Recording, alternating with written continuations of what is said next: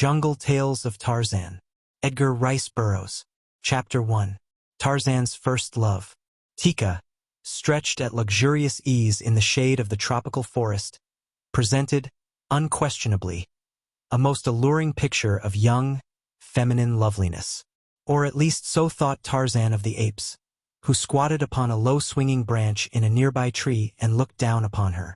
Just to have seen him there, lolling upon the swaying bough of the jungle forest giant, his brown skin mottled by the brilliant equatorial sunlight which percolated through the leafy canopy of green above him, his clean-limbed body relaxed in graceful ease, his shapely head partly turned in contemplative absorption and his intelligent, gray eyes dreamily devouring the object of their devotion, you would have thought him the reincarnation of some demigod of old.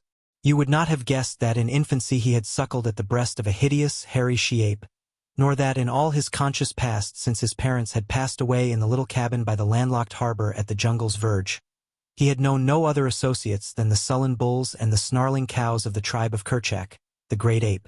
Nor could you have read the thoughts which passed through that active, healthy brain, the longings and desires and aspirations which the sight of Tika inspired, would you have been any more inclined to give credence to the reality of the origin of the ape-man.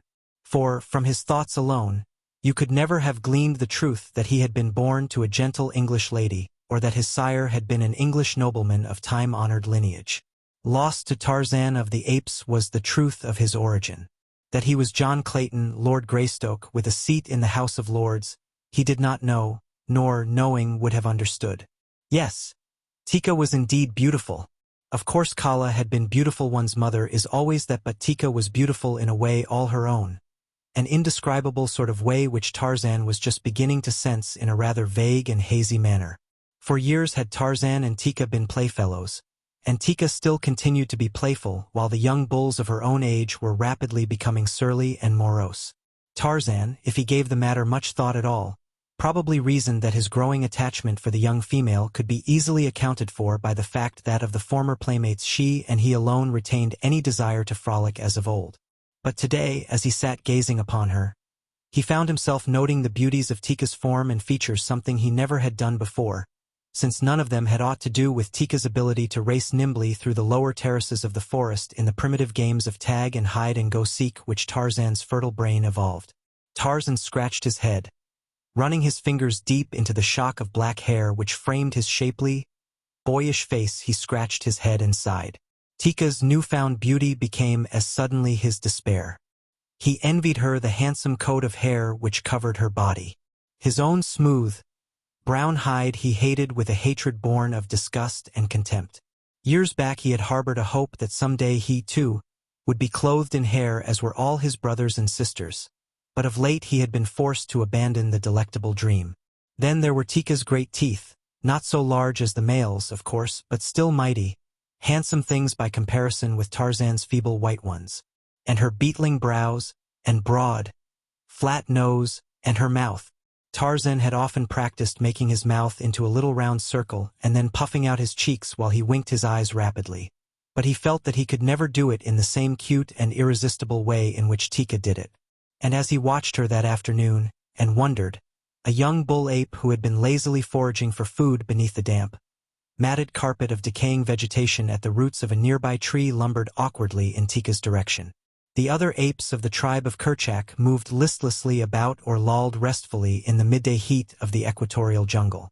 From time to time one or another of them had passed close to Tika, and Tarzan had been uninterested. Why was it then that his brows contracted and his muscles tensed as he saw Tog pause beside the young she and then squat down close to her? Tarzan always had liked Tog. Since childhood they had romped together. Side by side they had squatted near the water, their quick, strong fingers ready to leap forth and seize Paisa, the fish, should that wary denizen of the cool depths dart surfaceward to the lure of the insects Tarzan tossed upon the face of the pool. Together they had baited Tublat and teased Numa, the lion. Why, then, should Tarzan feel the rise of the short hairs at the nape of his neck merely because Tog sat close to Tika? It is true that Tog was no longer the frolicsome ape of yesterday. When his snarling muscles bared his giant fangs, no one could longer imagine that Tog was in as playful a mood as when he and Tarzan had rolled upon the turf in mimic battle. The Tog of today was a huge, sullen bull ape, somber and forbidding. Yet he and Tarzan never had quarreled. For a few minutes the young ape-man watched Tog press closer to Tika. He saw the rough caress of the huge paw as it stroked the sleek shoulder of the she, and then Tarzan of the apes slipped cat-like to the ground and approached the two. As he came, his upper lip curled into a snarl, exposing his fighting fangs, and a deep growl rumbled from his cavernous chest. Tog looked up, batting his bloodshot eyes. Tika half raised herself and looked at Tarzan. Did she guess the cause of his perturbation? Who may say? At any rate, she was feminine, and so she reached up and scratched Tog behind one of his small, flat ears. Tarzan saw, and in the instant that he saw, Tika was no longer the little playmate of an hour ago. Instead, she was a wondrous thing, the most wondrous in the world, and a possession for which Tarzan would fight to the death against Tog or any other who dared question his right of proprietorship. Stooped, his muscles rigid and one great shoulder turned toward the young bull, Tarzan of the apes sidled nearer and nearer. His face was partly averted, but his keen gray eyes never left those of Tog, and as he came, his growls increased in depth and volume. Tog rose upon his short legs, bristling. His fighting fangs were bared. He too sidled stiff-legged and growled. "Tika is Tarzan's," said the ape-man, in the low gutturals of the great anthropoids. "Tika is Tog's," replied the bull ape. Thaka and Numgo and Gunto, disturbed by the growlings of the two young bulls, looked up half apathetic, half interested. They were sleepy, but they sensed a fight. It would break the monotony of the humdrum jungle life they led. Coiled about his shoulders was Tarzan's long grass rope. In his hand was the hunting knife of the long-dead father he had never known. In Tog's little brain lay a great respect for the shiny bit of sharp metal which the ape-boy knew so well how to use. With it had he slain Tublat, his fierce foster-father, and Balgani, the gorilla. Tog knew these things, and so he came warily, circling about Tarzan in search of an opening. The latter, made cautious because of his lesser bulk and the inferiority of his natural armament, followed similar tactics. For a time it seemed that the altercation would follow the way of the majority of such differences between members of the tribe, and that one of them would finally lose interest and wander off to prosecute some other line of endeavor. Such might have been the end of it had the casus belli been other than it was. But Tika was flattered at the attention that was being drawn to her and by the fact that these two young bulls were contemplating battle on her account. Such a thing never before had occurred in Tika's brief life. She had seen other bulls battling for other and older shes, and in the depth of her wild little heart she had longed for the day when the jungle grasses would be reddened with the blood of mortal combat for her fair sake. So now she squatted upon her haunches and insulted both her admirers impartially. She hurled taunts at them for their cowardice, and called them vile names, such as Hista, the snake, and Dango, the hyena. She threatened to call Mumga to chastise them with a stick. Mumga, who was so old that she could no longer climb and so toothless that she was forced to confine her diet almost exclusively to bananas and grubworms. The apes who were watching heard and laughed. Tog was infuriated. He made a sudden lunge for Tarzan, but the ape-boy leaped nimbly to one side, eluding him, and with the quickness of a cat wheeled and leaped back again to close quarters. His hunting knife was raised above his head as he came in, and he aimed a vicious blow at Tog's neck. The ape wheeled to dodge the weapon, so that the keen blade struck him but a glancing blow upon the shoulder. The spurt of red blood brought a shrill cry of delight from Tika. Ah! But this was something worthwhile. She glanced about to see if others had witnessed this evidence of her popularity. Helen of Troy was never one whit more proud than was Tika at that moment. If Tika had not been so absorbed in her own vaingloriousness, she might have noted the rustling of leaves in the tree above her, a rustling which was not caused by any movement of the wind, since there was no wind. And had she looked up she might have seen a sleek body crouching almost directly over her and wicked yellow eyes glaring hungrily down upon her. But Tika did not look up. With his wound, Tog had backed off growling horribly. Tarzan had followed him, screaming insults at him, and menacing him with his brandishing blade.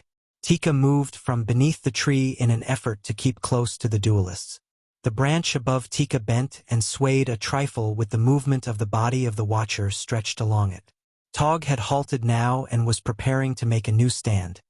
His lips were flecked with foam, and saliva drooled from his jowls. He stood with head lowered and arms outstretched, preparing for a sudden charge to close quarters. Could he but lay his mighty hands upon that soft, brown skin, the battle would be his. Tog considered Tarzan's manner of fighting unfair. He would not close. Instead, he leaped nimbly just beyond the reach of Tog's muscular fingers. The ape boy had as yet never come to a real trial of strength with a bull ape, other than in play, and so he was not at all sure that it would be safe to put his muscles to the test in a life-and-death struggle.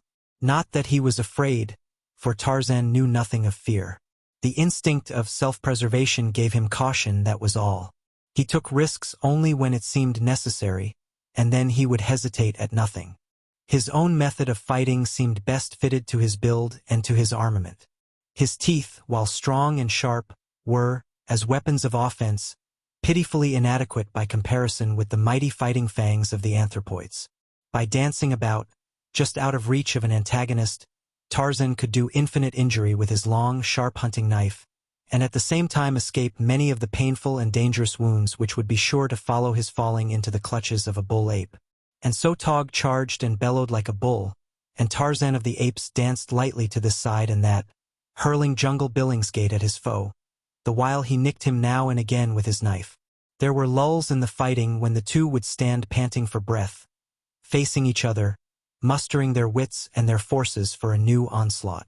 It was during a pause such as this that Tog chanced to let his eyes rove beyond his foeman. Instantly the entire aspect of the ape altered. Rage left his countenance to be supplanted by an expression of fear. With a cry that every ape there recognized, Tog turned and fled. No need to question him, his warning proclaimed the near presence of their ancient enemy. Tarzan started to seek safety, as did the other members of the tribe, and as he did so he heard a panther's scream mingled with the frightened cry of a she-ape. Tog heard, too, but he did not pause in his flight. With the ape boy, however, it was different. He looked back to see if any member of the tribe was close pressed by the beast of prey, and the sight that met his eyes filled them with an expression of horror. Tika it was who cried out in terror as she fled across a little clearing toward the trees upon the opposite side, for after her leaped Sheeta, the panther, in easy, graceful bounds. Sheeta appeared to be in no hurry. His meat was assured, since even though the ape reached the trees ahead of him, she could not climb beyond his clutches before he could be upon her. Tarzan saw that Tika must die. He cried to Tog and the other bulls to hasten to Tika's assistance, and at the same time he ran toward the pursuing beast, taking down his rope as he came. Tarzan knew that once the great bulls were aroused, none of the jungle, not even Numa, the lion, was anxious to measure fangs with them, and that if all those of the tribe who chanced to be present today would charge, Sheeta, the great cat, would doubtless turn tail and run for his life. Tog heard, as did the others, but no one came to Tarzan's assistance or Tika's rescue, and Sheeta was rapidly closing up the distance between himself and his prey. The ape boy, leaping after the panther, cried aloud to the beast in an effort to turn it from Tika or otherwise distract its attention until the she-ape could gain the safety of the higher branches where Sheeta dared not go. He called the panther every opprobrious name that fell to his tongue. He dared him to stop and do battle with him, but Sheeta only loped on after the luscious titbit now almost within his reach. Tarzan was not far behind and he was gaining, but the distance was so short that he scarce hoped to overhaul the carnivore before it had felled Tika. In his right hand the boy swung his grass rope above his head as he ran. He hated to chance a miss, for the distance was much greater than he ever had cast before except in practice. It was the full length of his grass rope which separated him from Sheeta, and yet there was no other thing to do. He could not reach the brute side before it overhauled Tika. He must chance a throw. And just as Tika sprang for the lower limb of a great tree, and Sheeta rose behind her in a long, sinuous leap, the coils of the ape boy's grass rope shot swiftly through the air, straightening into a long, thin line as the open noose hovered for an instant above the savage head and the snarling jaws. Then it settled clean and true about the tawny neck it settled, and Tarzan, with a quick twist of his rope hand, drew the noose taut, bracing himself for the shock when Sheeta should have taken up the slack. Just short of Tika's glossy rump, the cruel talons raked the air as the rope tightened and Sheeta was brought to a sudden stop, a stop that snapped the big beast over upon his back. Instantly Sheeta was up with glaring eyes and lashing tail and gaping jaws, from which issued hideous cries of rage and disappointment. He saw the ape boy, the cause of his discomfiture, scarce 40 feet before him, and Sheeta charged. Tika was safe now. Tarzan saw to that by a quick glance into the tree whose safety she had gained not an instant too soon, and Sheeta was charging. It was useless to risk his life in idle and unequal combat from which no good could come. But could he escape a battle with the enraged cat? And if he was forced to fight, what chance had he to survive? Tarzan was constrained to admit that his position was aught but a desirable one. The trees were too far to hope to reach in time to elude the cat. Tarzan could but stand facing that hideous charge. In his right hand he grasped his hunting knife, a puny, futile thing indeed by comparison with the great rows of mighty teeth which lined Sheeta's powerful jaws, and the sharp talons encased within his padded paws. Yet the young Lord Greystoke faced it with the same courageous resignation with which some fearless ancestor went down to defeat and death on Senlac Hill by Hastings. From safety points in the trees the great apes watched, screaming hatred at Sheeta and advice at Tarzan. For the progenitors of man have, naturally, many human traits. Tika was frightened. She screamed at the bulls to hasten to Tarzan's assistance. But the bulls were otherwise engaged principally in giving advice and making faces. Anyway, Tarzan was not a real Mangani, so why should they risk their lives in an effort to protect him? And now Sheeta was almost upon the lithe, naked body, and the body was not there. Quick as was the great cat, the ape boy was quicker. He leaped to one side almost as the panther's talons were closing upon him, and as Sheeta went hurtling to the ground beyond, Tarzan was racing for the safety of the nearest tree. The panther recovered himself almost immediately and, wheeling, tore after his prey, the ape boy's rope dragging along the ground behind him. In doubling back after Tarzan, Sheeta had passed around a low bush. It was a mere nothing in the path of any jungle creature of the size and weight of Sheeta, provided it had no trailing rope dangling behind. But Sheeta was handicapped by such a rope, and as he leaped once again after Tarzan of the apes, the rope encircled the small bush, became tangled in it, and brought the panther to a sudden stop. An instant later Tarzan was safe among the higher branches of a small tree into which Sheeta could not follow him. Here he perched, hurling twigs and epithets at the raging feline beneath him. The other members of the tribe now took up the bombardment, using such hard-shelled fruits and dead branches as came within their reach, until Sheeta, goaded to frenzy and snapping at the grass rope, finally succeeded in severing its strands.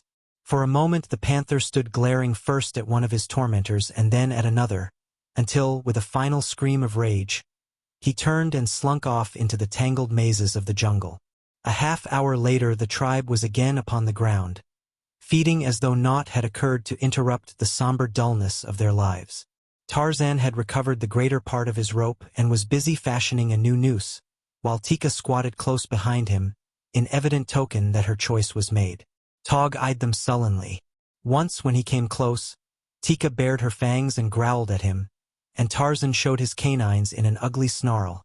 But Tog did not provoke a quarrel.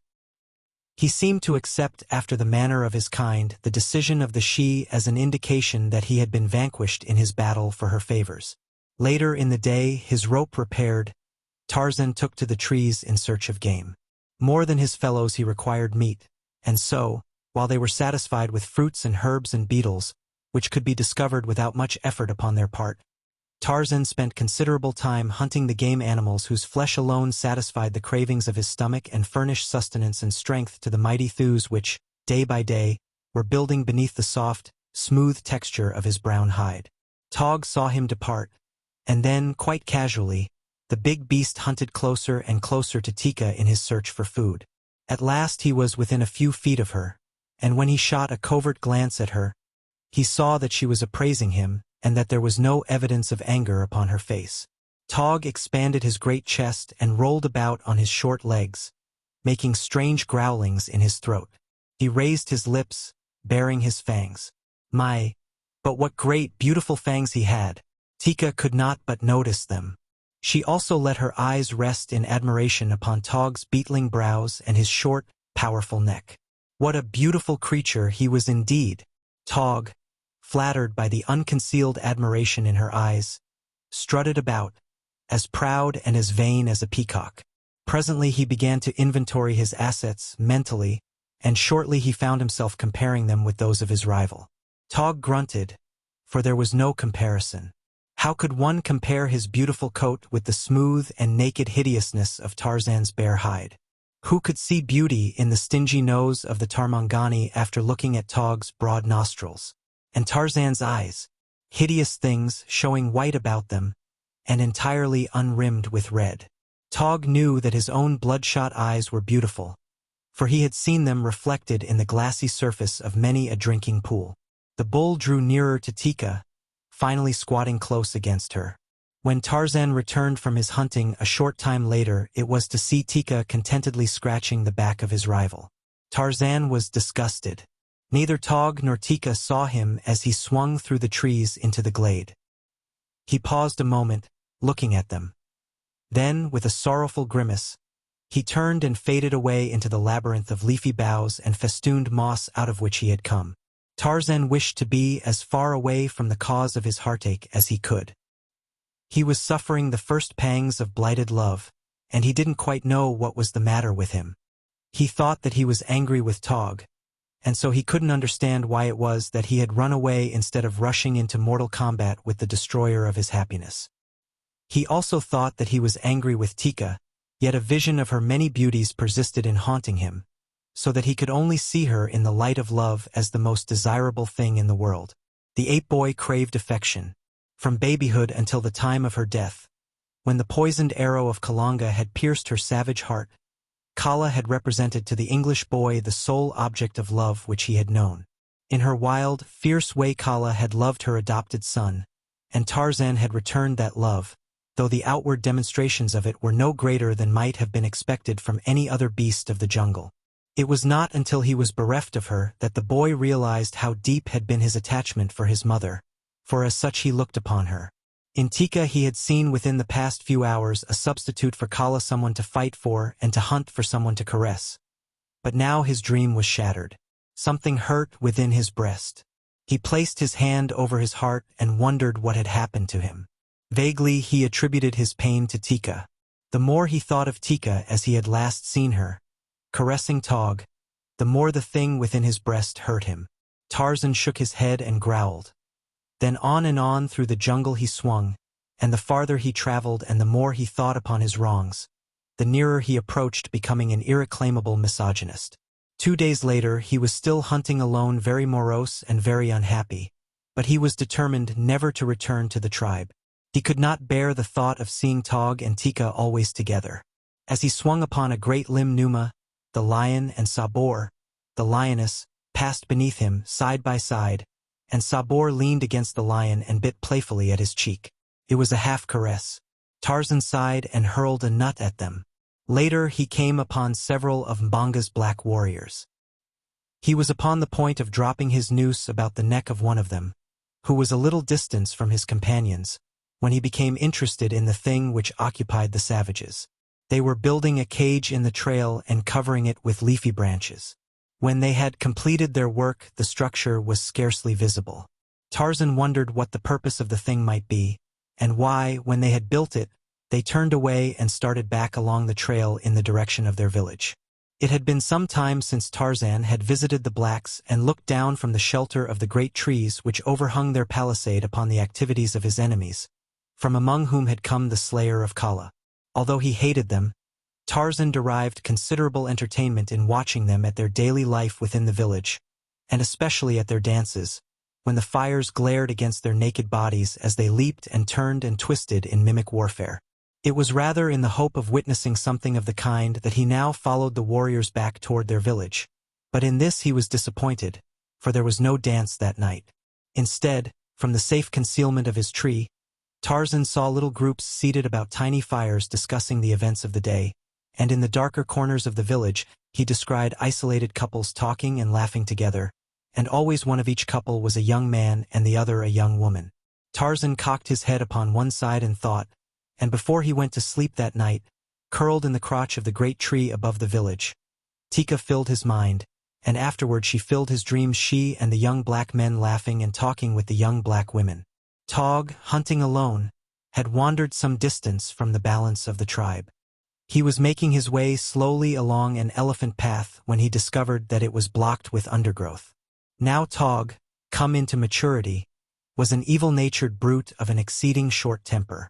When something thwarted him, his sole idea was to overcome it by brute strength and ferocity, and so now when he found his way blocked, he tore angrily into the leafy screen and an instant later found himself within a strange lair. His progress effectually blocked, notwithstanding his most violent efforts to forge ahead. Biting and striking at the barrier, Tog finally worked himself into a frightful rage, but all to no avail, and at last he became convinced that he must turn back. But when he would have done so, what was his chagrin to discover that another barrier had dropped behind him while he fought to break down the one before him. Tog was trapped. Until exhaustion overcame him, he fought frantically for his freedom. But all for naught. In the morning, a party of blacks set out from the village of Mbanga in the direction of the trap they had constructed the previous day, while among the branches of the trees above them hovered a naked young giant filled with the curiosity of the wild things.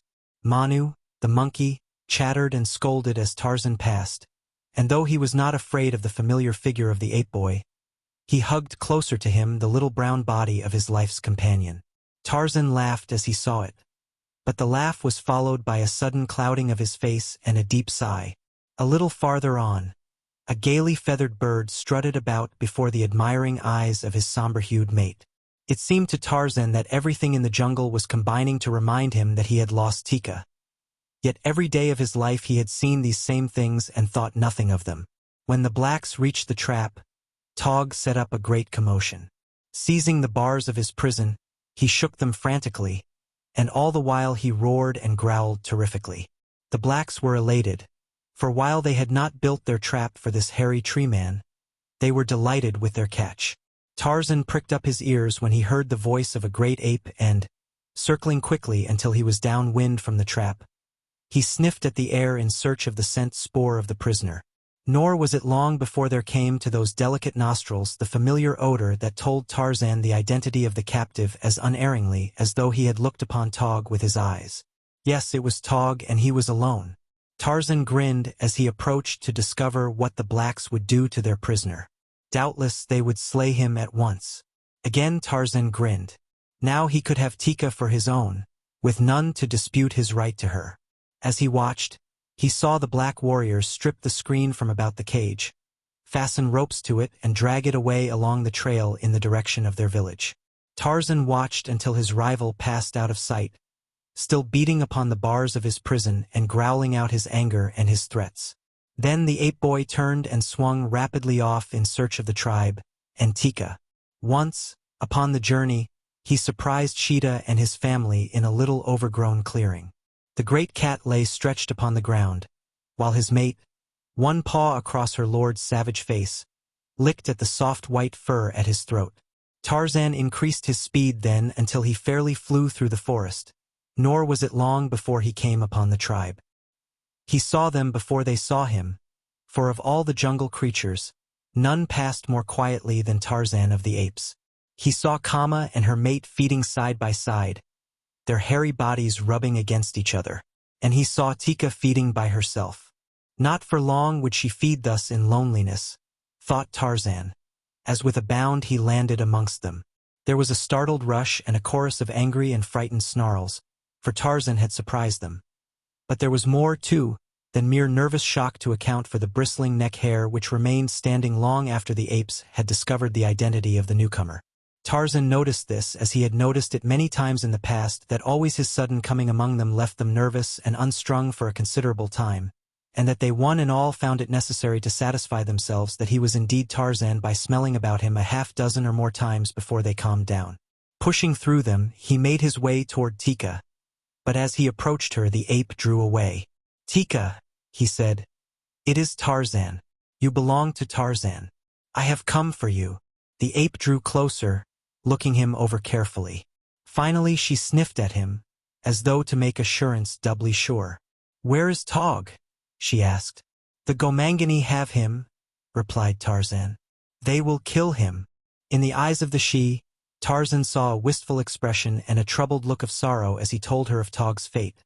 But she came quite close and snuggled against him, and Tarzan, Lord Greystoke, put his arm about her. As he did so he noticed, with a start, the strange incongruity of that smooth, brown arm against the black and hairy coat of his lady-love. He recalled the paw of Sheeta's made across Sheeta's face, no incongruity there. He thought of little Manu hugging his she, and how the one seemed to belong to the other. Even the proud male bird, with his gay plumage, bore a close resemblance to his quieter spouse, while Numa, but for his shaggy mane, was almost a counterpart of Sabor, the lioness. The males and the females differed, it was true, but not with such differences as existed between Tarzan and Tika. Tarzan was puzzled. There was something wrong. His arm dropped from the shoulder of Tika. Very slowly he drew away from her. She looked at him with her head cocked upon one side. Tarzan rose to his full height and beat upon his breast with his fists. He raised his head toward the heavens and opened his mouth. From the depths of his lungs rose the fierce, weird challenge of the victorious bull ape. The tribe turned curiously to eye him. He had killed nothing, nor was there any antagonist to be goaded to madness by the savage scream. No, there was no excuse for it, and they turned back to their feeding, but with an eye upon the ape-man lest he be preparing to suddenly run amok. As they watched him, they saw him swing into a nearby tree and disappear from sight. Then they forgot him, even Tika, Mbonga's black warriors, sweating beneath their strenuous task, and resting often, made slow progress toward their village. Always the savage beast in the primitive cage growled and roared when they moved him. He beat upon the bars and slavered at the mouth. His noise was hideous. They had almost completed their journey and were making their final rest before forging ahead to gain the clearing in which lay their village. A few more minutes would have taken them out of the forest, and then, doubtless, the thing would not have happened which did happen. A silent figure moved through the trees above them. Keen eyes inspected the cage and counted the number of warriors. An alert and daring brain figured upon the chances of success when a certain plan should be put to the test. Tarzan watched the blacks lolling in the shade. They were exhausted. Already several of them slept. He crept closer, pausing just above them. Not a leaf rustled before his stealthy advance. He waited in the infinite patience of the beast of prey. Presently but two of the warriors remained awake, and one of these was dozing. Tarzan of the Apes gathered himself, and as he did so the black who did not sleep arose and passed around to the rear of the cage. The ape boy followed just above his head. Tog was eyeing the warrior and emitting low growls. Tarzan feared that the anthropoid would awaken the sleepers. In a whisper which was inaudible to the ears of the Negro, Tarzan whispered Tog's name, cautioning the ape to silence, and Tog's growling ceased. The black approached the rear of the cage and examined the fastenings of the door, and as he stood there the beast above him launched itself from the tree full upon his back. Steel fingers circled his throat, choking the cry which sprang to the lips of the terrified man. Strong teeth fastened themselves in his shoulder, and powerful legs wound themselves about his torso. The black, in a frenzy of terror, tried to dislodge the silent thing which clung to him. He threw himself to the ground and rolled about, but still those mighty fingers closed more and more tightly their deadly grip. The man's mouth gaped wide, his swollen tongue protruded, his eyes started from their sockets, but the relentless fingers only increased their pressure. Tog was a silent witness of the struggle. In his fierce little brain he doubtless wondered what purpose prompted Tarzan to attack the black. Tog had not forgotten his recent battle with the ape boy, nor the cause of it. Now he saw the form of the Gomangani suddenly go limp. There was a convulsive shiver and the man lay still. Tarzan sprang from his prey and ran to the door of the cage. With nimble fingers he worked rapidly at the thongs which held the door in place. Tog could only watch, he could not help. Presently Tarzan pushed the thing up a couple of feet and Tog crawled out. The ape would have turned upon the sleeping blacks that he might wreak his pent vengeance. But Tarzan would not permit it. Instead, the ape boy dragged the body of the black within the cage and propped it against the side bars. Then he lowered the door and made fast the thongs as they had been before. A happy smile lighted his features as he worked, for one of his principal diversions was the baiting of the blacks of Mbanga's village. He could imagine their terror when they awoke and found the dead body of their comrade fast in the cage where they had left the great ape safely secured but a few minutes before. Tarzan and Tog took to the trees together, the shaggy coat of the fierce ape brushing the sleek skin of the English lordling as they passed through the primeval jungle side by side. "Go back to Tika," said Tarzan. "She is yours." "Tarzan does not want her." "Tarzan has found another she?" asked Tog. The ape boy shrugged. "For the Gomangani there is another Gomangani," he said. "For Numa, the lion, there is Sabor, the lioness. For Sheeta there is a she of his own kind. For Bara, the deer. For Manu, the monkey. For all the beasts and the birds of the jungle is there a mate. Only for Tarzan of the apes is there none. Tog is an ape. Tika is an ape. Go back to Tika. Tarzan is a man. He will go alone." Chapter 2. The Capture of Tarzan. The black warriors labored in the humid heat of the jungle's stifling shade. With war spears they loosened the thick, black loam and the deep layers of rotting vegetation. With heavy-nailed fingers they scooped away the disintegrated earth from the center of the age-old game trail. Often they ceased their labors to squat, resting and gossiping, with much laughter, at the edge of the pit they were digging. Against the boles of nearby trees leaned their long, oval shields of thick buffalo hide, and the spears of those who were doing the scooping. Sweat glistened upon their smooth, ebon skins, beneath which rolled rounded muscles, supple in the perfection of nature's uncontaminated health. A reed buck, stepping warily along the trail toward water, halted as a burst of laughter broke upon his startled ears. For a moment he stood statuesque but for his sensitively dilating nostrils. Then he wheeled and fled noiselessly from the terrifying presence of man. 100 yards away, deep in the tangle of impenetrable jungle, Numa, the lion, raised his massive head. Numa had dined well until almost daybreak, and it had required much noise to awaken him. Now he lifted his muzzle and sniffed the air, caught the acrid scent spore of the reed buck and the heavy scent of man. But Numa was well filled. With a low, disgusted grunt he rose and slunk away. Brilliantly plumaged birds with raucous voices darted from tree to tree. Little monkeys, chattering and scolding, swung through the swaying limbs above the black warriors. Yet they were alone, for the teeming jungle with all its myriad life, like the swarming streets of a great metropolis, is one of the loneliest spots in God's great universe. But were they alone? Above them, lightly balanced upon a leafy tree limb, a gray-eyed youth watched with eager intentness their every move. The fire of hate, restrained, smoldered beneath the lad's evident desire to know the purpose of the black men's labors. Such a one as these it was who had slain his beloved Kala. For them there could be naught but enmity, yet he liked well to watch them, avid as he was for greater knowledge of the ways of man. He saw the pit grow in depth until a great hole yawned the width of the trail, a hole which was amply large enough to hold at one time all of the 6 excavators. Tarzan could not guess the purpose of so great a labor, and when they cut long stakes, sharpened at their upper ends, and set them at intervals upright in the bottom of the pit, his wonderment but increased, nor was it satisfied with the placing of the light crosspoles over the pit, or the careful arrangement of leaves and earth which completely hid from view the work the black men had performed. When they were done they surveyed their handiwork with evident satisfaction, and Tarzan surveyed it, too. Even to his practiced eye there remained scarce a vestige of evidence that the ancient game trail had been tampered with in any way. So absorbed was the ape-man in speculation as to the purpose of the covered pit that he permitted the blacks to depart in the direction of their village, without the usual baiting which had rendered him the terror of Mbanga's people, and had afforded Tarzan both a vehicle of revenge and a source of inexhaustible delight. Puzzle as he would, however, he could not solve the mystery of the concealed pit, for the ways of the blacks were still strange ways to Tarzan. They had entered his jungle but a short time before the first of their kind to encroach upon the age-old supremacy of the beasts which laired there. To Numa, the lion, to Tantor, the elephant, to the great apes and the lesser apes, to each and all of the myriad creatures of this savage wild, the ways of man were new. They had much to learn of these black, hairless creatures that walked erect upon their hind paws, and they were learning it slowly, and always to their sorrow.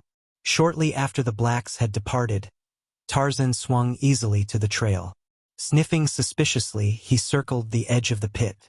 Squatting upon his haunches, he scraped away a little earth to expose one of the crossbars. He sniffed at this, touched it, cocked his head upon one side, and contemplated it gravely for several minutes. Then he carefully recovered it, arranging the earth as neatly as had the blacks. This done, he swung himself back among the branches of the trees and moved off in search of his hairy fellows, the great apes of the tribe of Kerchak. Once he crossed the trail of Numa, the lion, pausing for a moment to hurl a soft fruit at the snarling face of his enemy, and to taunt and insult him, calling him eater of carrion and brother of Dango, the hyena. Numa, his yellow-green eyes round and burning with concentrated hate, glared up at the dancing figure above him. Low growls vibrated his heavy jowls, and his great rage transmitted to his sinuous tail a sharp, whip-like motion. But realizing from past experience the futility of long-distance argument with the ape-man, he turned presently and struck off into the tangled vegetation which hid him from the view of his tormentor. With a final scream of jungle invective and an ape-like grimace at his departing foe, Tarzan continued along his way. Another mile and a shifting wind brought to his keen nostrils a familiar, pungent odor close at hand, and a moment later there loomed beneath him a huge, gray-black bulk forging steadily along the jungle trail. Tarzan seized and broke a small tree limb, and at the sudden cracking sound the ponderous figure halted. Great ears were thrown forward, and a long, supple trunk rose quickly to wave to and fro in search of the scent of an enemy, while two weak, little eyes peered suspiciously and futilely about in quest of the author of the noise which had disturbed his peaceful way. Tarzan laughed aloud and came closer above the head of the pachyderm. "Tantor! Tantor!" he cried. "Bara, the deer, is less fearful than you. Tantor, the elephant, greatest of the jungle folk with the strength of as many Numas as I have toes upon my feet and fingers upon my hands.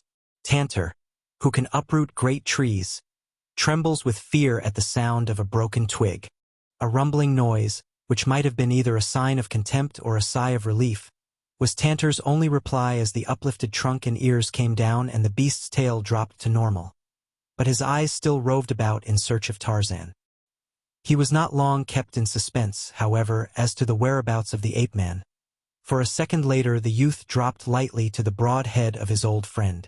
Then, stretching himself at full length, he drummed with his bare toes upon the thick hide, and as his fingers scratched the more tender surfaces beneath the great ears, he talked to Tantor of the gossip of the jungle as though the great beast understood every word that he said. Much there was which Tarzan could make Tantor understand, and though the small talk of the wild was beyond the great gray dreadnought of the jungle, he stood with blinking eyes and gently swaying trunk as though drinking in every word of it with keenest appreciation. As a matter of fact, it was the pleasant, friendly voice and caressing hands behind his ears which he enjoyed, and the close proximity of him whom he had often borne upon his back since Tarzan, as a little child, had once fearlessly approached the great bull, assuming upon the part of the pachyderm the same friendliness which filled his own heart. In the years of their association Tarzan had discovered that he possessed an inexplicable power to govern and direct his mighty friend. At his bidding, Tantor would come from a great distance, as far as his keen ears could detect the shrill and piercing summons of the ape-man, and when Tarzan was squatted upon his head, Tantor would lumber through the jungle in any direction which his rider bade him go. It was the power of the man-mind over that of the brute, and it was just as effective as though both fully understood its origin, though neither did. For half an hour Tarzan sprawled there upon Tantor's back. Time had no meaning for either of them. Life, as they saw it, consisted principally in keeping their stomachs filled. To Tarzan this was a less arduous labor than to Tantor, for Tarzan's stomach was smaller, and being omnivorous, food was less difficult to obtain. If one sort did not come readily to hand, there were always many others to satisfy his hunger. He was less particular as to his diet than Tantor, who would eat only the bark of certain trees, and the wood of others, while a third appealed to him only through its leaves, and these, perhaps, just at certain seasons of the year. Tantor must needs spend the better part of his life in filling his immense stomach against the needs of his mighty thews. It is thus with all the lower orders. Their lives are so occupied either with searching for food or with the processes of digestion that they have little time for other considerations. Doubtless it is this handicap which has kept them from advancing as rapidly as man, who has more time to give to thought upon other matters. However, these questions troubled Tarzan but little and Tantor not at all. What the former knew was that he was happy in the companionship of the elephant. He did not know why. He did not know that because he was a human being, a normal, healthy human being, he craved some living thing upon which to lavish his affection. His childhood playmates among the apes of Kerchak were now great, sullen brutes. They felt nor inspired but little affection. The younger apes Tarzan still played with occasionally. In his savage way he loved them, but they were far from satisfying or restful companions. Tantor was a great mountain of calm, of poise, of stability. It was restful and satisfying to sprawl upon his rough pate and pour one's vague hopes and aspirations into the great ears which flapped ponderously to and fro in apparent understanding. Of all the jungle folk, Tantor commanded Tarzan's greatest love since Kala had been taken from him.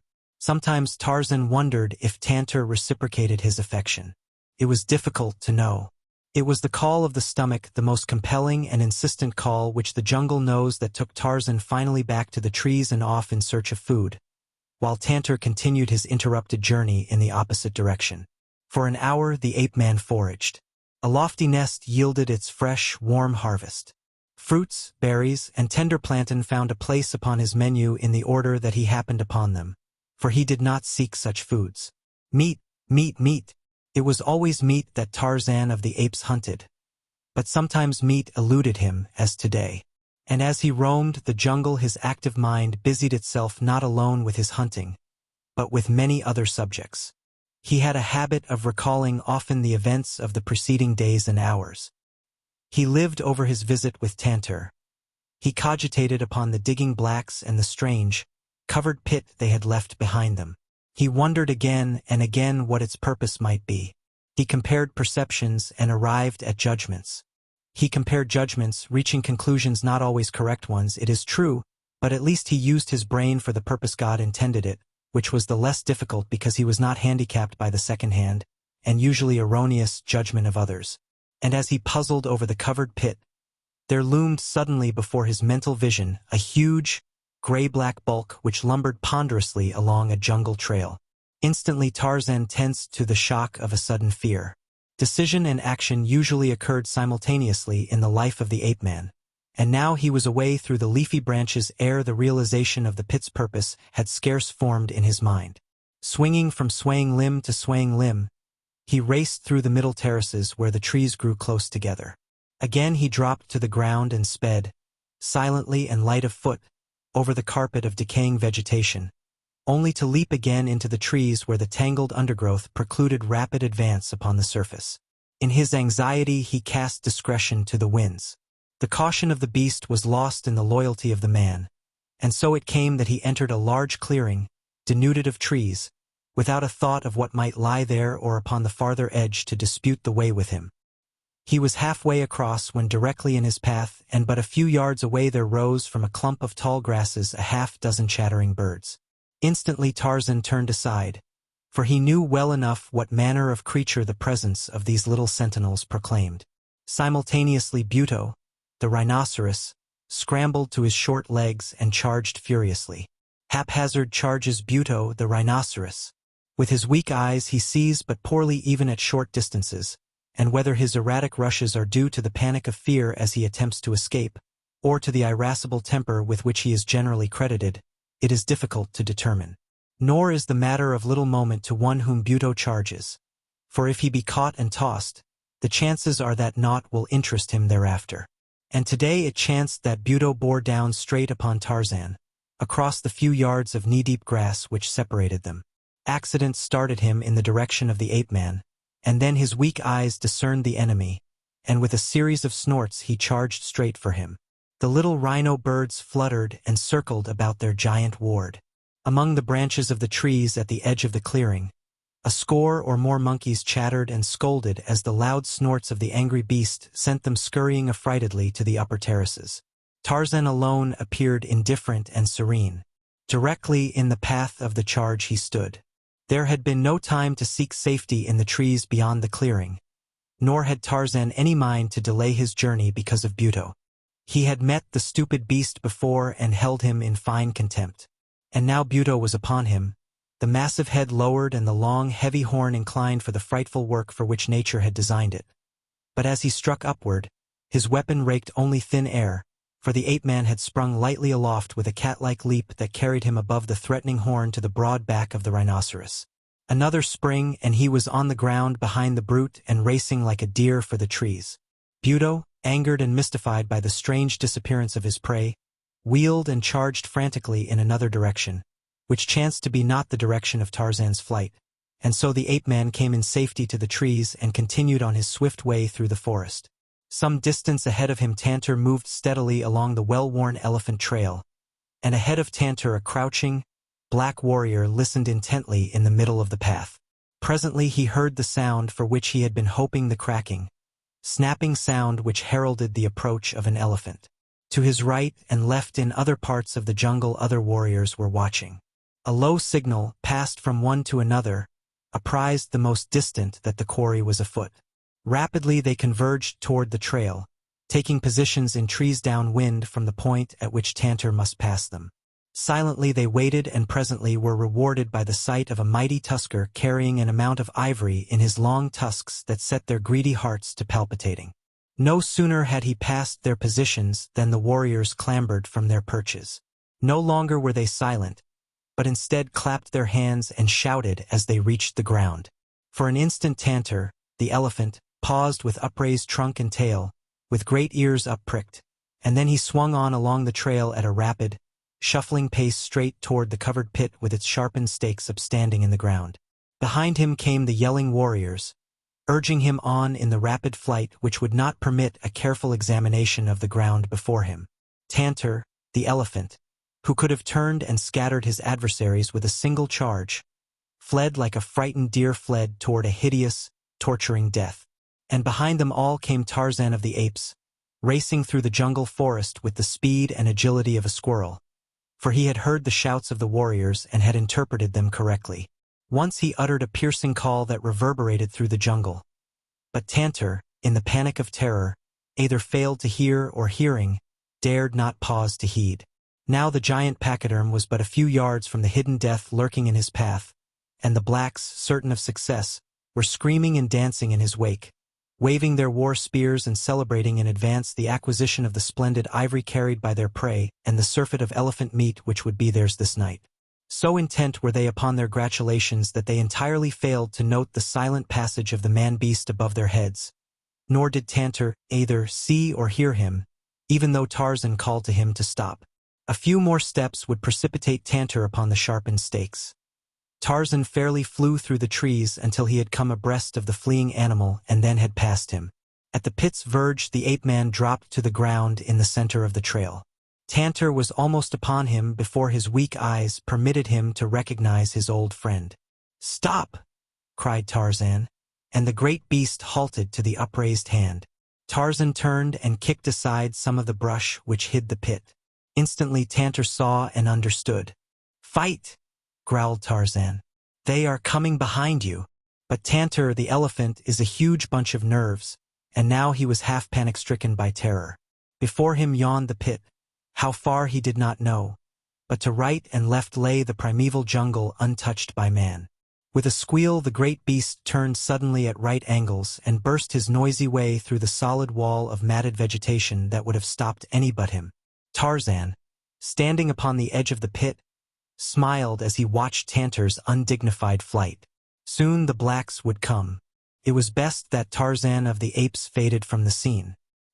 He essayed a step from the pit's edge, and as he threw the weight of his body upon his left foot, the earth crumbled away. Tarzan made a single Herculean effort to throw himself forward, but it was too late. Backward and downward he went toward the sharpened stakes in the bottom of the pit. When, a moment later, the blacks came they saw even from a distance that Tantor had eluded them, for the size of the hole in the pit covering was too small to have accommodated the huge bulk of an elephant. At first they thought that their prey had put one great foot through the top and then, warned, drawn back. But when they had come to the pit's verge and peered over, their eyes went wide in astonishment, for quiet and still, at the bottom lay the naked figure of a white giant. Some of them there had glimpsed this forest god before, and they drew back in terror, awed by the presence which they had for some time believed to possess the miraculous powers of a demon. But others there were who pushed forward, thinking only of the capture of an enemy, and these leaped into the pit and lifted Tarzan out. There was no scar upon his body.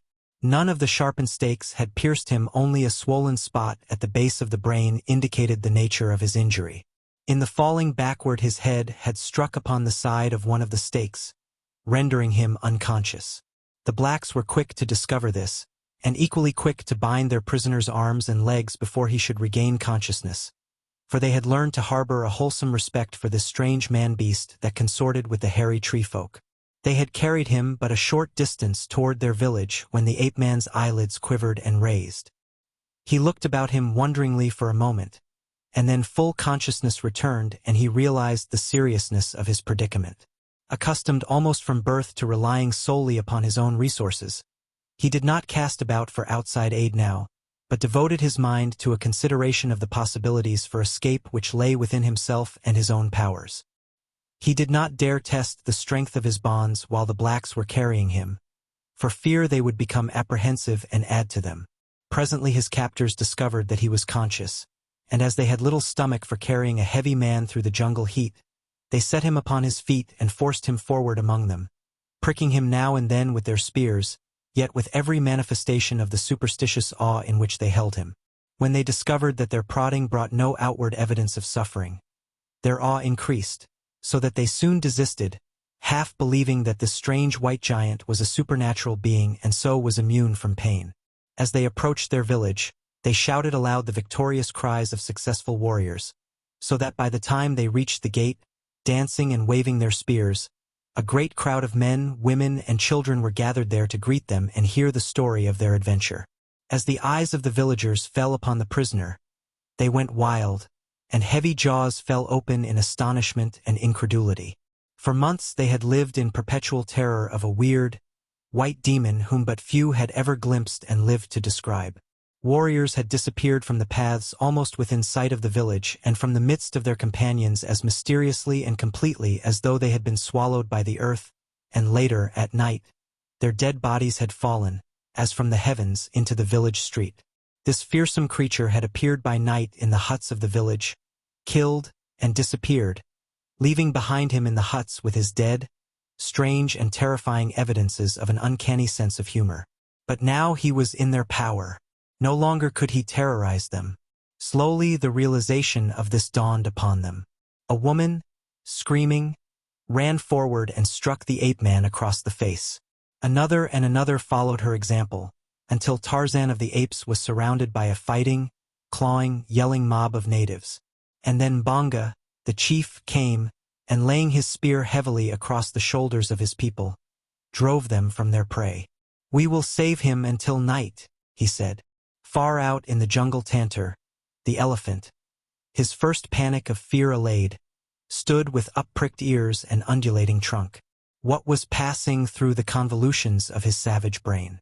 Could he be searching for Tarzan? Could he recall and measure the service the ape-man had performed for him? Of that there can be no doubt. But did he feel gratitude? Would he have risked his own life to have saved Tarzan? Could he have known of the danger which confronted his friend? You will doubt it. Anyone at all familiar with elephants will doubt it.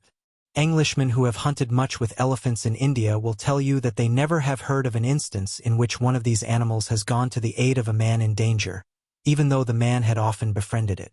And so it is to be doubted that Tantor would have attempted to overcome his instinctive fear of the black men in an effort to succor Tarzan. The screams of the infuriated villagers came faintly to his sensitive ears, and he wheeled, as though in terror contemplating flight. But something stayed him, and again he turned about, raised his trunk, and gave voice to a shrill cry. Then he stood listening. In the distant village where Mbonga had restored quiet and order, the voice of Tantor was scarcely audible to the blacks, but to the keen ears of Tarzan of the Apes it bore its message. His captors were leading him to a hut where he might be confined and guarded against the coming of the nocturnal orgy that would mark his torture-laden death. He halted as he heard the notes of Tantor's call, and raising his head, gave vent to a terrifying scream that sent cold chills through the superstitious blacks and caused the warriors who guarded him to leap back even though their prisoner's arms were securely bound behind him. With raised spears they encircled him as for a moment longer he stood listening. Faintly from the distance came another, an answering cry, and Tarzan of the apes, satisfied, turned and quietly pursued his way toward the hut where he was to be imprisoned. The afternoon wore on. From the surrounding village the ape-man heard the bustle of preparation for the feast. Through the doorway of the hut, he saw the women laying the cooking fires and filling their earthen cauldrons with water. But above it all his ears were bent across the jungle in eager listening for the coming of Tantor. Even Tarzan but half believed that he would come. He knew Tantor even better than Tantor knew himself. He knew the timid heart which lay in the giant body. He knew the panic of terror which the scent of the Gomangani inspired within that savage breast, and as night drew on, hope died within his heart, and in the stoic calm of the wild beast which he was, he resigned himself to meet the fate which awaited him. All afternoon he had been working with the bonds that held his wrists. Very slowly they were giving. He might free his hands before they came to lead him out to be butchered, and if he did, Tarzan licked his lips in anticipation, and smiled a cold, grim smile. He could imagine the feel of soft flesh beneath his fingers and the sinking of his white teeth into the throats of his foemen. He would let them taste his wrath before they overpowered him. At last they came, painted, befeathered warriors even more hideous than nature had intended them. They came and pushed him into the open, where his appearance was greeted by wild shouts from the assembled villagers. To the stake they led him, and as they pushed him roughly against it preparatory to binding him there securely for the dance of death that would presently encircle him, Tarzan tensed his mighty thews and with a single powerful wrench parted the loosened thongs which had secured his hands. Like thought, for quickness, he leaped forward among the warriors nearest him. A blow sent one to earth, as, growling and snarling, the beast-man leaped upon the breast of another. His fangs were buried instantly in the jugular of his adversary, and then 100 black men had leaped upon him and borne him to earth. Striking, clawing, and snapping, the ape-man fought as his foster people had taught him to fight, fought like a wild beast cornered. His strength, his agility, his courage, and his intelligence rendered him easily a match for 6 black men in a hand-to-hand struggle, but not even Tarzan of the apes could hope to successfully cope with 100. Slowly they were overpowering him, though a score of them bled from ugly wounds, and 2 lay very still beneath the trampling feet and the rolling bodies of the contestants. Overpower him they might, but could they keep him overpowered while they bound him? A half-hour of desperate endeavor convinced them that they could not, and Sombanga, who, like all good rulers, had circled in the safety of the background, called to one to work his way in and spear the victim. Gradually, through the milling, battling men, the warrior approached the object of his quest. He stood with poised spear above his head, waiting for the instant that would expose a vulnerable part of the ape-man's body and still not endanger one of the blacks. Closer and closer he edged about, following the movements of the twisting, scuffling combatants. The growls of the ape-man sent cold chills up the warrior's spine, causing him to go carefully lest he miss at the first cast and lay himself open to an attack from those merciless teeth and mighty hands. At last he found an opening. Higher he raised his spear, tensing his muscles, rolling beneath his glistening, ebon hide, and then from the jungle just beyond the palisade came a thunderous crashing. The spear hand paused. The black cast a quick glance in the direction of the disturbance, as did the others of the blacks who were not occupied with the subjugation of the ape-man. In the glare of the fires they saw a huge bulk topping the barrier. They saw the palisade belly and sway inward. They saw it burst as though built of straws, and an instant later Tantor, the elephant, thundered down upon them. To right and left the blacks fled, screaming in terror. Some who hovered upon the verge of the strife with Tarzan heard and made good their escape, but 6 there were so wrapped in the blood madness of battle that they failed to note the approach of the giant tusker. Upon these Tantor charged, trumpeting furiously. Above them he stopped, his sensitive trunk weaving among them, and there, at the bottom, he found Tarzan, bloody, but still battling. A warrior turned his eyes upward from the melee. Above him towered the gigantic bulk of the pachyderm, the little eyes flashing with the reflected light of the fires, wicked, frightful, terrifying.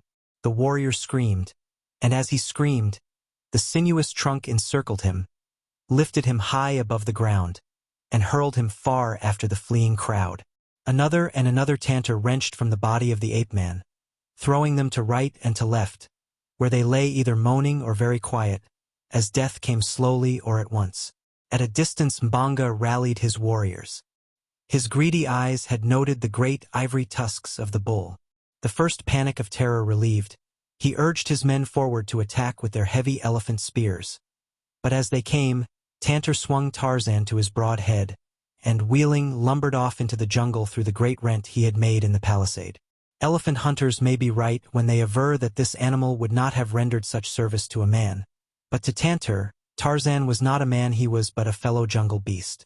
And so it was that Tantor, the elephant, discharged an obligation to Tarzan of the apes, cementing even more closely the friendship that had existed between them since Tarzan as a little, brown boy rode upon Tantor's huge back through the moonlit jungle beneath the equatorial stars. Chapter 3. The Fight for the Balu. Tika had become a mother. Tarzan of the apes was intensely interested, much more so, in fact, than Tog, the father. Tarzan was very fond of Tika. Even the cares of prospective motherhood had not entirely quenched the fires of carefree youth, and Tika had remained a good-natured playmate even at an age when other shes of the tribe of Kerchak had assumed the sullen dignity of maturity. She yet retained her childish delight in the primitive games of tag and hide-and-go-seek which Tarzan's fertile man-mind had evolved. To play tag through the treetops is an exciting and inspiring pastime. Tarzan delighted in it, but the bulls of his childhood had long since abandoned such childish practices. Tika, though, had been keen for it always until shortly before the baby came. But with the advent of her firstborn, even Tika changed. The evidence of the change surprised and hurt Tarzan immeasurably. One morning he saw Tika squatted upon a low branch, hugging something very close to her hairy breast, a wee something which squirmed and wriggled. Tarzan approached, filled with the curiosity which is common to all creatures endowed with brains which have progressed beyond the microscopic stage. Tika rolled her eyes in his direction and strained the squirming mite still closer to her.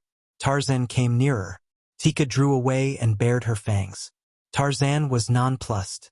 In all his experiences with Tika, never before had she bared fangs at him other than in play. But today she did not look playful. Tarzan ran his brown fingers through his thick, black hair, cocked his head upon one side, and stared. Then he edged a bit nearer, craning his neck to have a better look at the thing which Tika cuddled. Again Tika drew back her upper lip in a warning snarl. Tarzan reached forth a hand, cautiously, to touch the thing which Tika held, and Tika, with a hideous growl, turned suddenly upon him. Her teeth sank into the flesh of his forearm before the ape-man could snatch it away, and she pursued him for a short distance as he retreated incontinently through the trees. But Tika, carrying her baby, could not overtake him.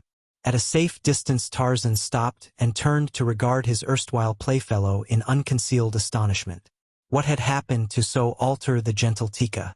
She had so covered the thing in her arms that Tarzan had not yet been able to recognize it for what it was. But now, as she turned from the pursuit of him, he saw it. Through his pain and chagrin he smiled, for Tarzan had seen young ape mothers before. In a few days she would be less suspicious. Still Tarzan was hurt. It was not right that Tika, of all others, should fear him. Why, not for the world would he harm her or her balu, which is the ape word for baby. And now, above the pain of his injured arm and the hurt to his pride, rose a still stronger desire to come close and inspect the newborn son of Tog. Possibly you will wonder that Tarzan of the apes, mighty fighter that he was, should have fled before the irritable attack of a she, or that he should hesitate to return for the satisfaction of his curiosity when with ease he might have vanquished the weakened mother of the newborn cub. But you need not wonder. Were you an ape, you would know that only a bull in the throes of madness will turn upon a female other than to gently chastise her, with the occasional exception of the individual whom we find exemplified among our own kind, and who delights in beating up his better half because she happens to be smaller and weaker than he. Tarzan again came toward the young mother warily, and with his line of retreat safely open. Again Tika growled ferociously. Tarzan expostulated. Tarzan of the apes will not harm Tika's balu. he said. "Let me see it." "Go away," commanded Tika. "Go away or I will kill you." "Let me see it," urged Tarzan. "Go away," reiterated the she-ape. "Here comes Tog. He will make you go away. Tog will kill you. This is Tog's balu." A savage growl close behind him apprised Tarzan of the nearness of Tog, and the fact that the bull had heard the warnings and threats of his mate and was coming to her succor. Now Tog, as well as Tika, had been Tarzan's playfellow while the bull was still young enough to wish to play. Once Tarzan had saved Tog's life, but the memory of an ape is not overlong, nor would gratitude rise above the parental instinct. Tarzan and Tog had once measured strength, and Tarzan had been victorious. That fact Tog could be depended upon still to remember. But even so, he might readily face another defeat for his firstborn if he chanced to be in the proper mood. From his hideous growls, which now rose in strength and volume, he seemed to be in quite the mood. Now Tarzan felt no fear of Tog, nor did the unwritten law of the jungle demand that he should flee from battle with any male, unless he cared to from purely personal reasons. But Tarzan liked Tog. He had no grudge against him, and his man-mind told him what the mind of an ape would never have deduced, that Tog's attitude in no sense indicated hatred. It was but the instinctive urge of the male to protect its offspring and its mate. Tarzan had no desire to battle with Tog, nor did the blood of his English ancestors relish the thought of flight. Yet when the bull charged, Tarzan leaped nimbly to one side, and thus encouraged, Tog wheeled and rushed again madly to the attack. Perhaps the memory of a past defeat at Tarzan's hands goaded him. Perhaps the fact that Tika sat there watching him aroused a desire to vanquish the ape-man before her eyes. For in the breast of every jungle male lurks a vast egotism which finds expression in the performance of deeds of daring-do before an audience of the opposite sex. At the ape-man's side swung his long grass rope, the plaything of yesterday, the weapon of today, and as Tog charged the second time, Tarzan slipped the coils over his head and deftly shook out the sliding noose as he again nimbly eluded the ungainly beast. Before the ape could turn again, Tarzan had fled far aloft among the branches of the upper terrace. Tog, now wrought to a frenzy of real rage, followed him. Tika peered upward at them. It was difficult to say whether she was interested. Tog could not climb as rapidly as Tarzan, so the latter reached the high levels to which the heavy ape dared not follow before the former overtook him. There he halted and looked down upon his pursuer, making faces at him and calling him such choice names as occurred to the fertile man-brain. Then, when he had worked Tog to such a pitch of foaming rage that the great bull fairly danced upon the bending limb beneath him, Tarzan's hand shot suddenly outward. A widening noose dropped swiftly through the air. There was a quick jerk as it settled about Tog, falling to his knees, a jerk that tightened it securely about the hairy legs of the anthropoid. Tog, slow of wit, realized too late the intention of his tormentor. He scrambled to escape, but the ape-man gave the rope a tremendous jerk that pulled Tog from his perch, and a moment later, growling hideously, the ape hung head downward 30 feet above the ground. Tarzan secured the rope to a stout limb and descended to a point close to Tog. "Tog," he said, "you are as stupid as Buto the rhinoceros. Now you may hang here until you get a little sense in your thick head. You may hang here and watch while I go and talk with Tika." Tog blustered and threatened, but Tarzan only grinned at him as he dropped lightly to the lower levels. Here he again approached Tika, only to be again greeted with bared fangs and menacing growls. He sought to placate her. He urged his friendly intentions and craned his neck to have a look at Tika's balu. But the she-ape was not to be persuaded that he meant other than harm to her little one. Her motherhood was still so new that reason was yet subservient to instinct. Realizing the futility of attempting to catch and chastise Tarzan, Tika sought to escape him. She dropped to the ground and lumbered across the little clearing about which the apes of the tribe were disposed in rest or in the search of food, and presently Tarzan abandoned his attempts to persuade her to permit a close examination of the balu. The ape-man would have liked to handle the tiny thing. The very sight of it awakened in his breast a strange yearning. He wished to cuddle and fondle the grotesque little ape thing. It was Tika's balu, and Tarzan had once lavished his young affections upon Tika. But now his attention was diverted by the voice of Tog. The threats that had filled the ape's mouth had turned to pleas. The tightening noose was stopping the circulation of the blood in his legs. He was beginning to suffer. Several apes sat near him, highly interested in his predicament. They made uncomplimentary remarks about him, for each of them had felt the weight of Tog's mighty hands and the strength of his great jaws. They were enjoying revenge. Tika, seeing that Tarzan had turned back toward the trees, had halted in the center of the clearing, and there she sat hugging her balu and casting suspicious glances here and there. With the coming of the balu, Tika's carefree world had suddenly become peopled with innumerable enemies. She saw an implacable foe in Tarzan, always heretofore her best friend. Even poor old Mumga, half-blind and almost entirely toothless, searching patiently for grubworms beneath a fallen log, represented to her a malignant spirit thirsting for the blood of little Balus. And while Tika guarded suspiciously against harm, where there was no harm, she failed to note two baleful, yellow-green eyes staring fixedly at her from behind a clump of bushes at the opposite side of the clearing.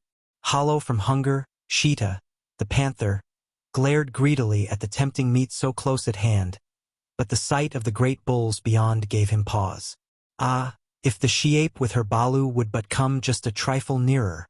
A quick spring, and he would be upon them and away again with his meat before the bulls could prevent. The tip of his tawny tail moved in spasmodic little jerks. His lower jaw hung low, exposing a red tongue and yellow fangs. But all this Tika did not see, nor did any other of the apes who were feeding or resting about her, nor did Tarzan or the apes in the trees. Hearing the abuse which the bulls were pouring upon the helpless Tog, Tarzan clambered quickly among them. One was edging closer and leaning far out in an effort to reach the dangling ape. He had worked himself into quite a fury through recollection of the last occasion upon which Tog had mauled him, and now he was bent upon revenge. Once he had grasped the swinging ape, he would quickly have drawn him within reach of his jaws. Tarzan saw and was wroth. He loved a fair fight, but the thing which this ape contemplated revolted him. Already a hairy hand had clutched the helpless Tog when, with an angry growl of protest, Tarzan leaped to the branch at the attacking ape's side, and with a single mighty cuff, swept him from his perch. Surprised and enraged, the bull clutched madly for support as he toppled sidewise, and then with an agile movement succeeded in projecting himself toward another limb a few feet below. Here he found a handhold, quickly righted himself, and as quickly clambered upward to be revenged upon Tarzan. But the ape-man was otherwise engaged and did not wish to be interrupted. He was explaining again to Tog the depths of the latter's abysmal ignorance, and pointing out how much greater and mightier was Tarzan of the apes than Tog or any other ape. In the end he would release Tog, but not until Tog was fully acquainted with his own inferiority. And then the maddened bull came from beneath, and instantly Tarzan was transformed from a good-natured, teasing youth into a snarling, savage beast. Along his scalp the hair bristled. His upper lip drew back that his fighting fangs might be uncovered and ready. He did not wait for the bull to reach him, for something in the appearance or the voice of the attacker aroused within the ape-man a feeling of belligerent antagonism that would not be denied. With a scream that carried no human note, Tarzan leaped straight at the throat of the attacker. The impetuosity of this act and the weight and momentum of his body carried the bull backward, clutching and clawing for support, down through the leafy branches of the tree. For 15 feet the two fell, Tarzan's teeth buried in the jugular of his opponent, when a stout branch stopped their descent. The bull struck full upon the small of his back across the limb, hung there for a moment with the ape-man still upon his breast, and then toppled over toward the ground. Tarzan had felt the instantaneous relaxation of the body beneath him after the heavy impact with the tree limb, and as the other turned completely over and started again upon its fall toward the ground, he reached forth a hand and caught the branch in time to stay his own descent, while the ape dropped like a plummet to the foot of the tree. Tarzan looked downward for a moment upon the still form of his late antagonist. Then he rose to his full height, swelled his deep chest, smote upon it with his clenched fist and roared out the uncanny challenge of the victorious bull-ape. Even Sheeta, the panther, crouched for a spring at the edge of the little clearing, moved uneasily as the mighty voice sent its weird cry reverberating through the jungle. To right and left, nervously, glanced Sheeta, as though assuring himself that the way of escape lay ready at hand. "I am Tarzan of the apes," boasted the ape-man. "Mighty hunter, mighty fighter. None in all the jungle so great as Tarzan." Then he made his way back in the direction of Tog. Tika had watched the happenings in the tree. She had even placed her precious balu upon the soft grasses and come a little nearer that she might better witness all that was passing in the branches above her. In her heart of hearts, did she still esteem the smooth-skinned Tarzan? Did her savage breast swell with pride as she witnessed his victory over the ape? You will have to ask Tika.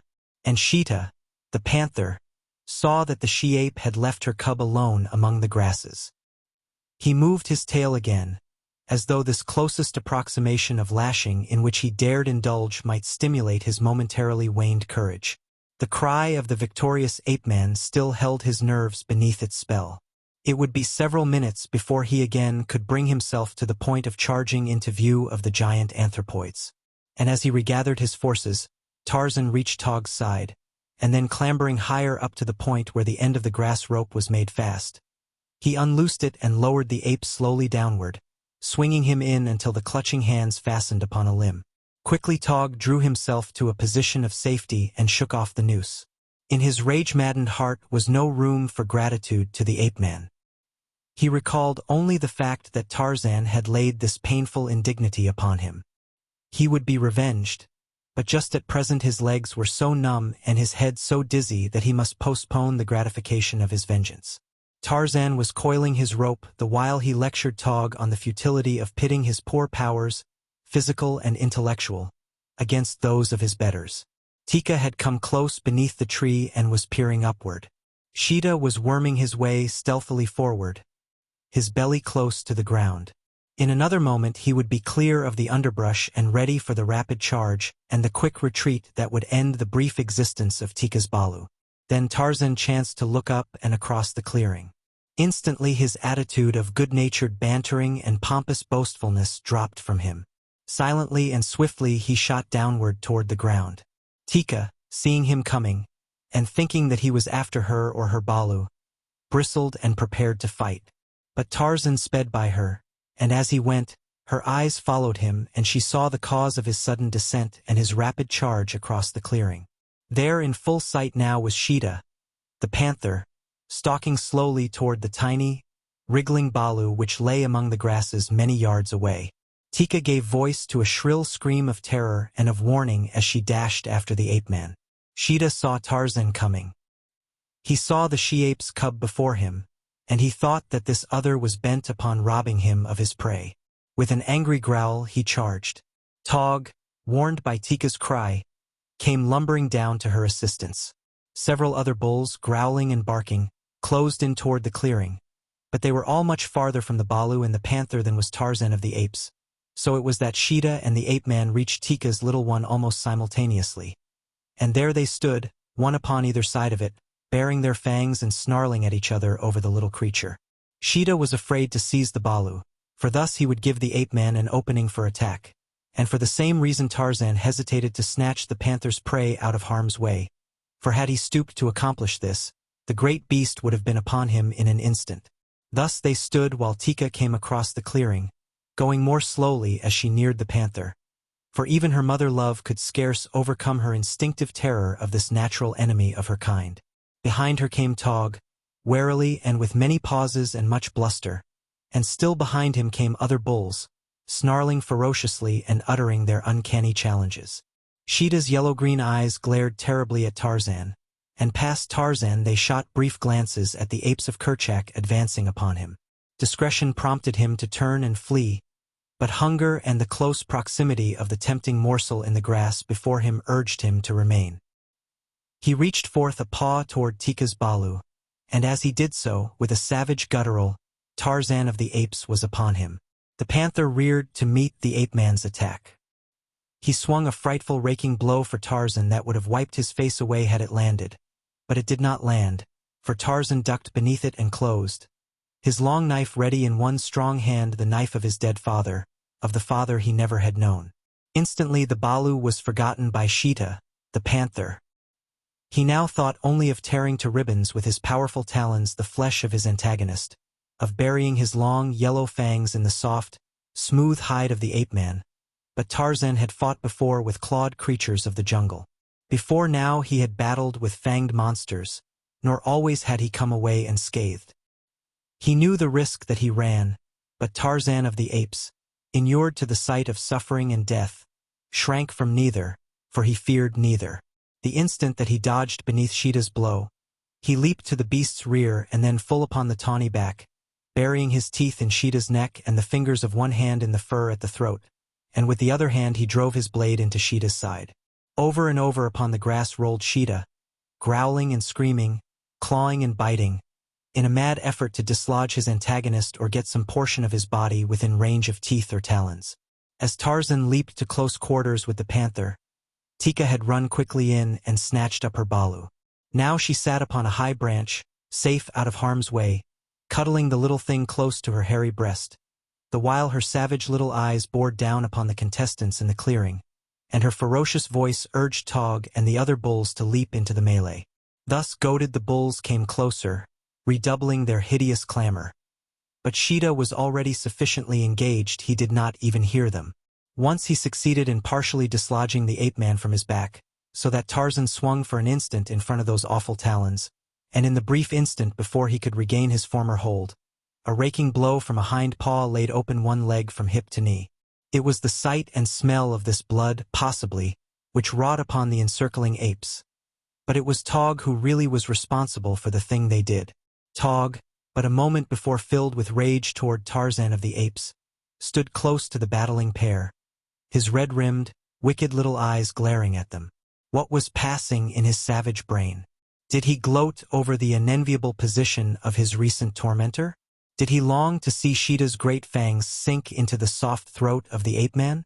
Or did he realize the courageous unselfishness that had prompted Tarzan to rush to the rescue and imperil his life for Tika's balu for Tog's little balu?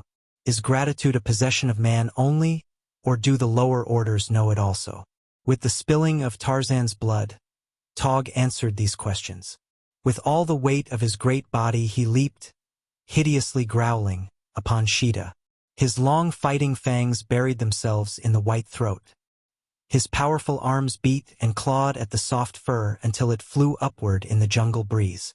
And with Tog's example before them the other bulls charged, burying Sheeta beneath rending fangs and filling all the forest with the wild din of their battle cries. But it was a wondrous and inspiring sight, this battle of the primordial apes and the great, white ape-man with their ancestral foe, Sheeta, the panther.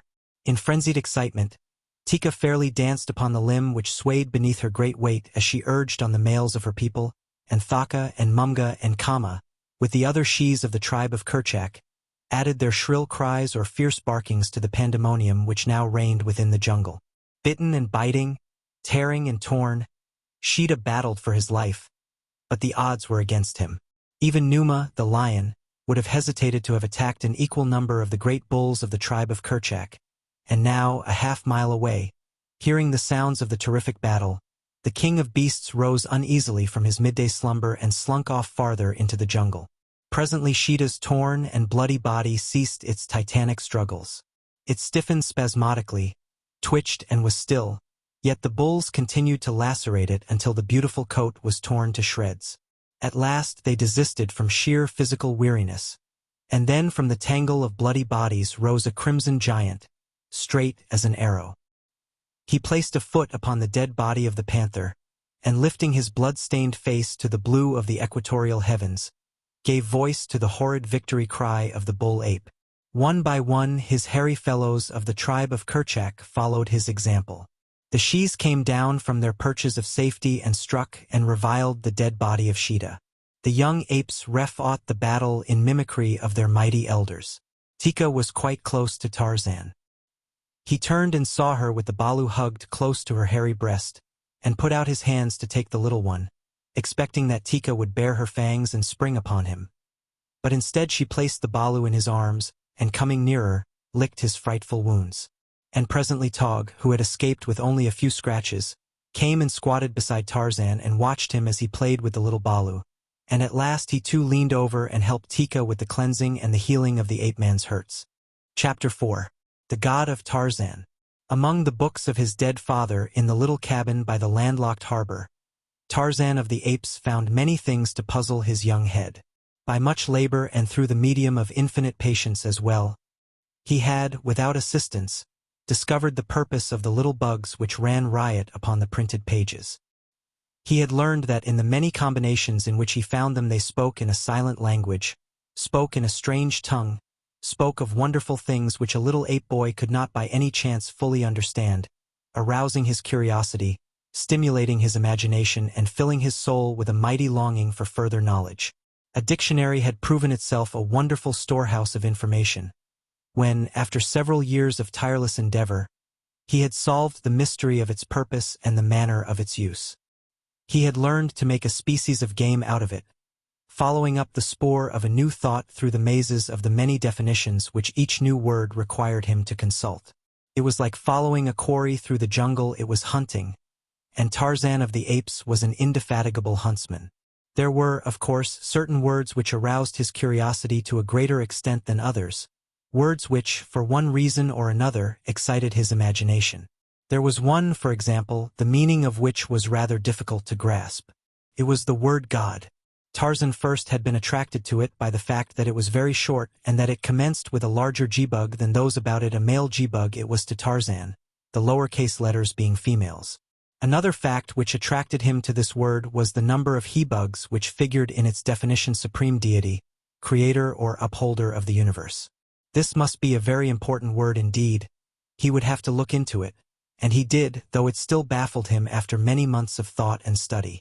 However, Tarzan counted no time wasted which he devoted to these strange hunting expeditions into the game preserves of knowledge, for each word and each definition led on and on into strange places, into new worlds where, with increasing frequency, he met old, familiar faces. And always he added to his store of knowledge. But of the meaning of God he was yet in doubt. Once he thought he had grasped it, that God was a mighty chieftain, king of all the Mangani. He was not quite sure, however, since that would mean that God was mightier than Tarzan, a point which Tarzan of the Apes, who acknowledged no equal in the jungle, was loath to concede. But in all the books he had there was no picture of God, though he found much to confirm his belief that God was a great and all-powerful individual. He saw pictures of places where God was worshipped, but never any sign of God. Finally he began to wonder if God were not of a different form than he, and at last he determined to set out in search of him. He commenced by questioning Mumga, who was very old and had seen many strange things in her long life. But Mumga, being an ape, had a faculty for recalling the trivial.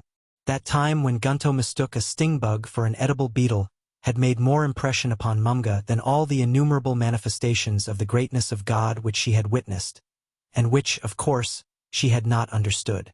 Numgo, overhearing Tarzan's questions, managed to wrest his attention long enough from the diversion of flea hunting to advance the theory that the power which made the lightning and the rain and the thunder came from Goro, the moon.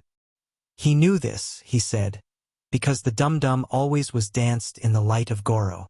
This reasoning, though entirely satisfactory to Numgo and Mumga, failed fully to convince Tarzan. However, it gave him a basis for further investigation along a new line. He would investigate the moon. That night he clambered to the loftiest pinnacle of the tallest jungle giant.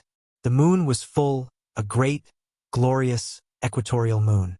The ape-man, upright upon a slender, swaying limb, raised his bronzed face to the silver orb. Now that he had clambered to the highest point within his reach, he discovered, to his surprise, that Goro was as far away as when he viewed him from the ground. He thought that Goro was attempting to elude him. "Come, Goro," he cried. "Tarzan of the Apes will not harm you."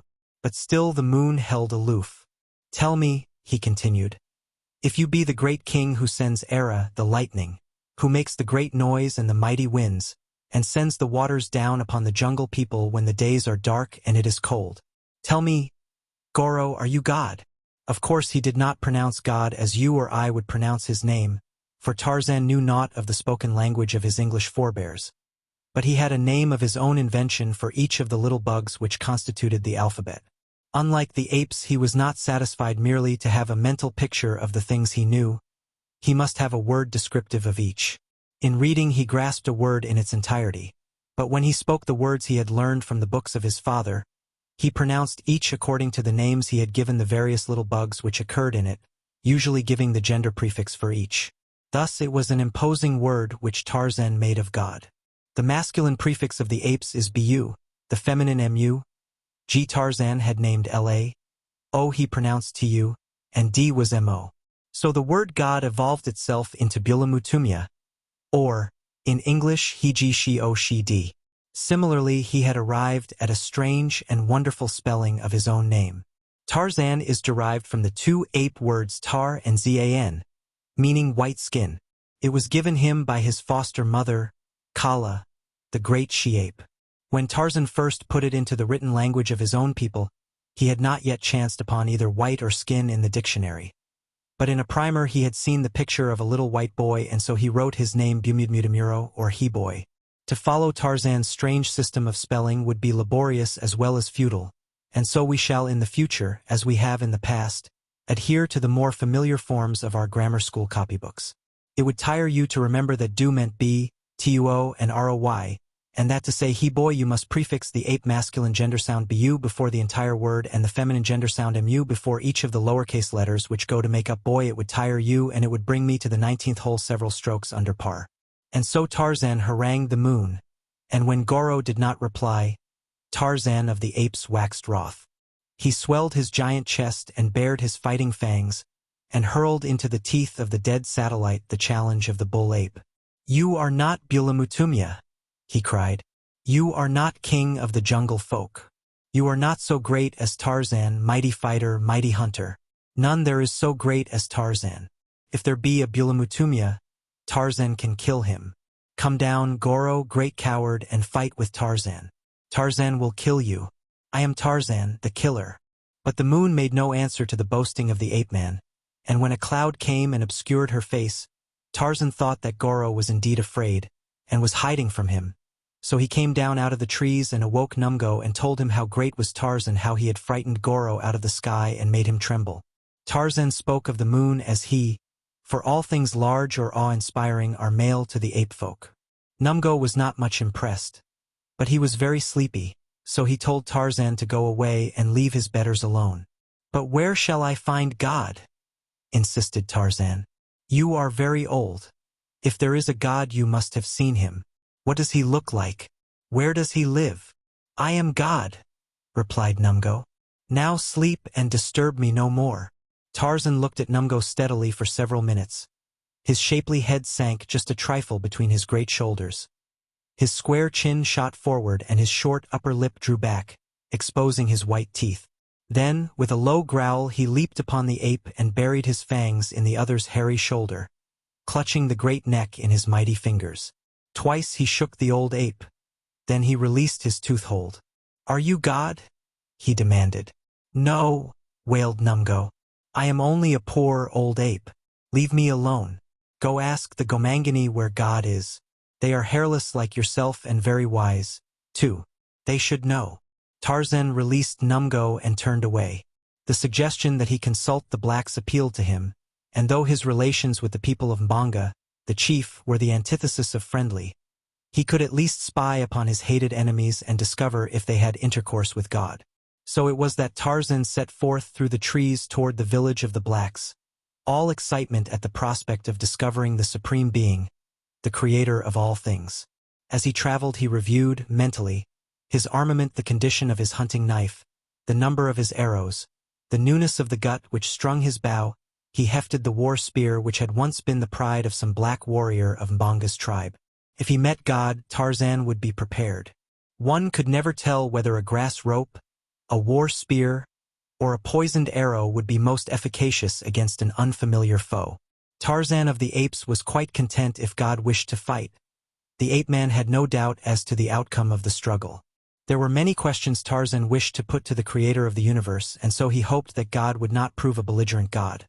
But his experience of life and the ways of living things had taught him that any creature with the means for offense and defense was quite likely to provoke attack if in the proper mood. It was dark when Tarzan came to the village of Mbonga. As silently as the silent shadows of the night, he sought his accustomed place among the branches of the great tree which overhung the palisade.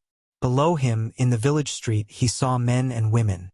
The men were hideously painted, more hideously than usual. Among them moved a weird and grotesque figure, a tall figure that went upon the 2 legs of a man and yet had the head of a buffalo. A tail dangled to his ankles behind him, and in one hand he carried a zebra's tail while the other clutched a bunch of small arrows. Tarzan was electrified. Could it be that chance had given him thus early an opportunity to look upon God? Surely this thing was neither man nor beast. So what could it be then other than the creator of the universe? The ape-man watched the every move of the strange creature. He saw the black men and women fall back at its approach as though they stood in terror of its mysterious powers. Presently he discovered that the deity was speaking and that all listened in silence to his words. Tarzan was sure that none other than God could inspire such awe in the hearts of the Gomangani, or stop their mouths so effectually without recourse to arrows or spears. Tarzan had come to look with contempt upon the blacks, principally because of their garrulity. The small apes talked a great deal and ran away from an enemy. The big, old bulls of Kerchak talked but little and fought upon the slightest provocation. Numa, the lion, was not given to loquacity, yet of all the jungle folk there were few who fought more often than he. Tarzan witnessed strange things that night, none of which he understood, and, perhaps because they were strange, he thought that they must have to do with the god he could not understand. He saw 3 youths receive their first war spears in a weird ceremony which the grotesque witch doctor strove successfully to render uncanny and awesome. Hugely interested, he watched the slashing of the 3 brown arms and the exchange of blood with Mbanga, the chief, in the rites of the ceremony of blood brotherhood. He saw the zebra's tail dipped into a cauldron of water above which the witch doctor had made magical passes the while he danced and leaped about it, and he saw the breasts and foreheads of each of the 3 novitiates sprinkled with the charmed liquid.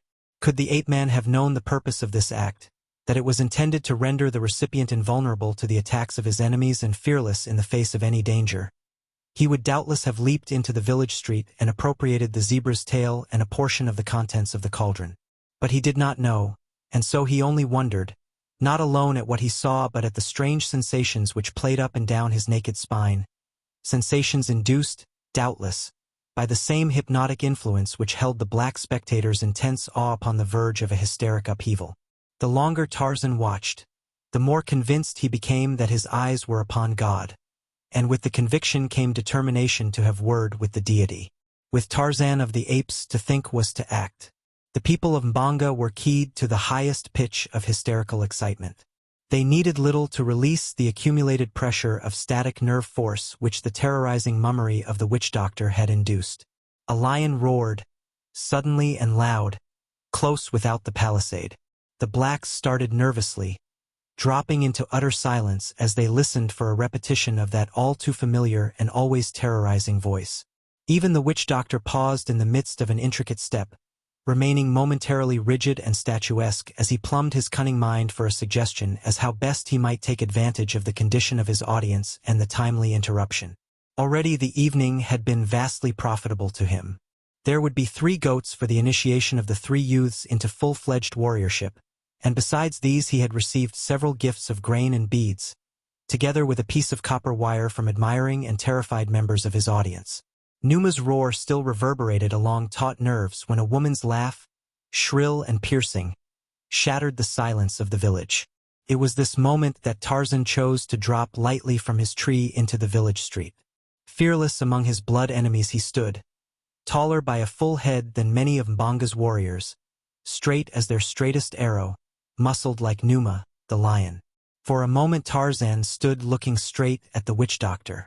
Every eye was upon him, yet no one had moved. A paralysis of terror held them, to be broken a moment later as the ape-man, with a toss of head, stepped straight toward the hideous figure beneath the buffalo head.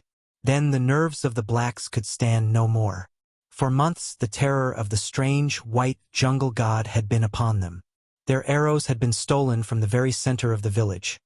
Their warriors had been silently slain upon the jungle trails, and their dead bodies dropped mysteriously and by night into the village street as from the heavens above. 1 or 2 there were who had glimpsed the strange figure of the new demon, and it was from their oft-repeated descriptions that the entire village now recognized Tarzan as the author of many of their ills.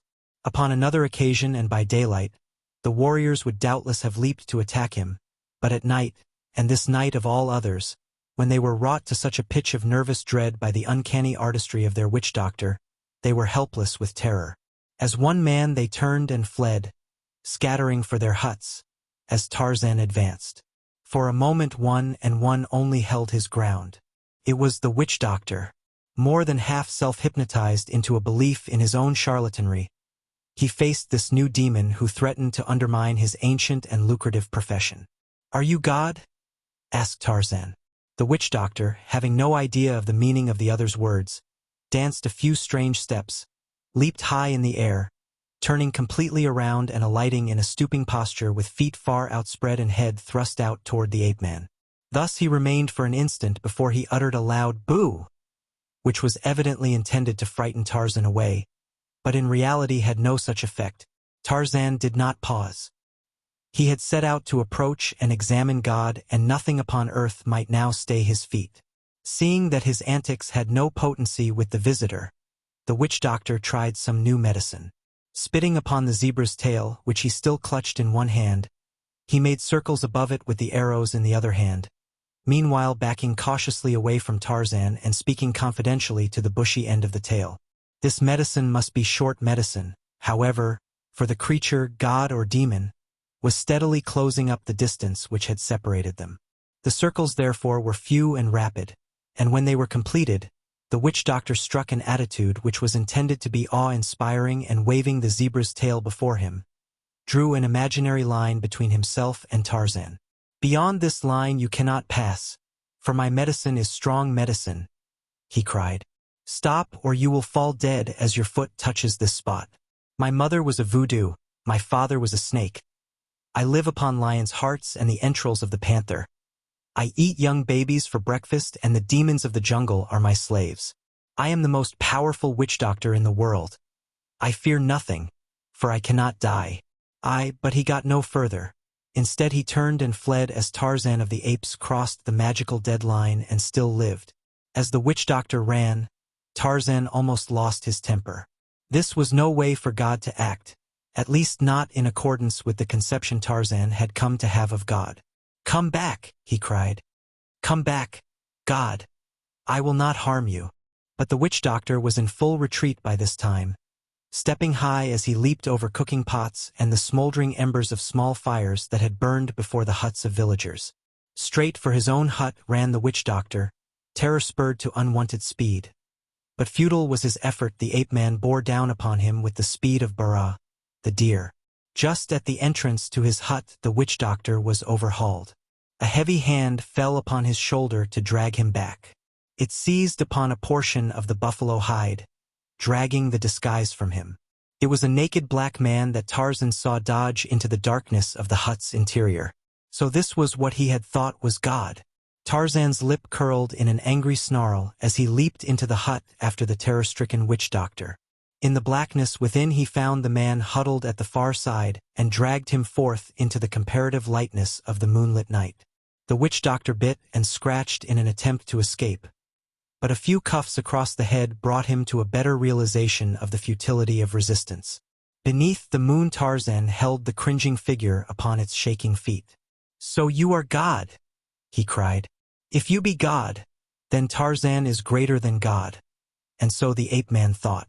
"I am Tarzan," he shouted into the ear of the black.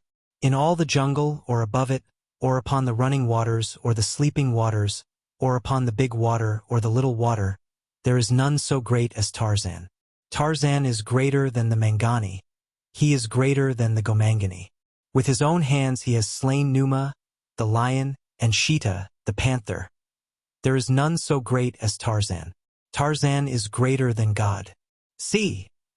And with a sudden wrench he twisted the black's neck until the fellow shrieked in pain and then slumped to the earth in a swoon. Placing his foot upon the neck of the fallen witch-doctor, the ape-man raised his face to the moon and uttered the long, shrill scream of the victorious bull-ape. Then he stooped and snatched the zebra's tail from the nerveless fingers of the unconscious man, and without a backward glance retraced his footsteps across the village. From several hut doorways frightened eyes watched him. Mbonga, the chief, was one of those who had seen what passed before the hut of the witch-doctor. Mbonga was greatly concerned. Wise old patriarch that he was, he never had more than half believed in witch doctors, at least not since greater wisdom had come with age. But as a chief he was well convinced of the power of the witch doctor as an arm of government, and often it was that Mbanga used the superstitious fears of his people to his own ends through the medium of the medicine man. Mbanga and the witch doctor had worked together and divided the spoils, and now the face of the witch doctor would be lost forever if any saw what Mbanga had seen. Nor would this generation again have as much faith in any future witch doctor. Mbanga must do something to counteract the evil influence of the forest demon's victory over the witch doctor. He raised his heavy spear and crept silently from his hut in the wake of the retreating ape-man. Down the village street walked Tarzan, as unconcerned and as deliberate as though only the friendly apes of Kerchak surrounded him instead of a village full of armed enemies. Seeming only was the indifference of Tarzan, for alert and watchful was every well-trained sense. Mbanga, wily stalker of keen-eared jungle creatures, moved now in utter silence. Not even Bara, the deer, with his great ears could have guessed from any sound that Mbanga was near. But the black was not stalking Bara. He was stalking man, and so he sought only to avoid noise. Closer and closer to the slowly moving ape-man he came. Now he raised his war spear, throwing his spear hand far back above his right shoulder. Once and for all would Mbanga, the chief, rid himself and his people of the menace of this terrifying enemy. He would make no poor cast. He would take pains, and he would hurl his weapon with such great force as would finish the demon forever. But Mbanga, sure as he thought himself, erred in his calculations. He might believe that he was stalking a man he did not know, however, that it was a man with the delicate sense perception of the lower orders. Tarzan, when he had turned his back upon his enemies, had noted what Mbanga never would have thought of considering in the hunting of man the wind. It was blowing in the same direction that Tarzan was proceeding, carrying to his delicate nostrils the odors which arose behind him. Thus it was that Tarzan knew that he was being followed, for even among the many stenches of an African village, the ape-man's uncanny faculty was equal to the task of differentiating one stench from another and locating with remarkable precision the source from whence it came. He knew that a man was following him and coming closer, and his judgment warned him of the purpose of the stalker. When Mbanga, therefore, came within spear range of the ape-man, the latter suddenly wheeled upon him, so suddenly that the poised spear was shot a fraction of a second before Mbanga had intended. It went a trifle high and Tarzan stooped to let it pass over his head. Then he sprang toward the chief. But Mbanga did not wait to receive him. Instead, he turned and fled for the dark doorway of the nearest hut, calling as he went for his warriors to fall upon the stranger and slay him. Well indeed might Mbanga scream for help, for Tarzan, young and fleet-footed, covered the distance between them in great leaps, at the speed of a charging lion. He was growling, too, not at all unlike Numa himself. Mbanga heard and his blood ran cold. He could feel the wool stiffen upon his pate and a prickly chill run up his spine, as though death had come and run his cold finger along Mbanga's back. Others heard, too, and saw, from the darkness of their huts, bold warriors, hideously painted, grasping heavy war spears in nerveless fingers.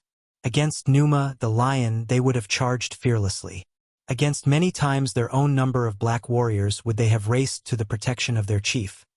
But this weird jungle demon filled them with terror. There was nothing human in the bestial growls that rumbled up from his deep chest.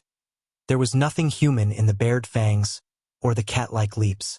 Mbanga's warriors were terrified, too terrified to leave the seeming security of their huts, while they watched the beast-man spring full upon the back of their old chieftain. Mbanga went down with a scream of terror. He was too frightened even to attempt to defend himself. He just lay beneath his antagonist in a paralysis of fear, screaming at the top of his lungs.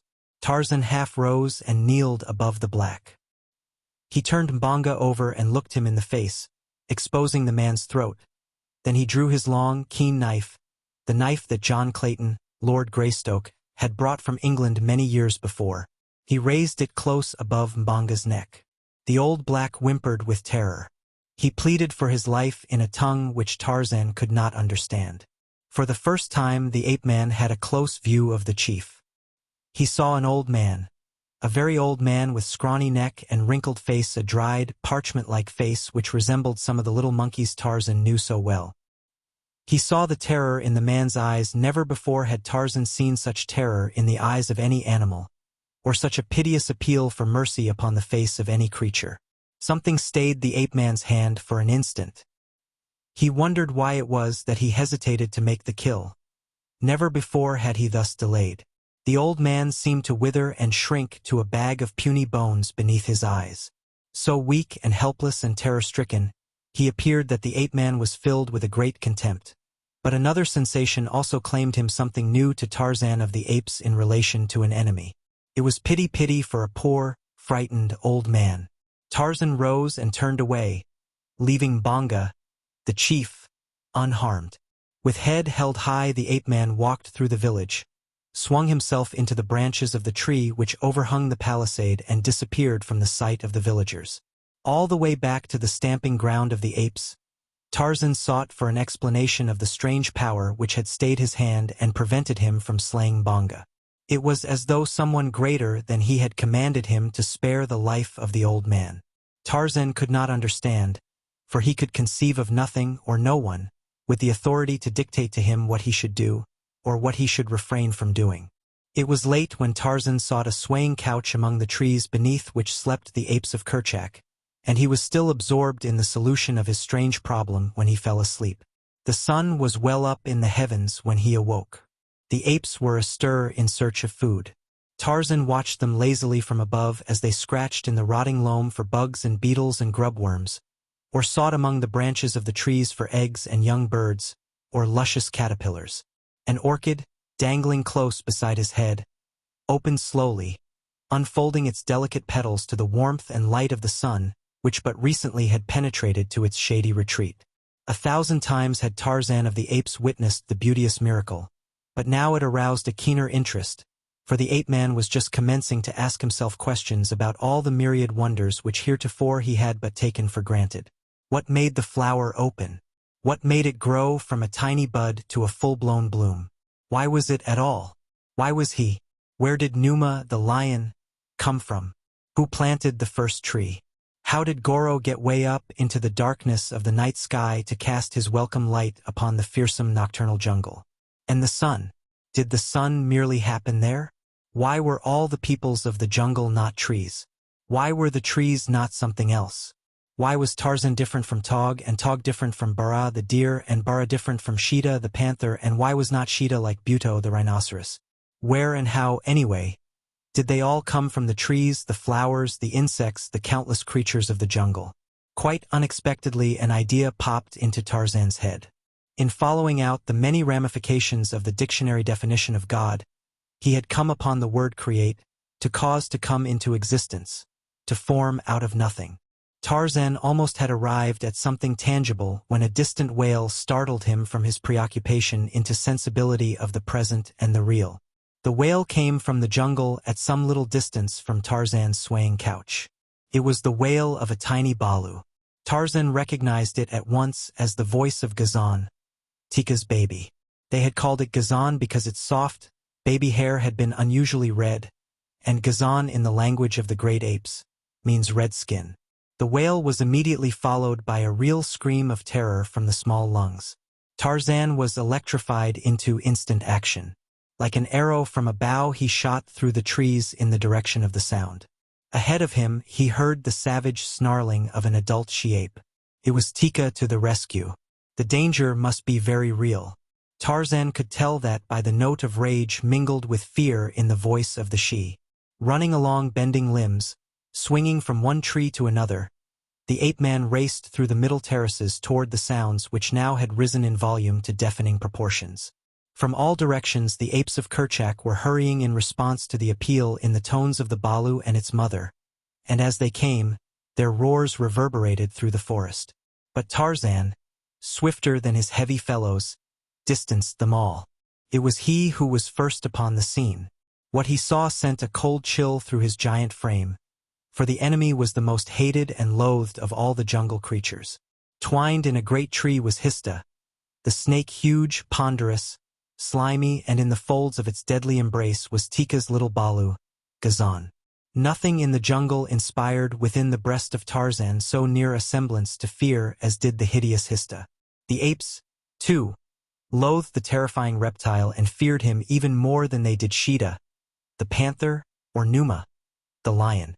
Of all their enemies there was none they gave a wider berth than they gave Hista, the snake. Tarzan knew that Tika was peculiarly fearful of this silent, repulsive foe, and as the scene broke upon his vision, it was the action of Tika which filled him with the greatest wonder, for at the moment that he saw her, the she-ape leaped upon the glistening body of the snake, and as the mighty folds encircled her as well as her offspring, she made no effort to escape, but instead grasped the writhing body in a futile effort to tear it from her screaming balu. Tarzan knew all too well how deep-rooted was Tika's terror of Hista. He scarce could believe the testimony of his own eyes then, when they told him that she had voluntarily rushed into that deadly embrace. Nor was Tika's innate dread of the monster much greater than Tarzan's own. Never willingly had he touched a snake. Why, he could not say, for he would admit fear of nothing. Nor was it fear, but rather an inherent repulsion bequeathed to him by many generations of civilized ancestors, and back of them, perhaps, by countless myriads of such as Tika, in the breasts of each of which had lurked the same nameless terror of the slimy reptile. Yet Tarzan did not hesitate more than had Tika, but leaped upon Hista with all the speed and impetuosity that he would have shown had he been springing upon Bara, the deer, to make a kill for food. Thus beset the snake writhed and twisted horribly, but not for an instant did it loose its hold upon any of its intended victims, for it had included the ape-man in its cold embrace the minute that he had fallen upon it. Still clinging to the tree, the mighty reptile held the three as though they had been without weight, the while it sought to crush the life from them. Tarzan had drawn his knife, and this he now plunged rapidly into the body of the enemy. But the encircling folds promised to sap his life before he had inflicted a death wound upon the snake. Yet on he fought, nor once did he seek to escape the horrid death that confronted him. His sole aim was to slay Hista and thus free Tika and her balu. The great, wide gaping jaws of the snake turned and hovered above him. The elastic maw, which could accommodate a rabbit or a horned buck with equal facility, yawned for him, but Hista, in turning his attention upon the ape-man, brought his head within reach of Tarzan's blade. Instantly a brown hand leaped forth and seized the mottled neck, and another drove the heavy hunting knife to the hilt into the little brain. Convulsively Hista shuddered and relaxed, tensed and relaxed again, whipping and striking with his great body, but no longer sentient or sensible. Hista was dead, but in his death throes he might easily dispatch a dozen apes or men. Quickly Tarzan seized Tika and dragged her from the loosened embrace, dropping her to the ground beneath. Then he extricated the balu and tossed it to its mother. Still Hista whipped about, clinging to the ape-man. But after a dozen efforts Tarzan succeeded in wriggling free and leaping to the ground out of range of the mighty battering of the dying snake. A circle of apes surrounded the scene of the battle. But the moment that Tarzan broke safely from the enemy, they turned silently away to resume their interrupted feeding, and Tika turned with them, apparently forgetful of all but her balu and the fact that when the interruption had occurred she just had discovered an ingeniously hidden nest containing 3 perfectly good eggs. Tarzan, equally indifferent to a battle that was over, merely cast a parting glance at the still writhing body of Hista and wandered off toward the little pool which served to water the tribe at this point. Strangely, he did not give the victory cry over the vanquished Hista. Why, he could not have told you, other than that to him Hista was not an animal. He differed in some peculiar way from the other denizens of the jungle. Tarzan only knew that he hated him. At the pool Tarzan drank his fill and lay stretched upon the soft grass beneath the shade of a tree. His mind reverted to the battle with Hista the snake. It seemed strange to him that Tika should have placed herself within the folds of the horrid monster. Why had she done it? Why indeed had he? Tika did not belong to him, nor did Tika's balu. They were both togs. Why then had he done this thing? Hista was not food for him when he was dead. There seemed to Tarzan, now that he gave the matter thought, no reason in the world why he should have done the thing he did, and presently it occurred to him that he had acted almost involuntarily, just as he had acted when he had released the old Gomangani the previous evening. What made him do such things? Somebody more powerful than he must force him to act at times.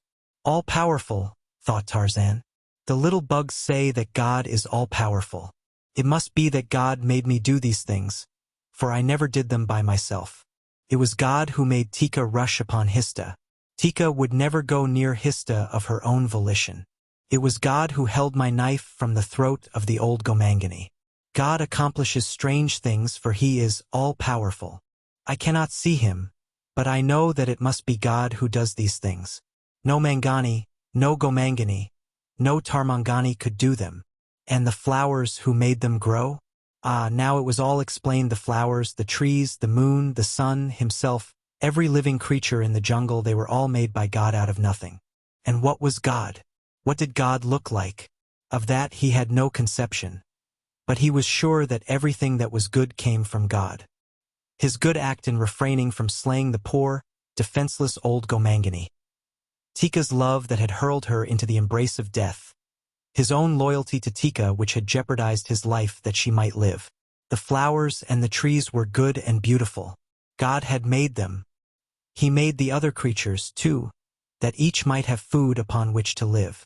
He had made Sheeta, the panther, with his beautiful coat, and Numa, the lion, with his noble head and his shaggy mane. He had made Bara, the deer, lovely and graceful.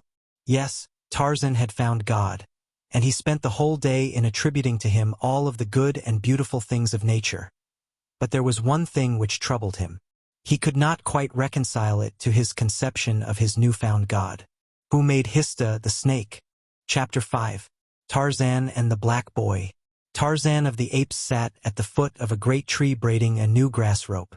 Beside him lay the frayed remnants of the old one, torn and severed by the fangs and talons of Sheeta, the panther.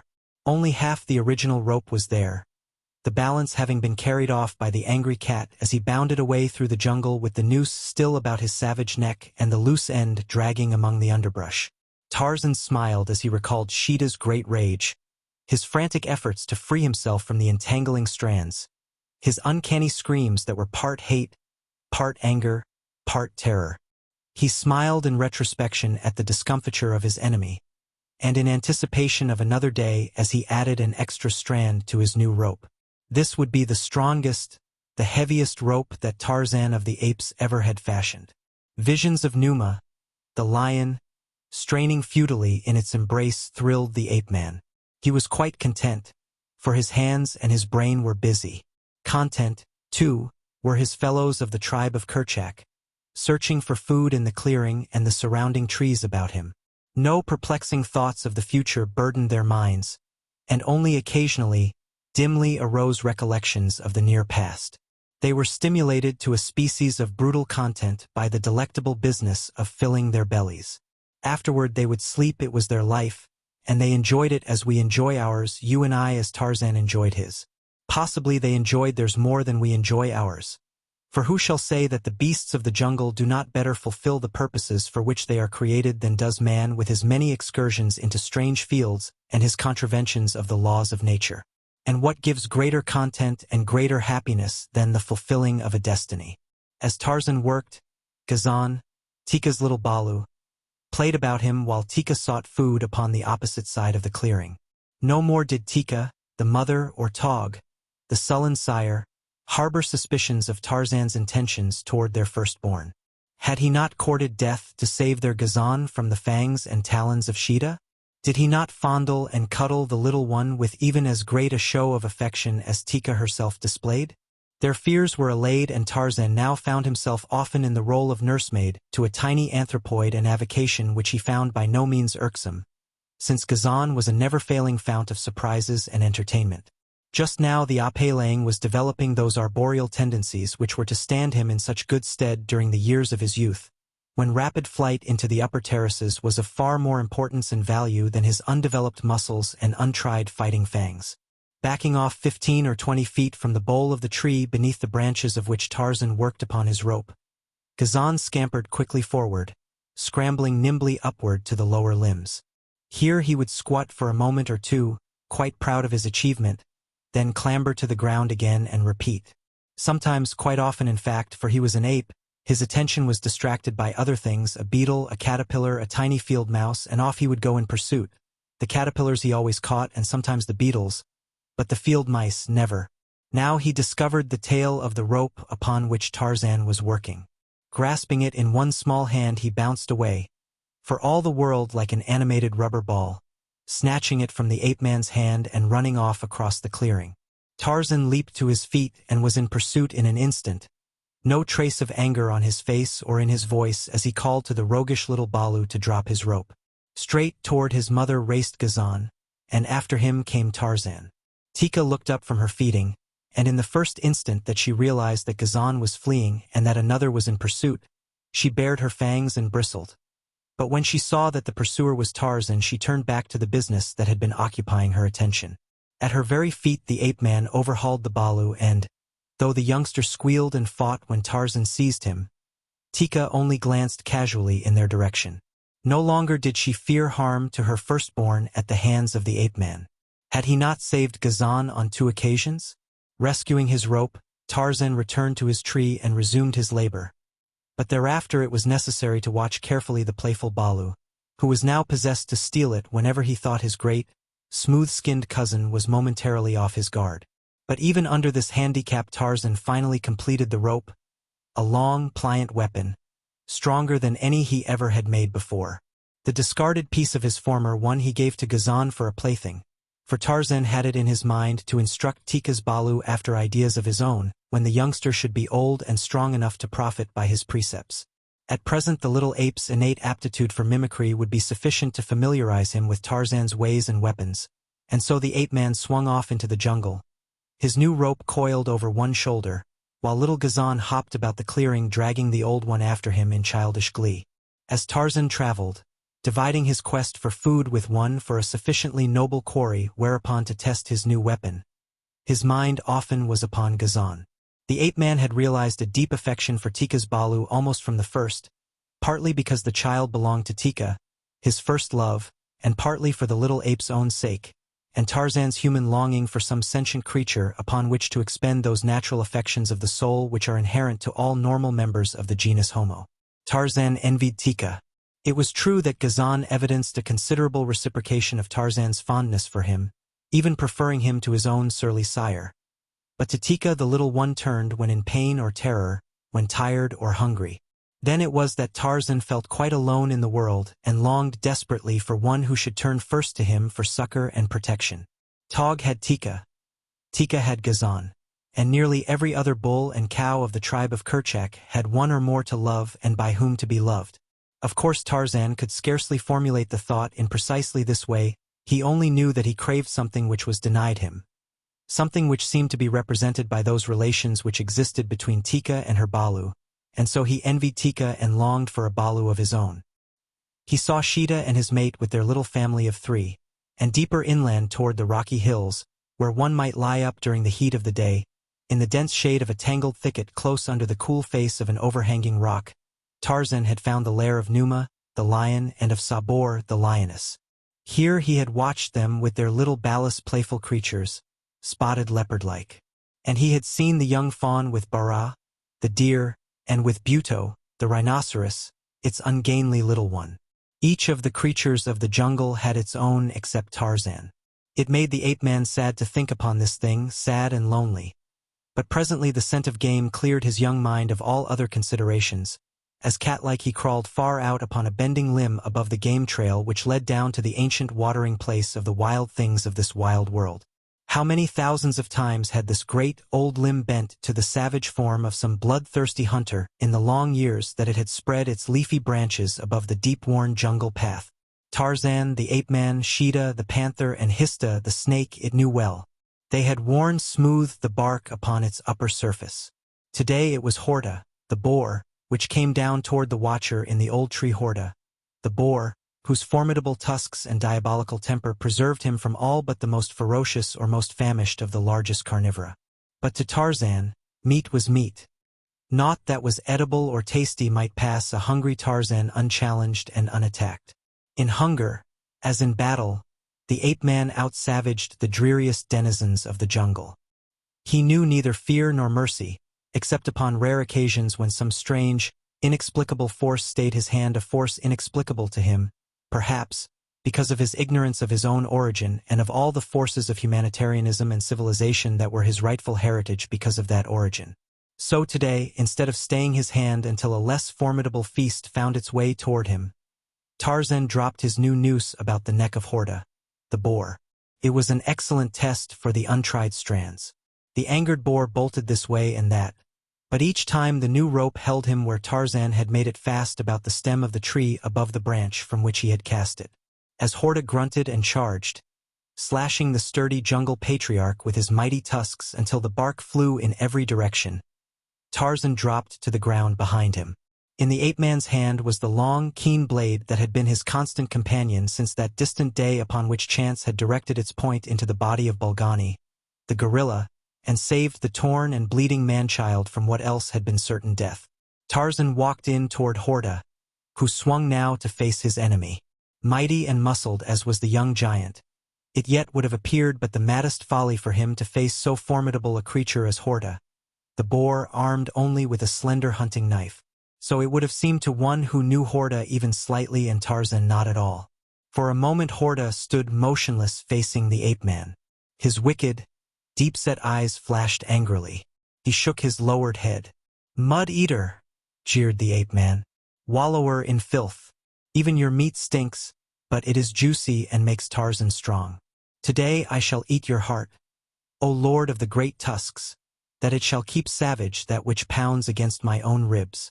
Horta, understanding nothing of what Tarzan said, was none the less enraged because of that. He saw only a naked man-thing, hairless and futile, pitting his puny fangs and soft muscles against his own indomitable savagery, and he charged.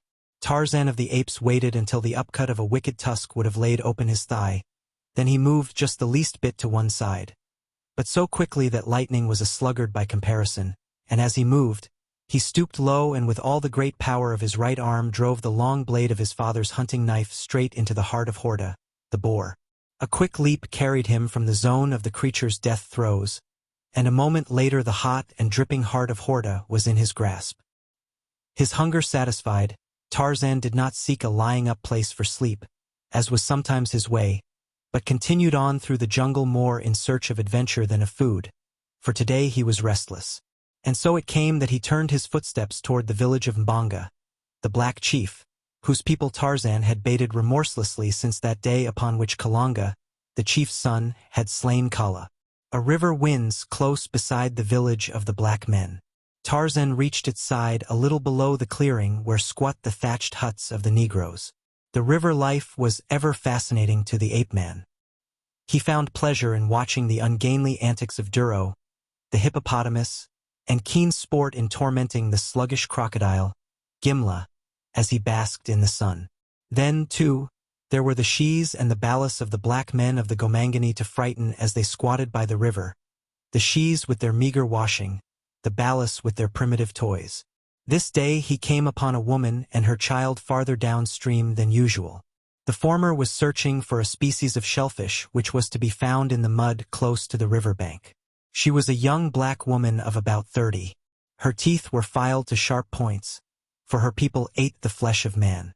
Her underlip was slit that it might support a rude pendant of copper which she had worn for so many years that the lip had been dragged downward to prodigious lengths, exposing the teeth and gums of her lower jaw. Her nose, too, was slit, and through the slit was a wooden skewer.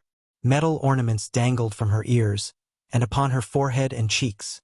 Upon her chin and the bridge of her nose were tattooings in colors that were mellowed now by age. She was naked except for a girdle of grasses about her waist. Altogether she was very beautiful in her own estimation and even in the estimation of the men of Mbanga's tribe, though she was of another people a trophy of war seized in her maidenhood by one of Mbanga's fighting men. Her child was a boy of 10, lithe, straight, and, for a black, handsome. Tarzan looked upon the two from the concealing foliage of a nearby bush. He was about to leap forth before them with a terrifying scream, that he might enjoy the spectacle of their terror and their incontinent flight. But of a sudden a new whim seized him. Here was a Balu fashioned as he himself was fashioned. Of course this one's skin was black. But what of it? Tarzan had never seen a white man. In so far as he knew, He was the sole representative of that strange form of life upon the earth. The black boy should make an excellent balu for Tarzan, since he had none of his own. He would tend him carefully, feed him well, protect him as only Tarzan of the Apes could protect his own, and teach him out of his half-human, half-bestial lore the secrets of the jungle from its rotting surface vegetation to the high-tossed pinnacles of the forest's upper terraces. Tarzan uncoiled his rope and shook out the noose. The two before him, all ignorant of the near presence of that terrifying form, continued preoccupied in the search for shellfish, poking about in the mud with short sticks. Tarzan stepped from the jungle behind them. His noose lay open upon the ground beside him. There was a quick movement of the right arm and the noose rose gracefully into the air, hovered an instant above the head of the unsuspecting youth, then settled. As it encompassed his body below the shoulders, Tarzan gave a quick jerk that tightened it about the boy's arms, pinioning them to his sides. A scream of terror broke from the lad's lips, and as his mother turned, affrighted at his cry, she saw him being dragged quickly toward a great white giant who stood just beneath the shade of a nearby tree, scarcely a dozen long paces from her. With a savage cry of terror and rage, the woman leaped fearlessly toward the ape-man. In her mien Tarzan saw determination and courage which would shrink not even from death itself. She was very hideous and frightful even when her face was in repose, but convulsed by passion, her expression became terrifyingly fiendish. Even the ape-man drew back, but more in revulsion than fear he knew not. Biting and kicking was the black she's balu as Tarzan tucked him beneath his arm and vanished into the branches hanging low above him, just as the infuriated mother dashed forward to seize and do battle with him. And as he melted away into the depth of the jungle with his still struggling prize, he meditated upon the possibilities which might lie in the prowess of the Gomangani were the he's as formidable as the she's. Once at a safe distance from the despoiled mother and out of earshot of her screams and menaces, Tarzan paused to inspect his prize, now so thoroughly terrorized that he had ceased his struggles and his outcries. The frightened child rolled his eyes fearfully toward his captor, until the whites showed gleaming all about the irises. "I am Tarzan," said the ape-man, in the vernacular of the anthropoids. "I will not harm you. You are to be Tarzan's balu. Tarzan will protect you. He will feed you. The best in the jungle shall be for Tarzan's balu, for Tarzan is a mighty hunter. None need you fear, not even Numa the lion, for Tarzan is a mighty fighter. None so great as Tarzan, son of Kala. Do not fear."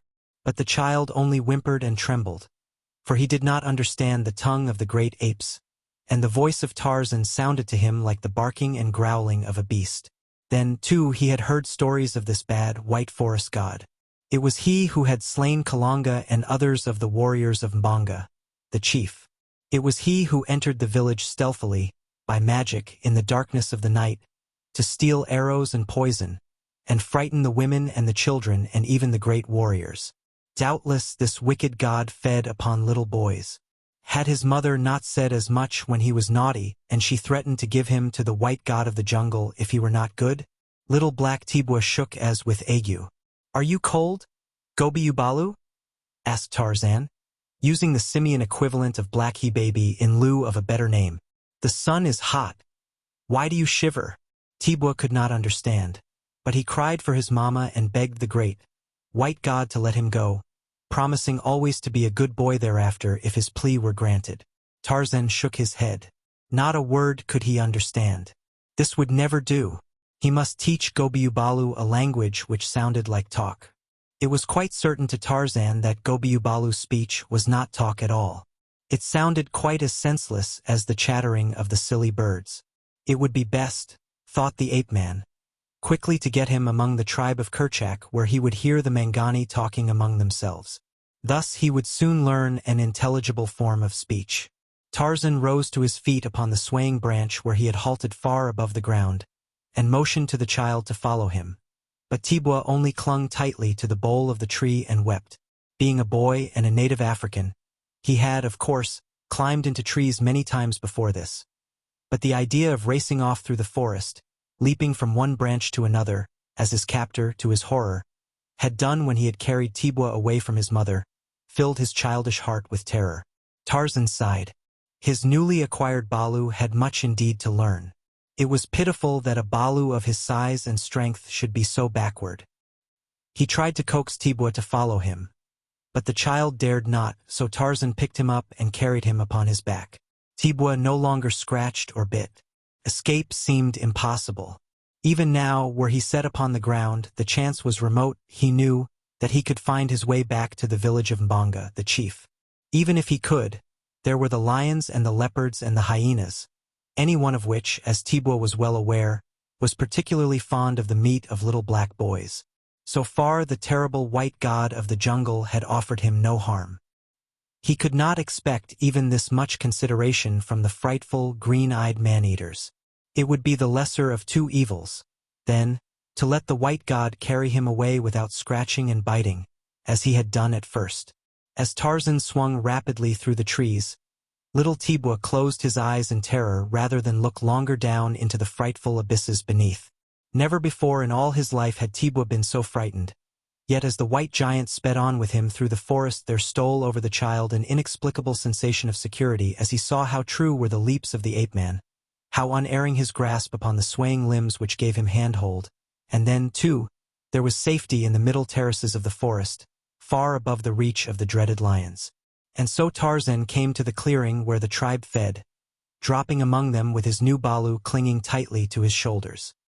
He was fairly in the midst of them before Tibwa spied a single one of the great hairy forms, or before the apes realized that Tarzan was not alone. When they saw the little Gomangani perched upon his back, some of them came forward in curiosity with upcurled lips and snarling mien. An hour before little Tibwa would have said that he knew the uttermost depths of fear. But now, as he saw these fearsome beasts surrounding him, he realized that all that had gone before was as nothing by comparison. Why did the great white giant stand there so unconcernedly? Why did he not flee before these horrid, hairy, tree men fell upon them both and tore them to pieces? And then there came to Tibwa a numbing recollection. It was none other than the story he had heard passed from mouth to mouth, fearfully, by the people of Mbonga, the chief, that this great white demon of the jungle was not other than a hairless ape. For had not he been seen in company with these? Tibwa could only stare in wide-eyed horror at the approaching apes. He saw their beetling brows, their great fangs, their wicked eyes. He noted their mighty muscles rolling beneath their shaggy hides. Their every attitude and expression was a menace. Tarzan saw this too. He drew Tibwa around in front of him. "This is Tarzan's Gobi-Balu," he said. "Do not harm him or Tarzan will kill you." And he bared his own fangs in the teeth of the nearest ape. "It is a Gomangani," replied the ape. "Let me kill it. It is a Gomangani. The Gomangani are our enemies. Let me kill it." "Go away," snarled Tarzan. "I tell you, Gunto, it is Tarzan's balu. Go away or Tarzan will kill you." And the ape-man took a step toward the advancing ape. The latter sidled off, quite stiff and haughty, after the manner of a dog which meets another and is too proud to fight and too fearful to turn his back and run. Next came Tika, prompted by curiosity. At her side skipped little Gazan. They were filled with wonder like the others, but Tika did not bare her fangs. Tarzan saw this and motioned that she approach. "Tarzan has a balu now," he said. "He and Tika's balu can play together." "It is a Gomangani," replied Tika. "It will kill my balu. Take it away, Tarzan." Tarzan laughed. "It could not harm Pamba, the rat," he said. "It is but a little balu and very frightened. Let Gazan play with it." Tika still was fearful, for with all their mighty ferocity the great anthropoids are timid. But at last, assured by her great confidence in Tarzan, she pushed Gazan forward toward the little black boy. The small ape, guided by instinct, drew back toward its mother, baring its small fangs and screaming in mingled fear and rage. Tibwa, too, showed no signs of desiring a closer acquaintance with Gazan, so Tarzan gave up his efforts for the time. During the week which followed, Tarzan found his time much occupied. His balu was a greater responsibility than he had counted upon. Not for a moment did he dare leave it, since of all the tribe, Tika alone could have been depended upon to refrain from slaying the hapless black, had it not been for Tarzan's constant watchfulness. When the ape-man hunted, he must carry Gobiubalu about with him. It was irksome, and then the little black seemed so stupid and fearful to Tarzan. It was quite helpless against even the lesser of the jungle creatures. Tarzan wondered how it had survived at all. He tried to teach it, and found a ray of hope in the fact that Gobiubalu had mastered a few words of the language of the anthropoids, and that he could now cling to a high-tossed branch without screaming in fear. But there was something about the child which worried Tarzan. He often had watched the blacks within their village. He had seen the children playing, and always there had been much laughter. But little Gobiubalu never laughed. It was true that Tarzan himself never laughed. Upon occasion he smiled grimly, but to laughter he was a stranger. The black, however, should have laughed, reasoned the ape-man. It was the way of the Gomangani.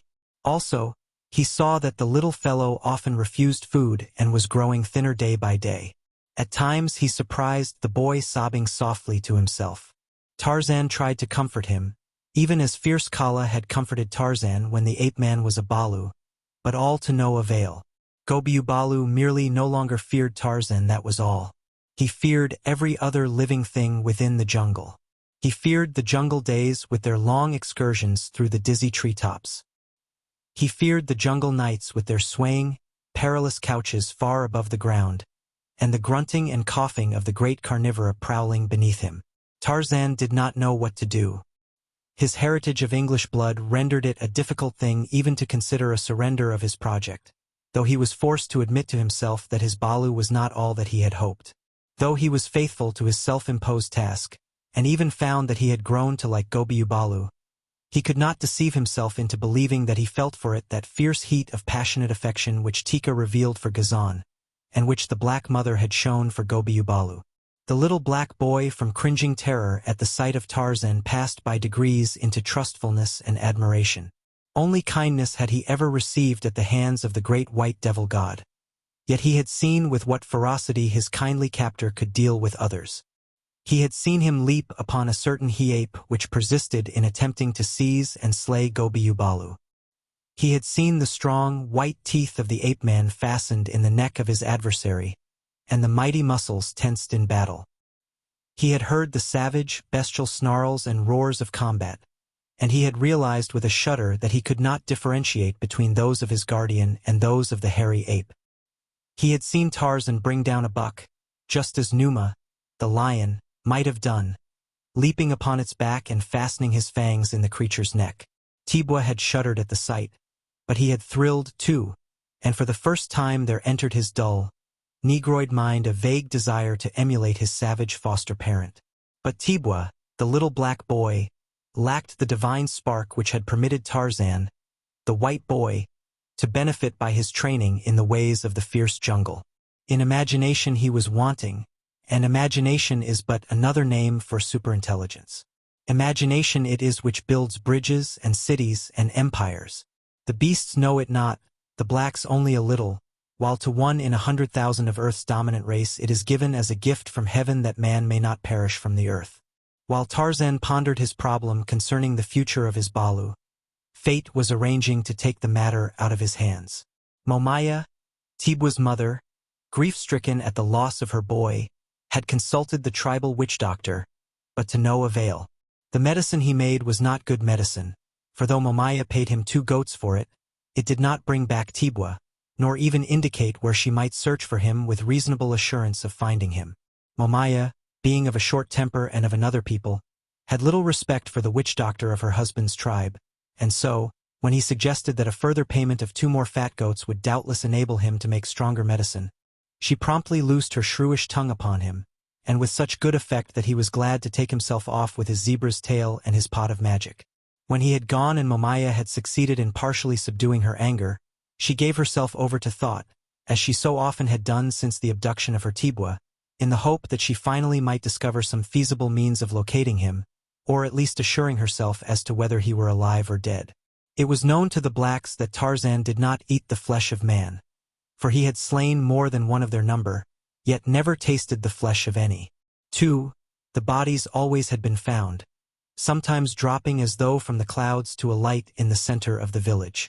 As Tibwa's body had not been found, Momaya argued that he still lived, But where? Then it was that there came to her mind a recollection of Bukawai, the unclean, who dwelt in a cave in the hillside to the north, and who it was well known entertained devils in his evil lair. Few, if any, had the temerity to visit old Bukawai, firstly because of fear of his black magic and the two hyenas who dwelt with him and were commonly known to be devils masquerading, and secondly because of the loathsome disease which had caused Bukawai to be an outcast, a disease which was slowly eating away his face. Now it was that Momaya reasoned shrewdly that if any might know the whereabouts of her Tibwa, it would be Bukawai, who was in friendly intercourse with gods and demons, since a demon or a god it was who had stolen her baby. But even her great mother love was sorely taxed to find the courage to send her forth into the black jungle toward the distant hills and the uncanny abode of Bukawai, the unclean, and his devils. Mother love, however, is one of the human passions which closely approximates to the dignity of an irresistible force. It drives the frail flesh of weak women to deeds of heroic measure. Momaya was neither frail nor weak, physically, but she was a woman, an ignorant, superstitious, African savage. She believed in devils, in black magic, and in witchcraft. To Momaya, the jungle was inhabited by far more terrifying things than lions and leopards, horrifying, nameless things which possessed the power of wreaking frightful harm under various innocent guises. From one of the warriors of the village, whom she knew to have once stumbled upon the lair of Bukawai, the mother of Tibwa learned how she might find it near a spring of water which rose in a small rocky segur plus or minus on between two hills, the easternmost of which was easily recognizable because of a huge granite boulder which rested upon its summit. The westerly hill was lower than its companion, and was quite bare of vegetation except for a single mimosa tree which grew just a little below its summit. These two hills, the man assured her, could be seen for some distance before she reached them, and together formed an excellent guide to her destination. He warned her, however, to abandon so foolish and dangerous an adventure, emphasizing what she already quite well knew, that if she escaped harm at the hands of Bukawai and his demons, the chances were that she would not be so fortunate with the great carnivora of the jungle through which she must pass going and returning. The warrior even went to Momaya's husband, who, in turn, having little authority over the vixenish lady of his choice, went to Mbanga, the chief. The latter summoned Momaya, threatening her with the direst punishment should she venture forth upon so unholy an excursion. The old chief's interest in the matter was due solely to that age-old alliance which exists between church and state. The local witch doctor, knowing his own medicine better than any other knew it, was jealous of all other pretenders to accomplishments in the black art. He long had heard of the power of Bukawai, and feared lest, should he succeed in recovering Momaya's lost child, much of the tribal patronage and consequent fees would be diverted to the unclean one. As Mbanga received, as chief, a certain proportion of the witch doctor's fees and could expect nothing from Bukawai, his heart and soul were, quite naturally, wrapped up in the Orthodox Church. But if Momaya could view with intrepid heart an excursion into the jungle and a visit to the fear-haunted abode of Bukawai, she was not likely to be deterred by threats of future punishment at the hands of old Mbanga, whom she secretly despised. Yet she appeared to accede to his injunctions, returning to her hut in silence. She would have preferred starting upon her quest by daylight, but this was now out of the question, since she must carry food and a weapon of some sort, things which she never could pass out of the village with by day without being subjected to curious questioning that surely would come immediately to the ears of Mbanga. So Momaya bided her time until night, and just before the gates of the village were closed, she slipped through into the darkness and the jungle. She was much frightened, but she set her face resolutely toward the north, and though she paused often to listen breathlessly, for the huge cats which here were her greatest terror, she nevertheless continued her way staunchly for several hours, until a low moan a little to her right and behind her brought her to a sudden stop. With palpitating heart the woman stood, scarce daring to breathe, and then, very faintly but unmistakable to her keen ears, came the stealthy crunching of twigs and grasses beneath padded feet. All about Momaya grew the giant trees of the tropical jungle, festooned with hanging vines and mosses. She seized upon the nearest and started to clamber, ape-like, to the branches above. As she did so, there was a sudden rush of a great body behind her, a menacing roar that caused the earth to tremble, and something crashed into the very creepers to which she was clinging but below her. Momaya drew herself to safety among the leafy branches and thanked the foresight which had prompted her to bring along the dried human ear which hung from a cord about her neck. She always had known that that ear was good medicine. It had been given her, when a girl, by the witch doctor of her town tribe, and was nothing like the poor, weak medicine of Mbanga's witch doctor. All night Momaya clung to her perch, for although the lion sought other prey after a short time, she dared not descend into the darkness again, for fear she might encounter him or another of his kind. But at daylight she clambered down and resumed her way. Tarzan of the apes, finding that his balu never ceased to give evidence of terror in the presence of the apes of the tribe, and also that most of the adult apes were a constant menace to Gobiubalu's life, so that Tarzan dared not leave him alone with them, took to hunting with the little black boy farther and farther from the stamping grounds of the anthropoids. Little by little his absences from the tribe grew in length as he wandered farther away from them, until finally he found himself a greater distance to the north than he ever before had hunted, and with water and ample game and fruit, he felt not at all inclined to return to the tribe. Little Gobiubalu gave evidences of a greater interest in life, an interest which varied in direct proportion to the distance he was from the apes of Kerchak. He now trotted along behind Tarzan when the ape-man went upon the ground, and in the trees he even did his best to follow his mighty foster parent. The boy was still sad and lonely. His thin, little body had grown steadily thinner since he had come among the apes, for while, as a young cannibal, he was not over-nice in the matter of diet, he found it not always to his taste to stomach the weird things which tickled the palates of epicures among the apes. His large eyes were very large indeed now, his cheeks sunken, and every rib of his emaciated body plainly discernible to whomsoever should care to count them. Constant terror, perhaps, had had as much to do with his physical condition as had improper food. Tarzan noticed the change and was worried. He had hoped to see his balu wax sturdy and strong. His disappointment was great. In only one respect did Gobiubalu seem to progress. He readily was mastering the language of the apes. Even now he and Tarzan could converse in a fairly satisfactory manner by supplementing the meager ape speech with signs. But for the most part, Gobiubalu was silent other than to answer questions put to him. His great sorrow was yet too new and too poignant to be laid aside even momentarily. Always he pined for Momaya, shrewish, hideous, repulsive, perhaps. She would have been to you or me, but to Tibua she was Mama, the personification of that one great love which knows no selfishness and which does not consume itself in its own fires. As the two hunted, or rather as Tarzan hunted and Gobiubalu tagged along in his wake, the ape-man noticed many things and thought much. Once they came upon Sabor moaning in the tall grasses.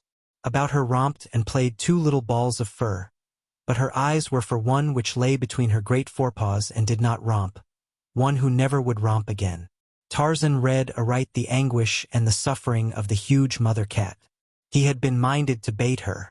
It was to do this that he had sneaked silently through the trees until he had come almost above her. But something held the ape-man as he saw the lioness grieving over her dead cub. With the acquisition of Gobiubalu, Tarzan had come to realize the responsibilities and sorrows of parentage, without its joys. His heart went out to Sabor as it might not have done a few weeks before. As he watched her, there rose quite unbidden before him a vision of Momaya, the skewer through the septum of her nose, her pendulous under lip sagging beneath the weight which dragged it down. Tarzan saw not her unloveliness. He saw only the same anguish that was Sabor's, and he winced. That strange functioning of the mind which sometimes is called association of ideas snapped Tika and Ghazan before the ape-man's mental vision. What if one should come and take Ghazan from Tika? Tarzan uttered a low and ominous growl as though Ghazan were his own. Gobiubalu glanced here and there apprehensively, thinking that Tarzan had espied an enemy. Sabor sprang suddenly to her feet, her yellow-green eyes blazing, her tail lashing as she cocked her ears, and raising her muzzle, sniffed the air for possible danger. The two little cubs, which had been playing, scampered quickly to her, and standing beneath her, peered out from between her forelegs, their big ears upstanding, their little heads cocked first upon one side and then upon the other. With a shake of his black shock, Tarzan turned away and resumed his hunting in another direction. But all day there rose one after another, above the threshold of his objective mind, memory portraits of Sabor, of Momaya, and of Tika, a lioness, a cannibal, and a she-ape, yet to the ape-man they were identical through motherhood. It was noon of the third day when Momaya came within sight of the cave of Bukawai, the unclean. The old witch doctor had rigged a framework of interlaced boughs to close the mouth of the cave from predatory beasts. This was now set to one side, and the black cavern beyond yawned mysterious and repellent. Momaya shivered as from a cold wind of the rainy season. No sign of life appeared about the cave, yet Momaya experienced that uncanny sensation as of unseen eyes regarding her malevolently. Again she shuddered. She tried to force her unwilling feet onward toward the cave, when from its depths issued an uncanny sound that was neither brute nor human, a weird sound that was akin to mirthless laughter. With a stifled scream, Momaya turned and fled into the jungle. For 100 yards she ran before she could control her terror, and then she paused, listening. Was all her labor, were all the terrors and dangers through which she had passed to go for naught? She tried to steel herself to return to the cave, but again fright overcame her. Saddened, disheartened, she turned slowly upon the back trail toward the village of Mbanga. Her young shoulders now were drooped like those of an old woman who bears a great burden of many years with their accumulated pains and sorrows, and she walked with tired feet and a halting step. The spring of youth was gone from Momaya. For another 100 yards she dragged her weary way, her brain half paralyzed from dumb terror and suffering, and then there came to her the memory of a little babe that suckled at her breast, and of a slim boy who romped, laughing, about her, and they were both Tibwa her Tibwa. Her shoulders straightened.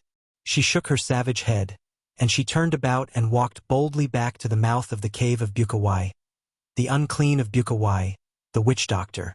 Again, from the interior of the cave came the hideous laughter that was not laughter. This time Momaya recognized it for what it was, the strange cry of a hyena. No more did she shudder, but she held her spear ready and called aloud to Bukawai to come out. Instead of Bukawai came the repulsive head of a hyena.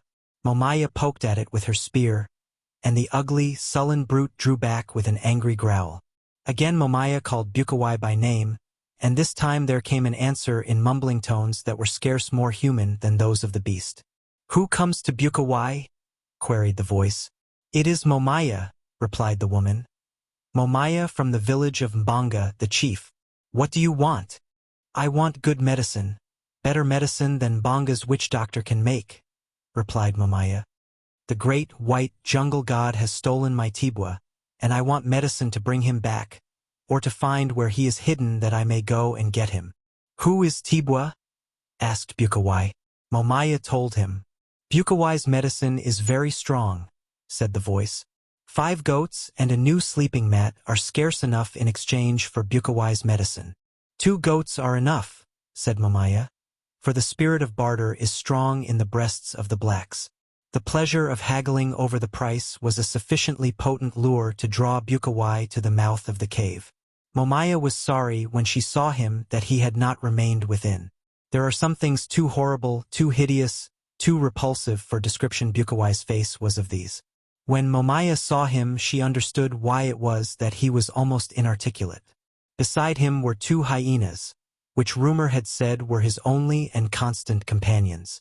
They made an excellent trio, the most repulsive of beasts with the most repulsive of humans. 5 goats and a new sleeping mat," mumbled Bukawai. 2 fat goats and a sleeping mat." Momaya raised her bid, but Bukawai was obdurate. He stuck for the 5 goats and the sleeping mat for a matter of half an hour, while the hyenas sniffed and growled and laughed hideously. Momaya was determined to give all that Bukawai asked if she could do no better, but haggling is second nature to black barterers, and in the end it partly repaid her, for a compromise finally was reached which included 3 fat goats, a new sleeping mat, and a piece of copper wire. "Come back tonight," said Bukawai, "when the moon is 2 hours in the sky. Then will I make the strong medicine which shall bring Tibwa back to you. Bring with you the 3 fat goats, the new sleeping mat, and the piece of copper wire the length of a large man's forearm." "I cannot bring them," said Momaya. "You will have to come after them. When you have restored Tibwa to me, you shall have them all at the village of Mbanga." Bukawai shook his head. "I will make no medicine," he said, "until I have the goats and the mat and the copper wire." Momaya pleaded and threatened, but all to no avail. Finally, she turned away and started off through the jungle toward the village of Mbonga. How she could get 3 goats and a sleeping mat out of the village and through the jungle to the cave of Bukawai she did not know, but that she would do it somehow she was quite positive she would do it or die. Tibwa must be restored to her. Tarzan, coming lazily through the jungle with little Gobi Ubalu, caught the scent of Bara, the deer. Tarzan hungered for the flesh of Bara. Naught tickled his palate so greatly, but to stalk Bara with Gobi Ubalu at his heels was out of the question. So he hid the child in the crotch of a tree where the thick foliage screened him from view, and set off swiftly and silently upon the spoor of Bara. Tibwa alone was more terrified than Tibwa even among the apes. Real and apparent dangers are less disconcerting than those which we imagine, and only the gods of his people knew how much Tibwa imagined. He had been but a short time in his hiding place when he heard something approaching through the jungle. He crouched closer to the limb upon which he lay and prayed that Tarzan would return quickly. His wide eyes searched the jungle in the direction of the moving creature. What if it was a leopard that had caught his scent? It would be upon him in a minute. Hot tears flowed from the large eyes of little Tibwa. The curtain of jungle foliage rustled close at hand. The thing was but a few paces from his tree. His eyes fairly popped from his black face as he watched for the appearance of the dread creature which presently would thrust a snarling countenance from between the vines and creepers. And then the curtain parted and a woman stepped into full view. With a gasping cry, Tibwa tumbled from his perch and raced toward her. Momaya suddenly started back and raised her spear, but a second later she cast it aside and caught the thin body in her strong arms. Crushing it to her, she cried and laughed all at one and the same time, and hot tears of joy, mingled with the tears of Tibwa, trickled down the crease between her naked breasts. Disturbed by the noise so close at hand, there arose from his sleep in a nearby thicket Numa, the lion. He looked through the tangled underbrush and saw the black woman and her young. He licked his chops and measured the distance between them and himself. A short charge and a long leap would carry him upon them. He flicked the end of his tail and sighed. A vagrant breeze, swirling suddenly in the wrong direction, carried the scent of Tarzan to the sensitive nostrils of Bara, the deer. There was a startled tensing of muscles and cocking of ears, a sudden dash, and Tarzan's meat was gone. The ape-man angrily shook his head and turned back toward the spot where he had left Gobi Ubalu. He came softly, as was his way.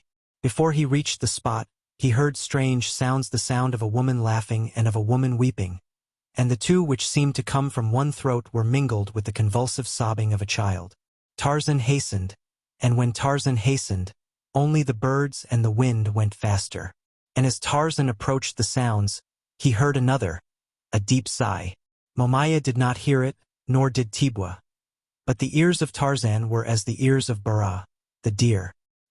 He heard the sigh, and he knew, so he unloosed the heavy spear which dangled at his back. Even as he sped through the branches of the trees, with the same ease that you or I might take out a pocket handkerchief as we strolled nonchalantly down a lazy country lane, Tarzan of the Apes took the spear from its thong that it might be ready against any emergency. Numa, the lion, did not rush madly to attack. He reasoned again, and reason told him that already the prey was his. So he pushed his great bulk through the foliage and stood eyeing his meat with baleful, glaring eyes. Momaya saw him and shrieked, drawing Tibwa closer to her breast. To have found her child and to lose him, all in a moment. She raised her spear, throwing her hand far back of her shoulder. Numa roared and stepped slowly forward. Momaya cast her weapon. It grazed the tawny shoulder, inflicting a flesh wound which aroused all the terrific bestiality of the carnivore, and the lion charged. Momaya tried to close her eyes, but could not. She saw the flashing swiftness of the huge, oncoming death, and then she saw something else. She saw a mighty, naked white man drop as from the heavens into the path of the charging lion. She saw the muscles of a great arm flash in the light of the equatorial sun as it filtered, dappling, through the foliage above. She saw a heavy hunting spear hurtle through the air to meet the lion in mid-leap. Numa brought up upon his haunches, roaring terribly and striking at the spear which protruded from his breast. His great blows bent and twisted the weapon. Tarzan, crouching and with hunting knife in hand, circled warily about the frenzied cat. Momaya, wide-eyed, stood rooted to the spot, watching, fascinated. In sudden fury Numa hurled himself toward the ape-man, but the wiry creature eluded the blundering charge, sidestepping quickly only to rush in upon his foe. Twice the hunting blade flashed in the air. Twice it fell upon the back of Numa, already weakening from the spear point so near his heart. The second stroke of the blade pierced far into the beast's spine, and with a last convulsive sweep of the forepaws, in a vain attempt to reach his tormentor, Numa sprawled upon the ground, paralyzed and dying. Bukawai, fearful lest he should lose any recompense, followed Momaya with the intention of persuading her to part with her ornaments of copper and iron against her return with the price of the medicine to pay, as it were, for an option on his services as one pays a retaining fee to an attorney. For, like an attorney, Bukawai knew the value of his medicine and that it was well to collect as much as possible in advance. The witch doctor came upon the scene as Tarzan leaped to meet the lion's charge. He saw it all and marveled, guessing immediately that this must be the strange white demon concerning whom he had heard vague rumors before Momaya came to him. Momaya, now that the lion was past harming her or hers, gazed with new terror upon Tarzan. It was he who had stolen her tibwa. Doubtless he would attempt to steal him again. Momaya hugged the boy close to her. Chapter 6. The Witch Doctor Seeks Vengeance. Lord Greystoke was hunting, or, to be more accurate, he was shooting pheasants at Champston Heading. Lord Greystoke was immaculately and appropriately garbed to the minutest detail. He was vogue. To be sure, he was among the forward guns, not being considered a sporting shot, but what he lacked in skill he more than made up in appearance. At the end of the day he would, doubtless, have many birds to his credit, since he had 2 guns and a smart loader, many more birds than he could eat in a year, even had he been hungry, which he was not, having but just arisen from the breakfast table. The beaters, there were 23 of them, in white smocks, had but just driven the birds into a patch of gorse, and were now circling to the opposite side that they might drive down toward the guns. Lord Greystoke was quite as excited as he ever permitted himself to become. There was an exhilaration in the sport that would not be denied. He felt his blood tingling through his veins as the beaters approached closer and closer to the birds. In a vague and stupid sort of way Lord Greystoke felt, as he always felt upon such occasions, that he was experiencing a sensation somewhat akin to a reversion to a prehistoric type, that the blood of an ancient forebear was coursing hot through him, a hairy, half-naked forebear who had lived by the hunt. And far away in a matted equatorial jungle another Lord Greystoke, the real Lord Greystoke, hunted. By the standards which he knew, he too was vogue, utterly vogue, as was the primal ancestor before the first eviction. The day being sultry, the leopard skin had been left behind. The real Lord Greystoke had not 2 guns, to be sure, nor even 1, neither did he have a smart loader. But he possessed something infinitely more efficacious than guns or loaders, or even 23 beaters in white smocks. He possessed an appetite, an uncanny woodcraft, and muscles that were as steel springs. Later that day, in England, a Lord Greystoke ate bountifully of things he had not killed, and he drank other things which were uncorked to the accompaniment of much noise. He patted his lips with snowy linen to remove the faint traces of his repast, quite ignorant of the fact that he was an impostor, and that the rightful owner of his noble title was even then finishing his own dinner in far-off Africa. He was not using snowy linen, though. Instead he drew the back of a brown forearm and hand across his mouth and wiped his bloody fingers upon his thighs. Then he moved slowly through the jungle to the drinking place, where, upon all fours, he drank as drank his fellows, the other beasts of the jungle. As he quenched his thirst, another denizen of the gloomy forest approached the stream along the path behind him. It was Numa, the lion, tawny of body and black of mane, scowling and sinister, rumbling out low, coughing roars. Tarzan of the apes heard him long before he came within sight, but the ape-man went on with his drinking until he had had his fill. Then he arose slowly, with the easy grace of a creature of the wilds and all the quiet dignity that was his birthright. Numa halted as he saw the man standing at the very spot where the king would drink. His jaws were parted, and his cruel eyes gleamed. He growled and advanced slowly. The man growled, too, backing slowly to one side, and watching, not the lion's face, but its tail. Should that commence to move from side to side in quick, nervous jerks, it would be well to be upon the alert, and should it rise suddenly erect, straight and stiff, then one might prepare to fight or flee. But it did neither, so Tarzan merely backed away and the lion came down and drank scarce 50 feet from where the man stood. Tomorrow they might be at one another's throats. But today there existed one of those strange and inexplicable truces which so often are seen among the savage ones of the jungle. Before Numa had finished drinking, Tarzan had returned into the forest, and was swinging away in the direction of the village of Mbonga, the Black Chief. It had been at least a moon since the ape-man had called upon the Gomangani. Not since he had restored little Tibwa to his grief-stricken mother had the whim seized him to do so. The incident of the adopted Balu was a closed one to Tarzan. He had sought to find something upon which to lavish such an affection as Tika lavished upon her Balu, but a short experience of the little black boy had made it quite plain to the ape-man that no such sentiment could exist between them. The fact that he had for a time treated the little black as he might have treated a real Balu of his own had in no way altered the vengeful sentiments with which he considered the murderers of Kala. The Gomangani were his deadly enemies, nor could they ever be aught else. Today he looked forward to some slight relief from the monotony of his existence in such excitement as he might derive from baiting the blacks. It was not yet dark when he reached the village and took his place in the great tree overhanging the palisade. From beneath came a great wailing out of the depths of a nearby hut. The noise fell disagreeably upon Tarzan's ears. It jarred and grated. He did not like it, so he decided to go away for a while in the hopes that it might cease. But though he was gone for a couple of hours, the wailing still continued when he returned. With the intention of putting a violent termination to the annoying sound, Tarzan slipped silently from the tree into the shadows beneath. Creeping stealthily and keeping well in the cover of other huts, he approached that from which rose the sounds of lamentation. A fire burned brightly before the doorway as it did before other doorways in the village. A few females squatted about, occasionally adding their own mournful howlings to those of the master artist within. The ape-man smiled a slow smile as he thought of the consternation which would follow the quick leap that would carry him among the females and into the full light of the fire. Then he would dart into the hut during the excitement, throttle the chief screamer, and be gone into the jungle before the blacks could gather their scattered nerves for an assault.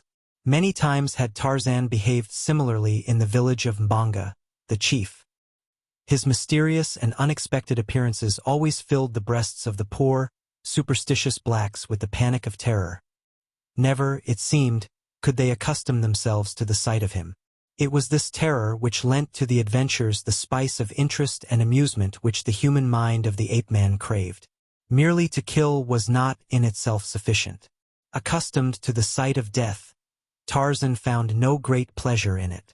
Long since had he avenged the death of Kala, but in the accomplishment of it, he had learned the excitement and the pleasure to be derived from the baiting of the blacks.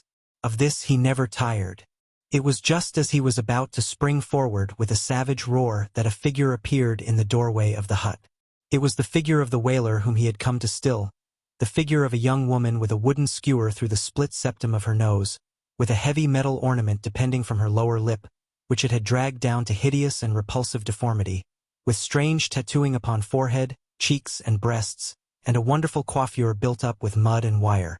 A sudden flare of the fire threw the grotesque figure into high relief, and Tarzan recognized her as Momaya, the mother of Tibwa. The fire also threw out a fitful flame which carried to the shadows where Tarzan lurked, picking out his light brown body from the surrounding darkness. Momaya saw him and knew him. With a cry, she leaped forward and Tarzan came to meet her. The other women, turning, saw him too, but they did not come toward him. Instead they rose as one, shrieked as one, fled as one. Momaya threw herself at Tarzan's feet, raising supplicating hands toward him and pouring forth from her mutilated lips a perfect cataract of words, not one of which the ape-man comprehended. For a moment he looked down upon the upturned, frightful face of the woman. He had come to slay, but that overwhelming torrent of speech filled him with consternation and with awe. He glanced about him apprehensively, then back at the woman. A revulsion of feeling seized him. He could not kill little Tibwa's mother, nor could he stand and face this verbal geyser. With a quick gesture of impatience at the spoiling of his evening's entertainment, he wheeled and leaped away into the darkness. A moment later he was swinging through the black jungle night, the cries and lamentations of Momaya growing fainter in the distance. It was with a sigh of relief that he finally reached a point from which he could no longer hear them, and finding a comfortable crotch high among the trees, composed himself for a night of dreamless slumber, while a prowling lion moaned and coughed beneath him, and in far-off England the other Lord Greystoke, with the assistance of a valet, disrobed and crawled between spotless sheets, swearing irritably as a cat meowed beneath his window. As Tarzan followed the fresh spoor of Horta, the boar, the following morning, he came upon the tracks of two Gomangani, a large one and a small one. The ape-man, accustomed as he was to questioning closely all that fell to his perceptions, paused to read the story written in the soft mud of the game trail. You or I would have seen little of interest there, even if, by chance, we could have seen aught. Perhaps had one been there to point them out to us, we might have noted indentations in the mud, but there were countless indentations, one overlapping another into a confusion that would have been entirely meaningless to us. To Tarzan each told its own story. Tantor, the elephant, had passed that way as recently as 3 suns since.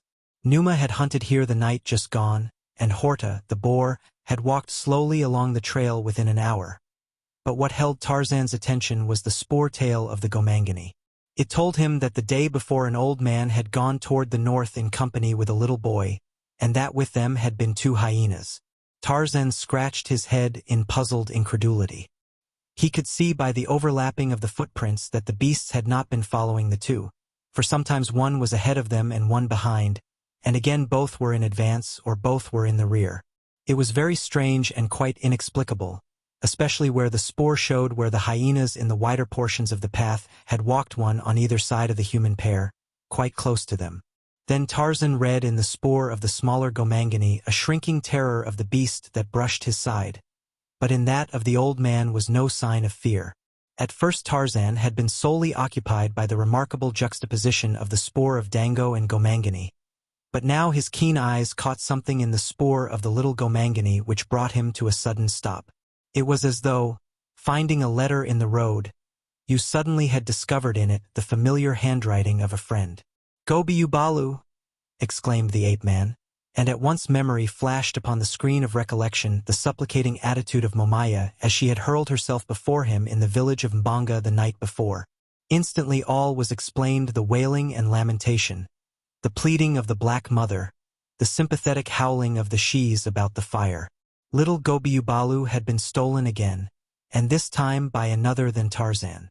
Doubtless the mother had thought that he was again in the power of Tarzan of the Apes, and she had been beseeching him to return her Balu to her. Yes, it was all quite plain now. But who could have stolen Gobi-Ubalu this time? Tarzan wondered, and he wondered, too, about the presence of Dango. He would investigate. The spoor was a day old, and it ran toward the north. Tarzan set out to follow it. In places it was totally obliterated by the passage of many beasts, and where the way was rocky, even Tarzan of the Apes was almost baffled. But there was still the faint effluvium which clung to the human spoor, appreciable only to such highly trained perceptive powers as were Tarzan's. It had all happened to little Tibwa very suddenly and unexpectedly within the brief span of 2 suns. First had come Bukawai, the witch-doctor Bukawai, the unclean with the ragged bit of flesh which still clung to his rotting face. He had come alone and by day to the place at the river where Momaya went daily to wash her body and that of Tibwa, her little boy. He had stepped out from behind a great bush quite close to Momaya, frightening little Tibwa so that he ran screaming to his mother's protecting arms. But Momaya, though startled, had wheeled to face the fearsome thing with all the savage ferocity of a she-tiger at bay. When she saw who it was, she breathed a sigh of partial relief, though she still clung tightly to Tibwa. "I have come," said Bukawai without preliminary, "for the 3 fat goats, the new sleeping mat, and the bit of copper wire as long as a tall man's arm." "I have no goats for you," snapped Momaya, "nor a sleeping mat nor any wire. Your medicine was never made. The white jungle god gave me back my Tibwa. You had nothing to do with it."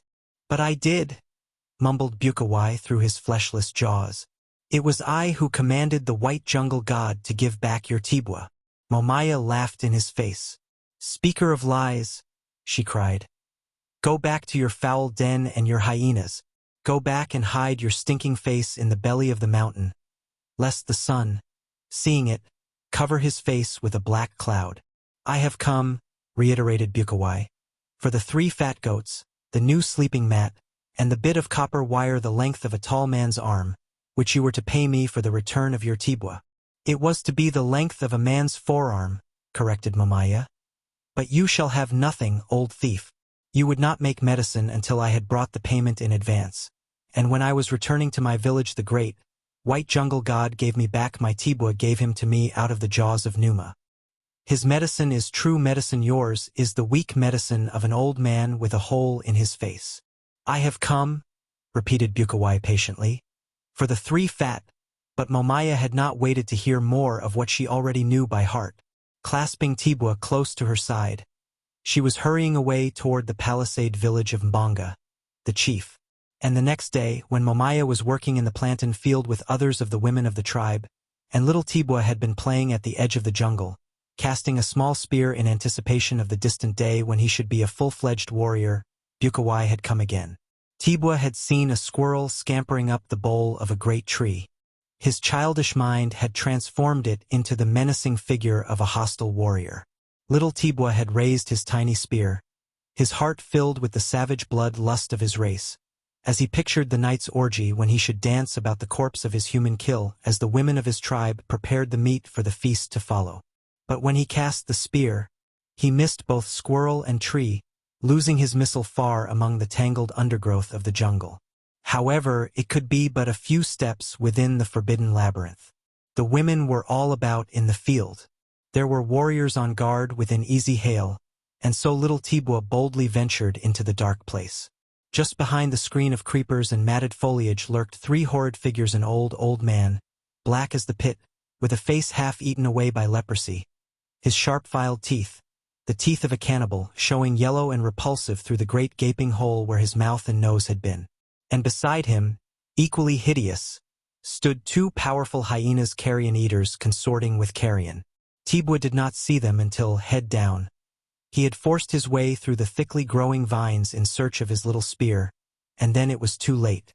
As he looked up into the face of Bukawai, the old witch doctor seized him, muffling his screams with a palm across his mouth. Tibwa struggled futilely. A moment later he was being hustled away through the dark and terrible jungle, the frightful old man still muffling his screams, and the 2 hideous hyenas pacing now on either side, now before, now behind, always prowling, always growling, snapping, snarling, or worst of all, laughing hideously.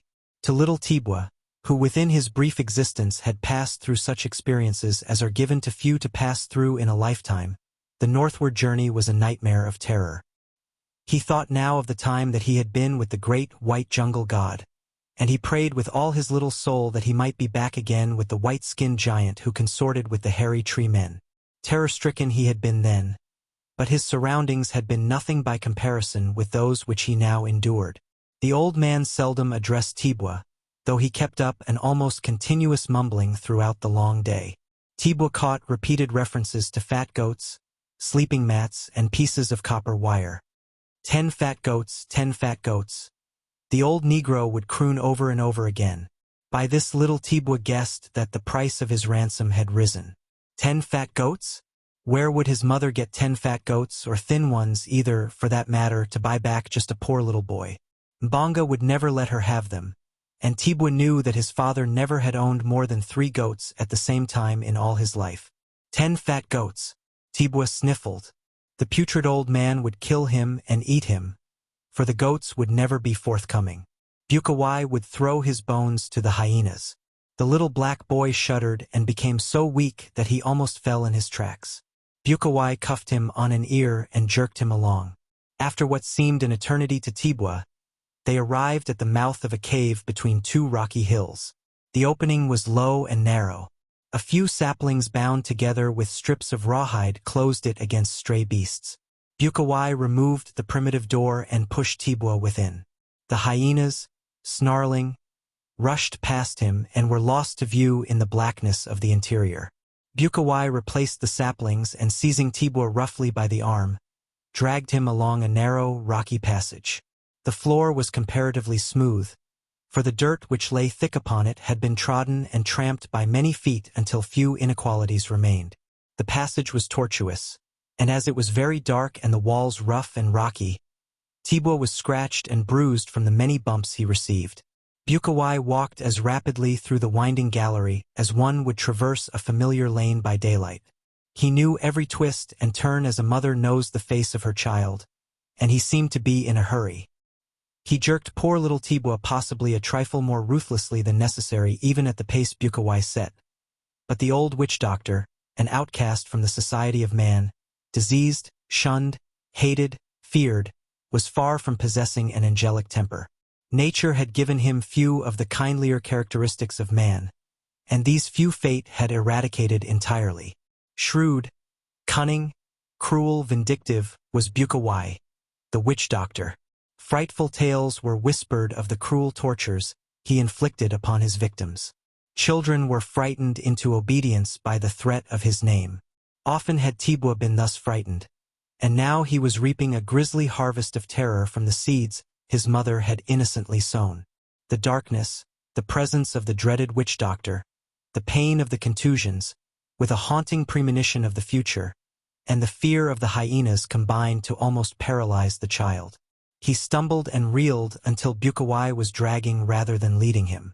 Presently Tibwa saw a faint lightness ahead of them, and a moment later they emerged into a roughly circular chamber to which a little daylight filtered through a rift in the rocky ceiling.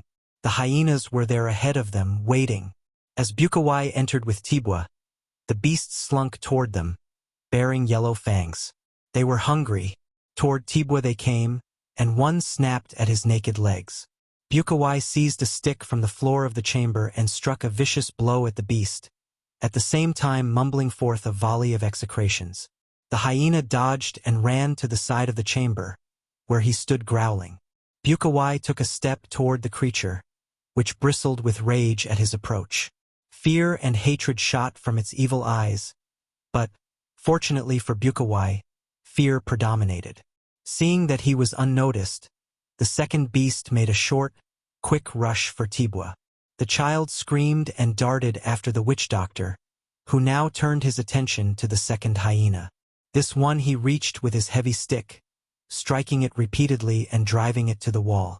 There the two carrion-eaters commenced to circle the chamber while the human carrion, their master, now in a perfect frenzy of demoniacal rage, ran to and fro in an effort to intercept them, striking out with his cudgel and lashing them with his tongue, calling down upon them the curses of whatever gods and demons he could summon to memory, and describing in lurid figures the ignominy of their ancestors.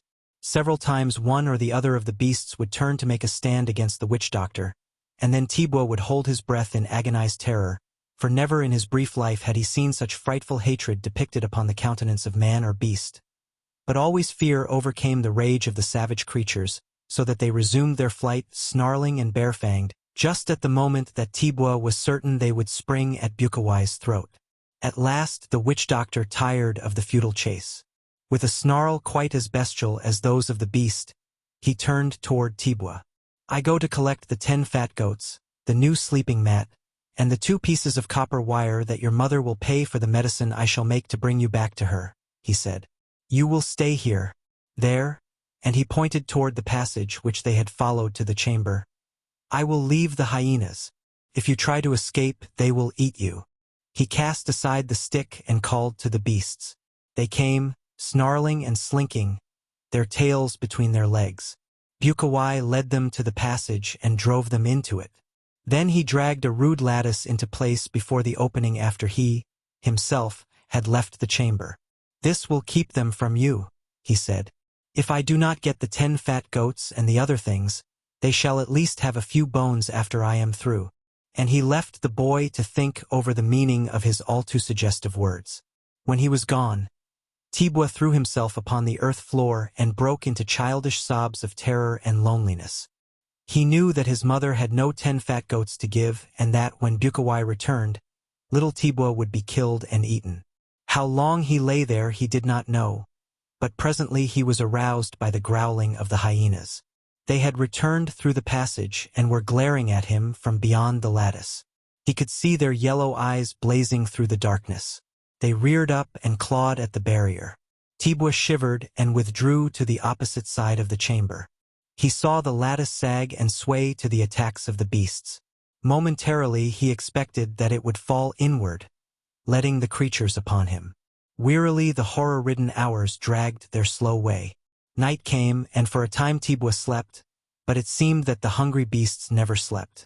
Always they stood just beyond the lattice, growling their hideous growls or laughing their hideous laughs. Through the narrow rift in the rocky roof above him, Tibwa could see a few stars, and once the moon crossed. At last daylight came again.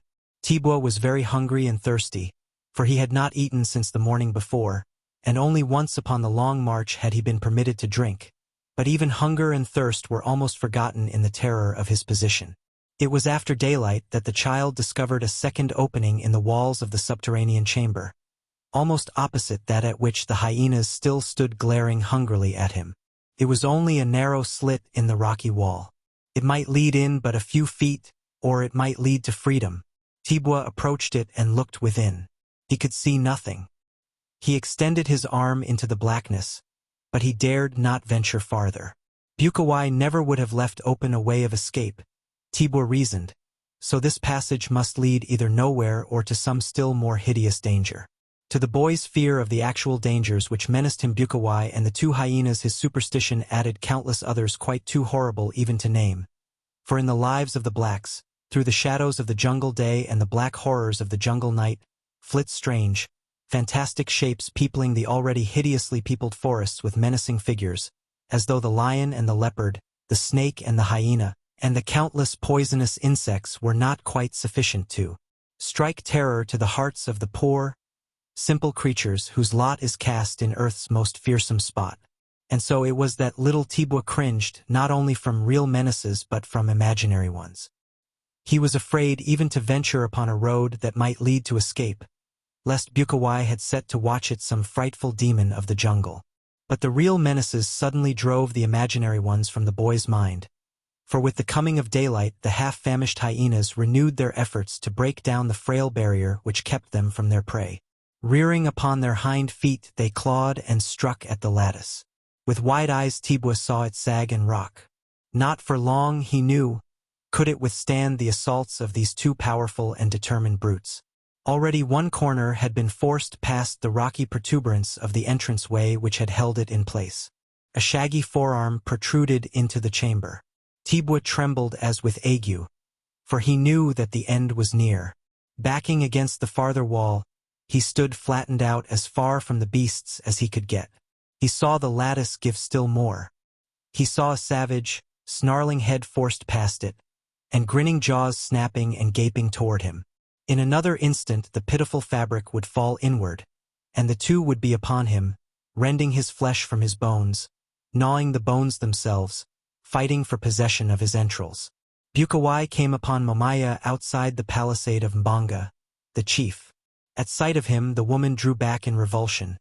Then she flew at him tooth and nail, but Bukawai, threatening her with a spear, held her at a safe distance. "Where is my baby?" she cried. "Where is my little Tibwa?" Bukawai opened his eyes in well-simulated amazement. "Your baby!" he exclaimed. "What should I know of him, other than that I rescued him from the white god of the jungle and have not yet received my pay? I come for the goats and the sleeping mat and the piece of copper wire the length of a tall man's arm from the shoulder to the tips of his fingers." "Offal of a hyena!" shrieked Momaya. "My child has been stolen, and you, rotting fragment of a man, have taken him. Return him to me, or I shall tear your eyes from your head and feed your heart to the wild hogs." Bukawai shrugged his shoulders. "What do I know about your child?" he asked. "I have not taken him. If he is stolen again, what should Bukawai know of the matter? Did Bukawai steal him before?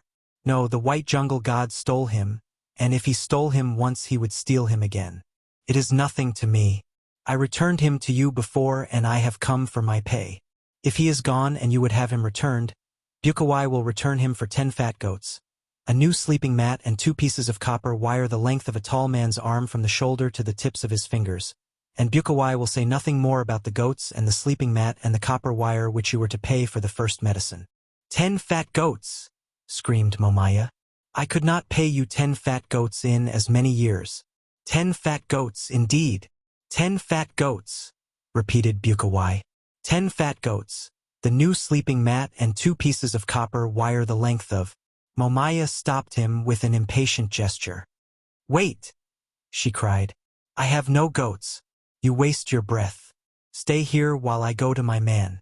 He has but 3 goats, yet something may be done." "Wait!" Bukawai sat down beneath a tree. He felt quite content, for he knew that he should have either payment or revenge. He did not fear harm at the hands of these people of another tribe, although he well knew that they must fear and hate him.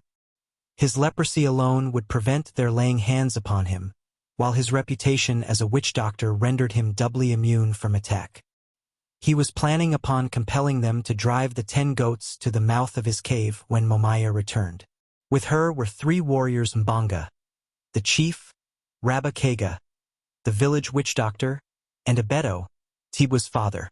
They were not pretty men even under ordinary circumstances, and now, with their faces marked by anger, they well might have inspired terror in the heart of anyone. But if Bukawai felt any fear, he did not betray it. Instead, he greeted them with an insolent stare, intended to awe them, as they came and squatted in a semicircle before him. "Where is Abeto's son?" asked Mbanga. "How should I know?" returned Bukawai. "Doubtless the white devil god has him. If I am paid, I will make strong medicine, and then we shall know where is Abeto's son, and shall get him back again. It was my medicine which got him back the last time, for which I got no pay." "I have my own witch doctor to make medicine," replied Mbanga with dignity. Bukawai sneered and rose to his feet. "Very well," he said. "Let him make his medicine and see if he can bring Abeto's son back." He took a few steps away from them, and then he turned angrily back. "His medicine will not bring the child back, that I know, and I also know that when you find him it will be too late for any medicine to bring him back, for he will be dead. This have I just found out. The ghost of my father's sister but now came to me and told me." Now Mbanga and Rabakega might not take much stock in their own magic, and they might even be skeptical as to the magic of another. But there was always a chance of something being in it, especially if it were not their own. Was it not well known that old Bukawai had speech with the demons themselves, and that 2 even lived with him in the forms of hyenas? Still, they must not exceed too hastily. There was the price to be considered, and Mbanga had no intention of parting lightly with 10 goats to obtain the return of a single little boy, who might die of smallpox long before he reached a warrior's estate. "Wait," said Mbanga. "Let us see some of your magic, that we may know if it be good magic. Then we can talk about payment. Rabakega will make some magic, too. We will see who makes the best magic. Sit down, Bukawai. The payment will be 10 goats, fat goats, a new sleeping mat, and 2 pieces of copper wire the length of a tall man's arm from the shoulder to the ends of his fingers, and it will be made in advance, the goats being driven to my cave. Then will I make the medicine, and on the 2nd day the boy will be returned to his mother. It cannot be done more quickly than that because it takes time to make such strong medicine." "Make us some medicine now," said Mbanga. "Let us see what sort of medicine you make." "Bring me fire," replied Bukawai, "and I will make you a little magic." Momaya was dispatched for the fire, and while she was away Mbanga dickered with Bukawai about the price. 10 goats, he said, was a high price for an able-bodied warrior. He also called Bukawai's attention to the fact that he, Mbanga, was very poor, that his people were very poor, and that 10 goats were at least 8 too many, to say nothing of a new sleeping mat and the copper wire. But Bukawai was adamant. His medicine was very expensive, and he would have to give at least 5 goats to the gods who helped him make it. They were still arguing when Momaya returned with the fire. Bukawai placed a little on the ground before him, took a pinch of powder from a pouch at his side and sprinkled it on the embers. A cloud of smoke rose with a puff. Bukawai closed his eyes and rocked back and forth. Then he made a few passes in the air and pretended to swoon. Mbanga and the others were much impressed. Rabakega grew nervous. He saw his reputation waning. There was some fire left in the vessel which Momaya had brought.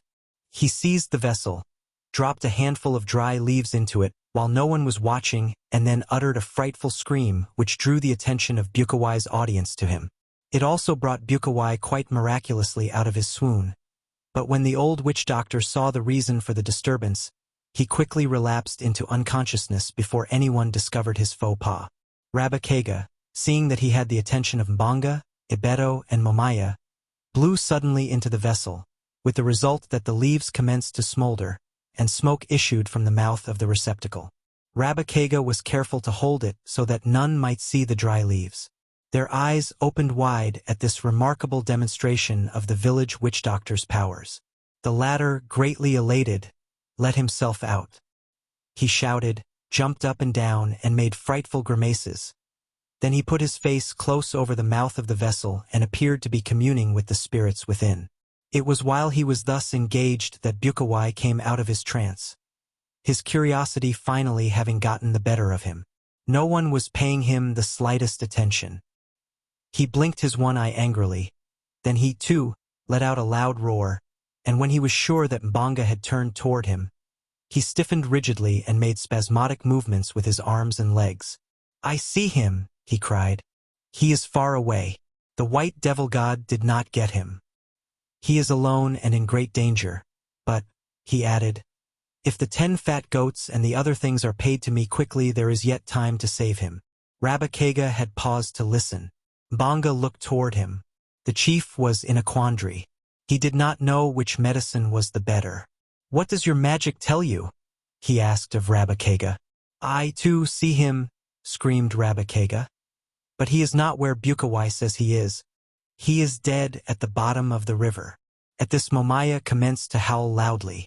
Tarzan had followed the spoor of the old man, the 2 hyenas, and the little black boy to the mouth of the cave in the rocky Siagur plus or minus on between the 2 hills. Here he paused a moment before the sapling barrier which Bukawai had set up, listening to the snarls and growls which came faintly from the far recesses of the cavern. Presently, mingled with the beastly cries, there came faintly to the keen ears of the ape-man the agonized moan of a child. No longer did Tarzan hesitate. Hurling the door aside, he sprang into the dark opening. Narrow and black was the corridor, but long use of his eyes in the Stygian blackness of the jungle nights had given to the ape-man something of the nocturnal visionary powers of the wild things with which he had consorted since babyhood. He moved rapidly and yet with caution, for the place was dark, unfamiliar, and winding. As he advanced, he heard more and more loudly the savage snarls of the 2 hyenas, mingled with the scraping and scratching of their paws upon wood. The moans of a child grew in volume, and Tarzan recognized in them the voice of the little black boy he once had sought to adopt as his Balu. There was no hysteria in the ape-man's advance. Too accustomed was he to the passing of life in the jungle to be greatly wrought even by the death of one whom he knew, but the lust for battle spurred him on. He was only a wild beast at heart, and his wild beast's heart beat high in anticipation of conflict. In the rocky chamber of the hill's center, little Tibwa crouched low against the wall as far from the hunger-crazed beasts as he could drag himself. He saw the lattice giving to the frantic clawing of the hyenas.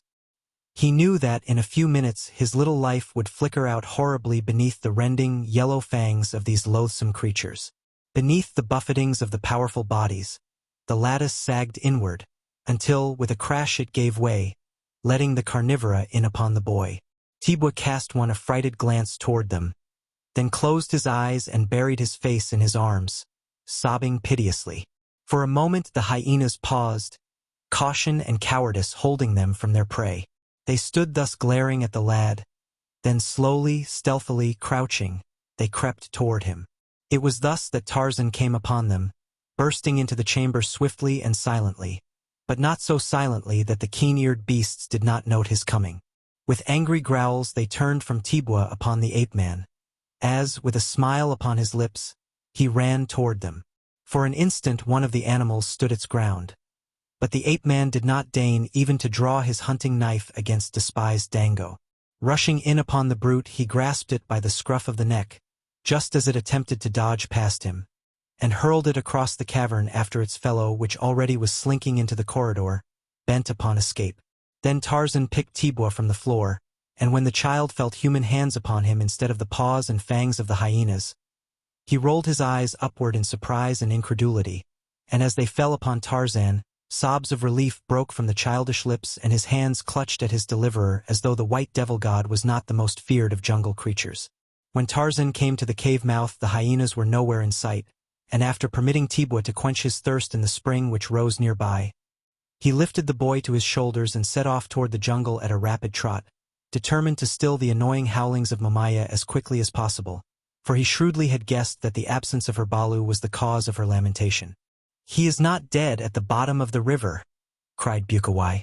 "What does this fellow know about making magic? Who is he, anyway, that he dare say Bukawai's magic is not good magic?" Bukawai sees Momaya's son. He is far away and alone and in great danger. Hasten then with the 10 fat goats, But he got no further. There was a sudden interruption from above, from the branches of the very tree beneath which they squatted, and as the 5 blacks looked up they almost swooned in fright as they saw the great, white devil god looking down upon them. But before they could flee they saw another face, that of the lost little Tibwa, and his face was laughing and very happy. And then Tarzan dropped fearlessly among them, the boy still upon his back, and deposited him before his mother. Momaya, Ibeto, Rabakega, and Bonga were all crowding around the lad trying to question him at the same time. Suddenly Momaya turned ferociously to fall upon Bukawai, for the boy had told her all that he had suffered at the hands of the cruel old man. But Bukawai was no longer there. He had required no recourse to black art to assure him that the vicinity of Momaya would be no healthful place for him after Tibwa had told his story, and now he was running through the jungle as fast as his old legs would carry him toward the distant lair where he knew no black would dare pursue him. Tarzan, too, had vanished, as he had a way of doing, to the mystification of the blacks. Then Momaya's eyes lighted upon Rabakega. The village witch doctor saw something in those eyes of hers which boded no good to him, and backed away. "So my Tibwa is dead at the bottom of the river, is he?" the woman shrieked. "And he's far away and alone and in great danger, is he? Magic!" The scorn which Momaya crowded into that single word would have done credit to a thespian of the first magnitude. "Magic indeed!" she screamed. "Momaya will show you some magic of her own." And with that she seized upon a broken limb and struck Rabakega across the head. With a howl of pain, the man turned and fled, Momaya pursuing him and beating him across the shoulders, through the gateway and up the length of the village street, to the intense amusement of the warriors, the women, and the children who were so fortunate as to witness the spectacle.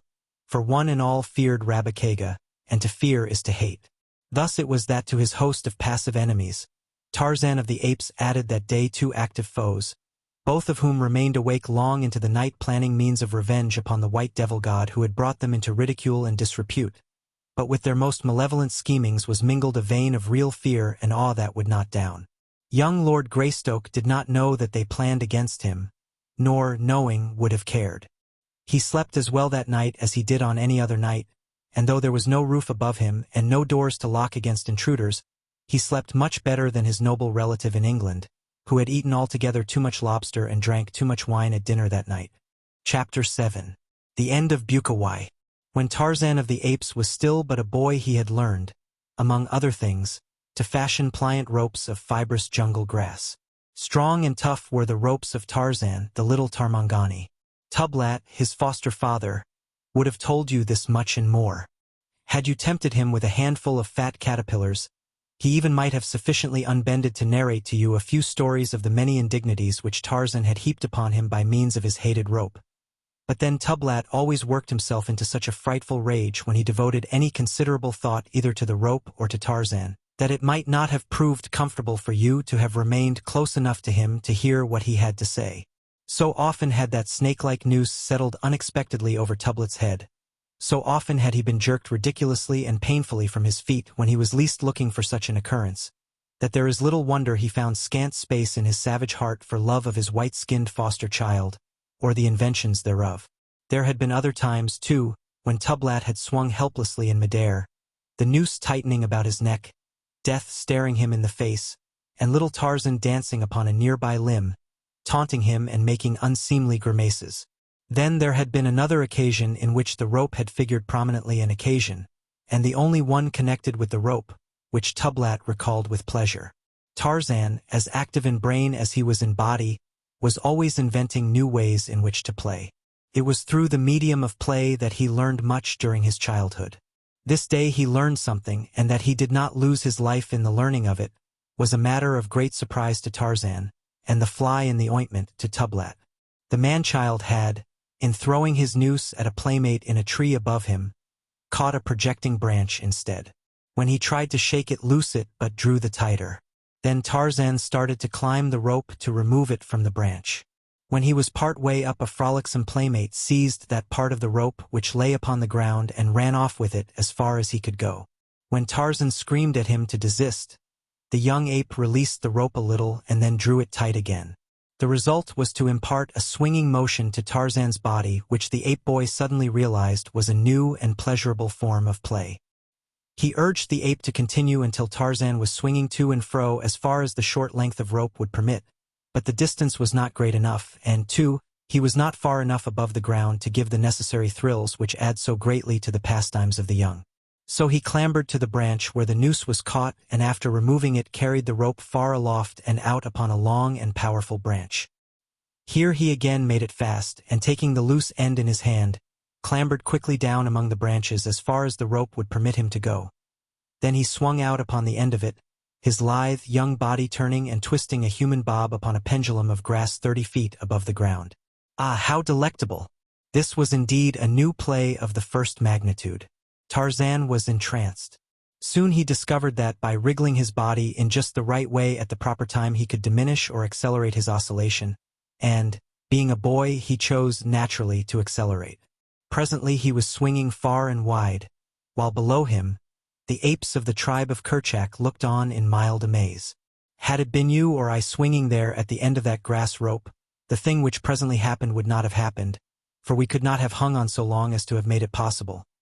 But Tarzan was quite as much at home swinging by his hands as he was standing upon his feet, or at least almost.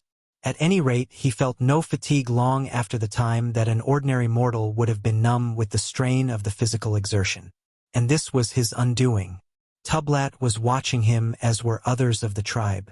Of all the creatures of the wild, there was none Tublat so cordially hated as he did this hideous, hairless, white-skinned caricature of an ape. But for Tarzan's nimbleness, and the zealous watchfulness of savage Kala's mother-love, Tublat would long since have rid himself of this stain upon his family escutcheon. So long had it been since Tarzan became a member of the tribe, that Tublat had forgotten the circumstances surrounding the entrance of the jungle waif into his family, with the result that he now imagined that Tarzan was his own offspring, adding greatly to his chagrin. Wide and far swung Tarzan of the apes, until at last, as he reached the highest point of the arc, the rope, which rapidly had frayed on the rough bark of the tree limb, parted suddenly. The watching apes saw the smooth, brown body shoot outward, and down, plummet-like. Tublat leaped high in the air, emitting what in a human being would have been an exclamation of delight. This would be the end of Tarzan and most of Tublat's troubles. From now on he could lead his life in peace and security. Tarzan fell quite 40 feet, alighting on his back in a thick bush. Kala was the first to reach his side, ferocious, hideous, loving Kala. She had seen the life crushed from her own Balu in just such a fall years before. Was she to lose this one too in the same way? Tarzan was lying quite still when she found him, embedded deeply in the bush. It took Kala several minutes to disentangle him and drag him forth. But he was not killed. He was not even badly injured. The bush had broken the force of the fall. A cut upon the back of his head showed where he had struck the tough stem of the shrub and explained his unconsciousness. In a few minutes he was as active as ever. Tublat was furious. In his rage he snapped at a fellow ape without first discovering the identity of his victim, and was badly mauled for his ill temper, having chosen to vent his spite upon a husky and belligerent young bull in the full prime of his vigor. But Tarzan had learned something new. He had learned that continued friction would wear through the strands of his rope, though it was many years before this knowledge did more for him than merely to keep him from swinging too long at a time, or too far above the ground at the end of his rope. The day came, however, when the very thing that had once all but killed him proved the means of saving his life. He was no longer a child, but a mighty jungle male. There was none now to watch over him, solicitously, nor did he need such. Kala was dead. Dead, too, was Tublat, and though with Kala passed the one creature that ever really had loved him, there were still many who hated him after Tublat departed unto the arms of his fathers. It was not that he was more cruel or more savage than they that they hated him, for though he was both cruel and savage as were the beasts, his fellows, yet too was he often tender, which they never were. No, the thing which brought Tarzan most into disrepute with those who did not like him was the possession and practice of a characteristic which they had not and could not understand, the human sense of humor. In Tarzan it was a trifle broad, perhaps, manifesting itself in rough and painful practical jokes upon his friends and cruel baiting of his enemies. But to neither of these did he owe the enmity of Bukawai, the witch-doctor, who dwelt in the cave between the two hills far to the north of the village of Mbonga, the chief. Bukawai was jealous of Tarzan, and Bukawai it was who came near proving the undoing of the ape-man.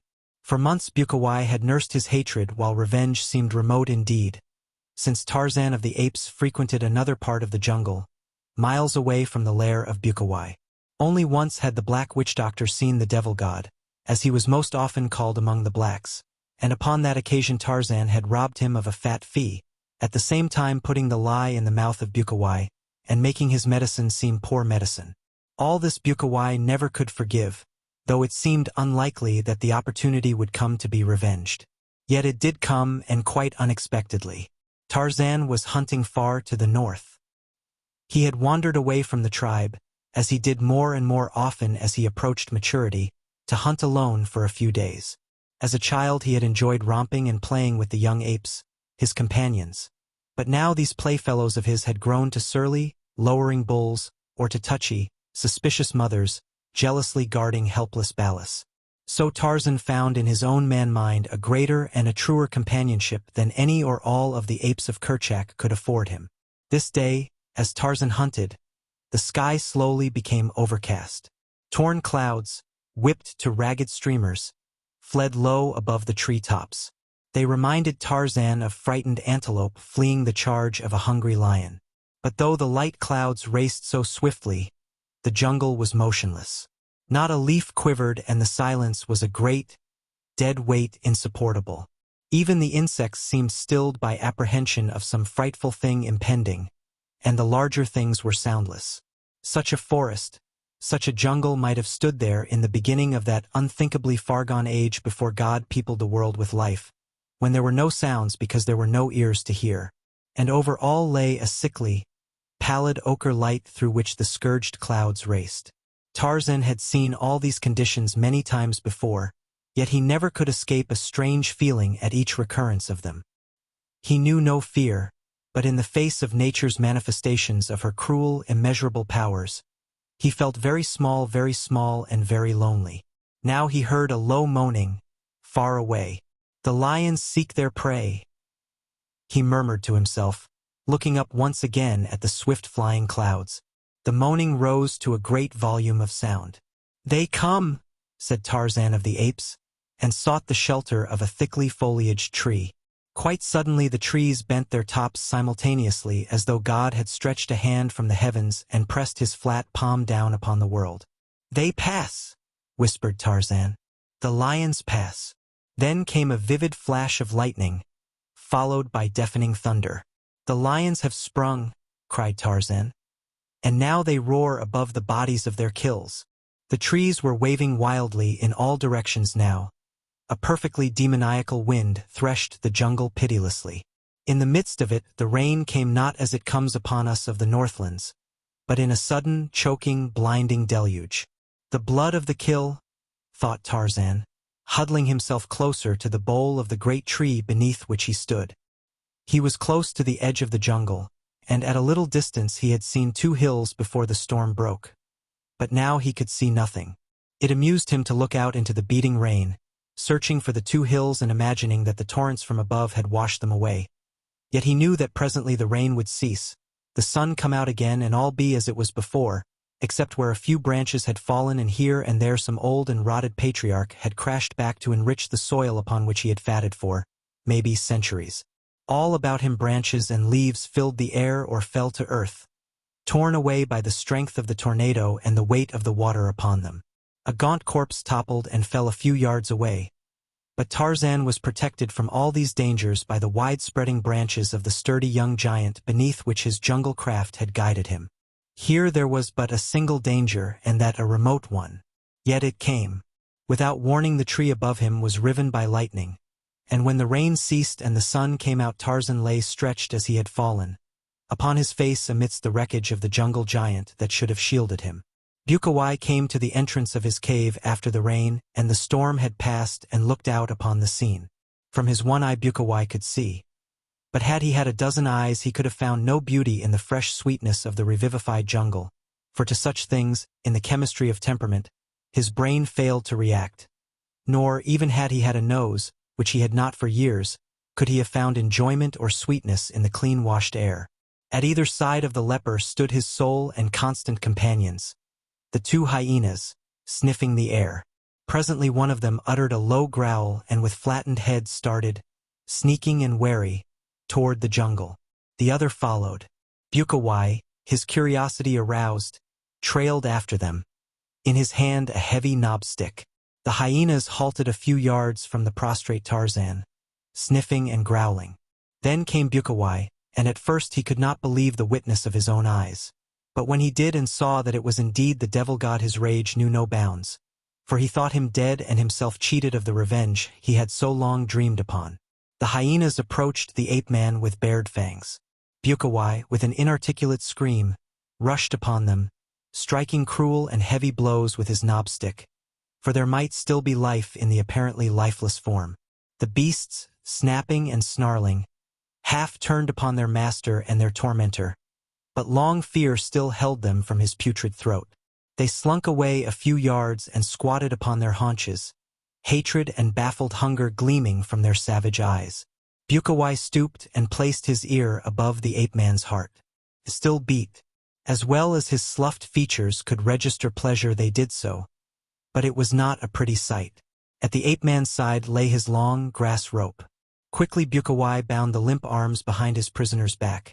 Then he raised him to one of his shoulders, for, though Bukawai was old and diseased, he was still a strong man.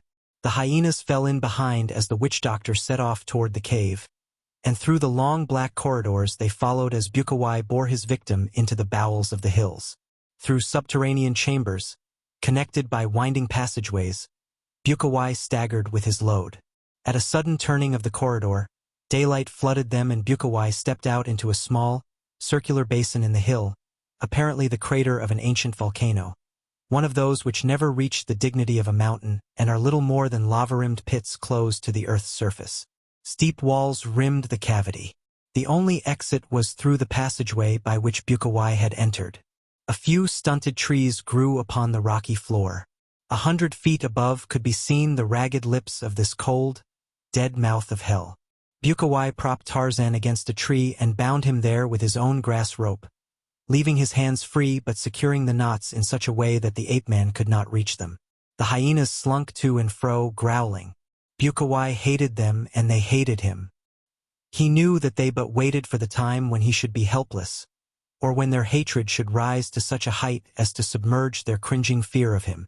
In his own heart was not a little fear of these repulsive creatures, and because of that fear, Bukawai always kept the beasts well fed, often hunting for them when their own forages for food failed, but ever was he cruel to them with the cruelty of a little brain, diseased, bestial, primitive. He had had them since they were puppies. They had known no other life than that with him, and though they went abroad to hunt, always they returned. Of late Bukawai had come to believe that they returned not so much from habit as from a fiendish patience which would submit to every indignity and pain rather than forego the final vengeance. And Bukawai needed but little imagination to picture what that vengeance would be. Today he would see for himself what his end would be, but another should impersonate Bukawai. When he had trussed Tarzan securely, Bukawai went back into the corridor, driving the hyenas ahead of him, and pulling across the opening a lattice of laced branches, which shut the pit from the cave during the night that Bukawai might sleep in security. For then the hyenas were penned in the crater that they might not sneak upon a sleeping Bukawai in the darkness. Bukawai returned to the outer cave mouth, filled a vessel with water at the spring which rose in the little cigar plus or minus on close at hand and returned toward the pit. The hyenas stood before the lattice looking hungrily toward Tarzan. They had been fed in this manner before. With his water, the witch doctor approached Tarzan and threw a portion of the contents of the vessel in the ape-man's face. There was fluttering of the eyelids, and at the second application Tarzan opened his eyes and looked about. "Devil God!" cried Bukawai. "I am the great witch doctor. My medicine is strong. Yours is weak. If it is not, why do you stay tied here like a goat that is bait for lions?" Tarzan understood nothing the witch doctor said. Therefore he did not reply, but only stared straight at Bukawai with cold and level gaze. The hyenas crept up behind him. He heard them growl, but he did not even turn his head. He was a beast with a man's brain. The beast in him refused to show fear in the face of a death which the man-mind already admitted to be inevitable. Bukawai, not yet ready to give his victim to the beasts, rushed upon the hyenas with his knobstick. There was a short scrimmage in which the brutes came off second best, as they always did. Tarzan watched it. He saw and realized the hatred which existed between the two animals and the hideous semblance of a man. With the hyenas subdued, Bukawai returned to the baiting of Tarzan. But finding that the ape-man understood nothing he said, the witch doctor finally desisted. Then he withdrew into the corridor and pulled the latticework barrier across the opening. He went back into the cave and got a sleeping mat, which he brought to the opening, that he might lie down and watch the spectacle of his revenge in comfort. The hyenas were sneaking furtively around the ape-man. Tarzan strained at his bonds for a moment, but soon realized that the rope he had braided to hold Numa, the lion, would hold him quite as successfully. He did not wish to die, but he could look death in the face now as he had many times before without a quaver. As he pulled upon the rope, he felt it rub against the small tree about which it was passed.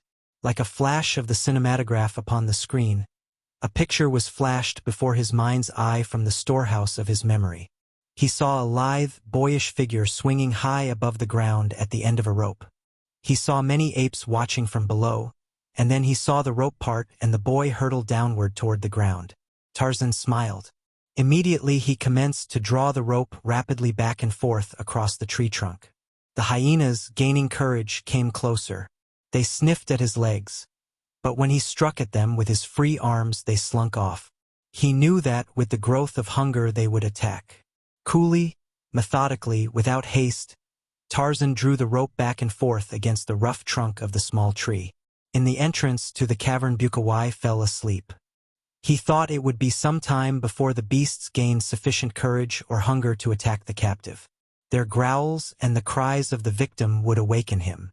In the meantime he might as well rest, and he did. Thus the day wore on, for the hyenas were not famished, and the rope with which Tarzan was bound was a stronger one than that of his boyhood, which had parted so quickly to the chafing of the rough tree bark. Yet, all the while hunger was growing upon the beasts and the strands of the grass rope were wearing thinner and thinner. Bukawai slept. It was late afternoon before one of the beasts, irritated by the gnawing of appetite, made a quick, growling dash at the ape-man. The noise awoke Bukawai. He sat up quickly and watched what went on within the crater. He saw the hungry hyena charge the man, leaping for the unprotected throat. He saw Tarzan reach out and seize the growling animal, and then he saw the second beast spring for the devil god's shoulder. There was a mighty heave of the great, smooth-skinned body. Rounded muscles shot into great, tensed piles beneath the brown hide. The ape-man surged forward with all his weight and all his great strength. The bonds parted, and the three were rolling upon the floor of the crater, snarling, snapping, and rending. Bukawai leaped to his feet. Could it be that the devil god was to prevail against his servants? Impossible. The creature was unarmed, and he was down with two hyenas on top of him. But Bukawai did not know Tarzan. The ape-man fastened his fingers upon the throat of one of the hyenas and rose to one knee, though the other beast tore at him frantically in an effort to pull him down. With a single hand Tarzan held the one, and with the other hand he reached forth and pulled toward him the second beast. And then Bukawai, seeing the battle going against his forces, rushed forward from the cavern brandishing his knobstick. Tarzan saw him coming, and rising now to both feet, a hyena in each hand. He hurled one of the foaming beasts straight at the witch doctor's head. Down went the two in a snarling, biting heap. Tarzan tossed the second hyena across the crater, while the first gnawed at the rotting face of its master. But this did not suit the ape-man. With a kick he sent the beast howling after its companion, and springing to the side of the prostrate witch doctor, dragged him to his feet. Bukawai, still conscious, saw death, immediate and terrible, in the cold eyes of his captor, so he turned upon Tarzan with teeth and nails. The ape-man shuddered at the proximity of that raw face to his. The hyenas had had enough and disappeared through the small aperture leading into the cave. Tarzan had little difficulty in overpowering and binding Bukawai. Then he led him to the very tree to which he had been bound. But in binding Bukawai, Tarzan saw to it that escape after the same fashion that he had escaped would be out of the question. Then he left him. As he passed through the winding corridors and the subterranean apartments, Tarzan saw nothing of the hyenas. "They will return," he said to himself. In the crater between the towering walls Bukawai, cold with terror, trembled as with ague. "They will return," he cried, his voice rising to a fright-filled shriek. And they did. Chapter 8. The Lion. Numa, the lion, crouched behind a thorn bush close beside the drinking pool where the river eddied just below the bend. There was a ford there, and on either bank a well-worn trail, broadened far out at the river's brim, where, for countless centuries, the wild things of the jungle and of the plains beyond had come down to drink, the carnivora with bold and fearless majesty, the herbivora timorous, hesitating, fearful. Numa, the lion, was hungry, he was very hungry, and so he was quite silent now. On his way to the drinking place he had moaned often and roared not a little, but as he neared the spot where he would lie in wait for Burra, the deer or horta, the boar, or some other of the many luscious-fleshed creatures who came hither to drink, he was silent. It was a grim, a terrible silence, shot through with yellow-green light of ferocious eyes, punctuated with undulating tremors of sinuous tail. It was Paco, the zebra, who came first, and Numa, the lion, could scarce restrain a roar of anger, for of all the plains people, none are more wary than Paco, the zebra.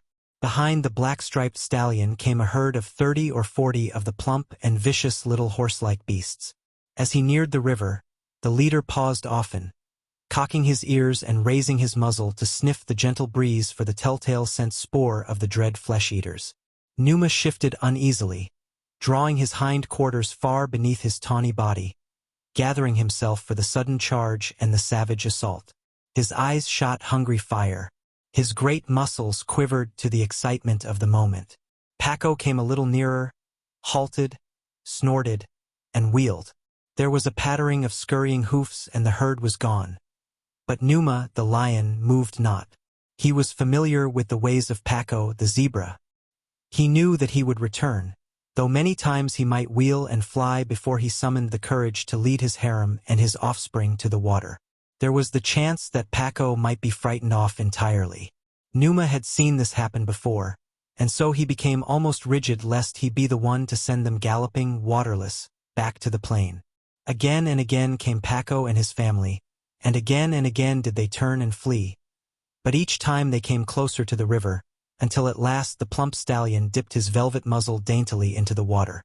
The others, stepping warily, approached their leader. Numa selected a sleek, fat filly, and his flaming eyes burned greedily as they feasted upon her. For Numa, the lion, loves scarce anything better than the meat of Paco, perhaps because Paco is, of all the grass-eaters, the most difficult to catch. Slowly the lion rose, and as he rose, a twig snapped beneath one of his great, padded paws. Like a shot from a rifle he charged upon the filly, but the snapped twig had been enough to startle the timorous quarry, so that they were in instant flight simultaneously with Numa's charge. The stallion was last, and with a prodigious leap, the lion catapulted through the air to seize him. But the snapping twig had robbed Numa of his dinner, though his mighty talons raked the zebra's glossy rump, leaving 4 crimson bars across the beautiful coat. It was an angry Numa that quitted the river and prowled, fierce, dangerous, and hungry, into the jungle. Far from particular now was his appetite. Even Dango, the hyena, would have seemed a tidbit to that ravenous maw. And in this temper it was that the lion came upon the tribe of Kerchak, the great ape. One does not look for Numa, the lion, this late in the morning. He should be lying up asleep beside his last night's kill by now. But Numa had made no kill last night. He was still hunting, hungrier than ever. The anthropoids were idling about the clearing, the first keen desire of the morning's hunger having been satisfied. Numa scented them long before he saw them. Ordinarily he would have turned away in search of other game, for even Numa respected the mighty muscles and the sharp fangs of the great bulls of the tribe of Kerchak. But today he kept on steadily toward them, his bristled snout wrinkled into a savage snarl. Without an instant's hesitation, Numa charged the moment he reached a point from where the apes were visible to him. There were a dozen or more of the hairy, man-like creatures upon the ground in a little glade. In a tree at one side sat a brown-skinned youth. He saw Numa's swift charge. He saw the apes turn and flee, huge bulls trampling upon little Ballas. Only a single she held her ground to meet the charge, a young she inspired by new motherhood to the great sacrifice that her Balu might escape. Tarzan leaped from his perch, screaming at the flying bulls beneath and at those who squatted in the safety of surrounding trees. Had the bulls stood their ground, Numa would not have carried through that charge unless goaded by great rage or the gnawing pangs of starvation. Even then he would not have come off unscathed. If the bulls heard, they were too slow in responding, for Numa had seized the mother ape and dragged her into the jungle before the males had sufficiently collected their wits and their courage to rally in defense of their fellow. Tarzan's angry voice aroused similar anger in the breasts of the apes. Snarling and barking they followed Numa into the dense labyrinth of foliage wherein he sought to hide himself from them. The ape-man was in the lead, moving rapidly and yet with caution, depending even more upon his ears and nose than upon his eyes for information of the lion's whereabouts. The spoor was easy to follow, for the dragged body of the victim left a plain trail, blood-spattered and scentful. Even such dull creatures as you or I might easily have followed it. To Tarzan and the apes of Kerchak it was as obvious as a cement sidewalk. Tarzan knew that they were nearing the great cat even before he heard an angry growl of warning just ahead. Calling to the apes to follow his example, he swung into a tree and a moment later Numa was surrounded by a ring of growling beasts, well out of reach of his fangs and talons but within plain sight of him. The carnivore crouched with his forequarters upon the she-ape. Tarzan could see that the latter was already dead, but something within him made it seem quite necessary to rescue the useless body from the clutches of the enemy and to punish him. He shrieked taunts and insults at Numa, and tearing dead branches from the tree in which he danced, hurled them at the lion. The apes followed his example. Numa roared out in rage and vexation. He was hungry, but under such conditions he could not feed. The apes, if they had been left to themselves, would doubtless soon have left the lion to peaceful enjoyment of his feast. For was not the she dead? They could not restore her to life by throwing sticks at Numa, and they might even now be feeding in quiet themselves. But Tarzan was of a different mind. Numa must be punished and driven away. He must be taught that even though he killed a Mangani, he would not be permitted to feed upon his kill. The man-mind looked into the future, while the apes perceived only the immediate present. They would be content to escape today the menace of Numa, while Tarzan saw the necessity, and the means as well, of safeguarding the days to come. So he urged the great anthropoids on until Numa was showered with missiles that kept his head dodging and his voice pealing forth its savage protest. But still he clung desperately to his kill. The twigs and branches hurled at Numa, Tarzan soon realized, did not hurt him greatly even when they struck him and did not injure him at all, so the ape-man looked about for more effective missiles, nor did he have to look long. An outcropping of decomposed granite not far from Numa suggested ammunition of a much more painful nature. Calling to the apes to watch him, Tarzan slipped to the ground and gathered a handful of small fragments. He knew that when once they had seen him carry out his idea they would be much quicker to follow his lead than to obey his instructions, were he to command them to procure pieces of rock and hurl them at Numa, for Tarzan was not then king of the apes of the tribe of Kerchak. That came in later years. Now he was but a youth, though one who already had wrested for himself a place in the councils of the savage beasts among whom a strange fate had cast him. The sullen bulls of the older generation still hated him as beasts hate those of whom they are suspicious, whose scent characteristic is the scent characteristic of an alien order and, therefore, of an enemy order.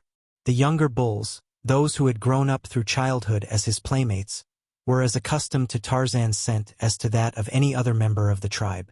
They felt no greater suspicion of him than of any other bull of their acquaintance. Yet they did not love him, for they loved none outside the mating season, and the animosities aroused by other bulls during that season lasted well over until the next. They were a morose and peevish band at best, though here and there were those among them in whom germinated the primal seeds of humanity. Reversions to type, these, doubtless, reversions to the ancient progenitor who took the first step out of apehood toward humanness, when he walked more often upon his hind feet and discovered other things for idle hands to do. So now Tarzan led where he could not yet command. He had long since discovered the apish propensity for mimicry and learned to make use of it. Having filled his arms with fragments of rotted granite, he clambered again into a tree, and it pleased him to see that the apes had followed his example. During the brief respite while they were gathering their ammunition, Numa had settled himself to feed. But scarce had he arranged himself and his kill when a sharp piece of rock hurled by the practiced hand of the ape-man struck him upon the cheek. His sudden roar of pain and rage was smothered by a volley from the apes, who had seen Tarzan's act. Numa shook his massive head and glared upward at his tormentors. For a half-hour they pursued him with rocks and broken branches, and though he dragged his kill into densest thickets, yet they always found a way to reach him with their missiles, giving him no opportunity to feed, and driving him on and on.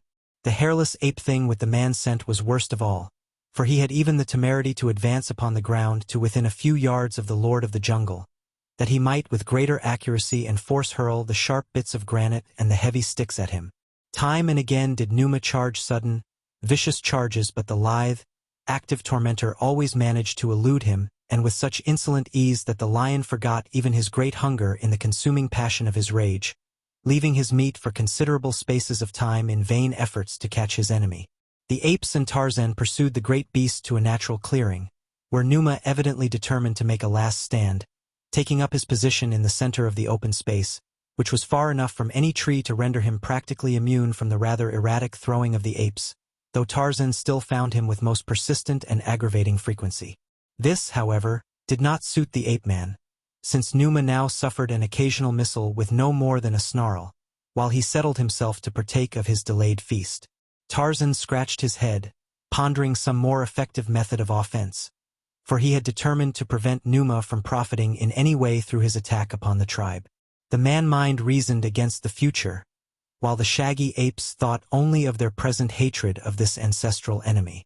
Tarzan guessed that should Numa find it an easy thing to snatch a meal from the tribe of Kerchak, it would be but a short time before their existence would be one living nightmare of hideous watchfulness and dread. Numa must be taught that the killing of an ape brought immediate punishment and no rewards. It would take but a few lessons to ensure the former safety of the tribe. This must be some old lion whose failing strength and agility had forced him to any prey that he could catch. But even a single lion, undisputed, could exterminate the tribe, or at least make its existence so precarious and so terrifying that life would no longer be a pleasant condition. Let him hunt among the Gomangani, thought Tarzan. He will find them easier prey. I will teach ferocious Numa that he may not hunt the Mangani. But how to wrest the body of his victim from the feeding lion was the first question to be solved. At last Tarzan hit upon a plan. To anyone but Tarzan of the Apes it might have seemed rather a risky plan, and perhaps it did even to him. But Tarzan rather liked things that contained a considerable element of danger. At any rate, I rather doubt that you or I would have chosen a similar plan for foiling an angry and a hungry lion. Tarzan required assistance in the scheme he had hit upon, and his assistant must be equally as brave and almost as active as he. The ape-man's eyes fell upon Tog, the playmate of his childhood, the rival in his first love, and now, of all the bulls of the tribe, the only one that might be thought to hold in his savage brain any such feeling toward Tarzan as we describe among ourselves as friendship. At least, Tarzan knew Tog was courageous, and he was young and agile and wonderfully muscled. "Tog!" cried the ape-man. The great ape looked up from a dead limb He was attempting to tear from a lightning-blasted tree. "Go close to Numa and worry him," said Tarzan. "Worry him until he charges. Lead him away from the body of Mamka. Keep him away as long as you can." Tog nodded. He was across the clearing from Tarzan.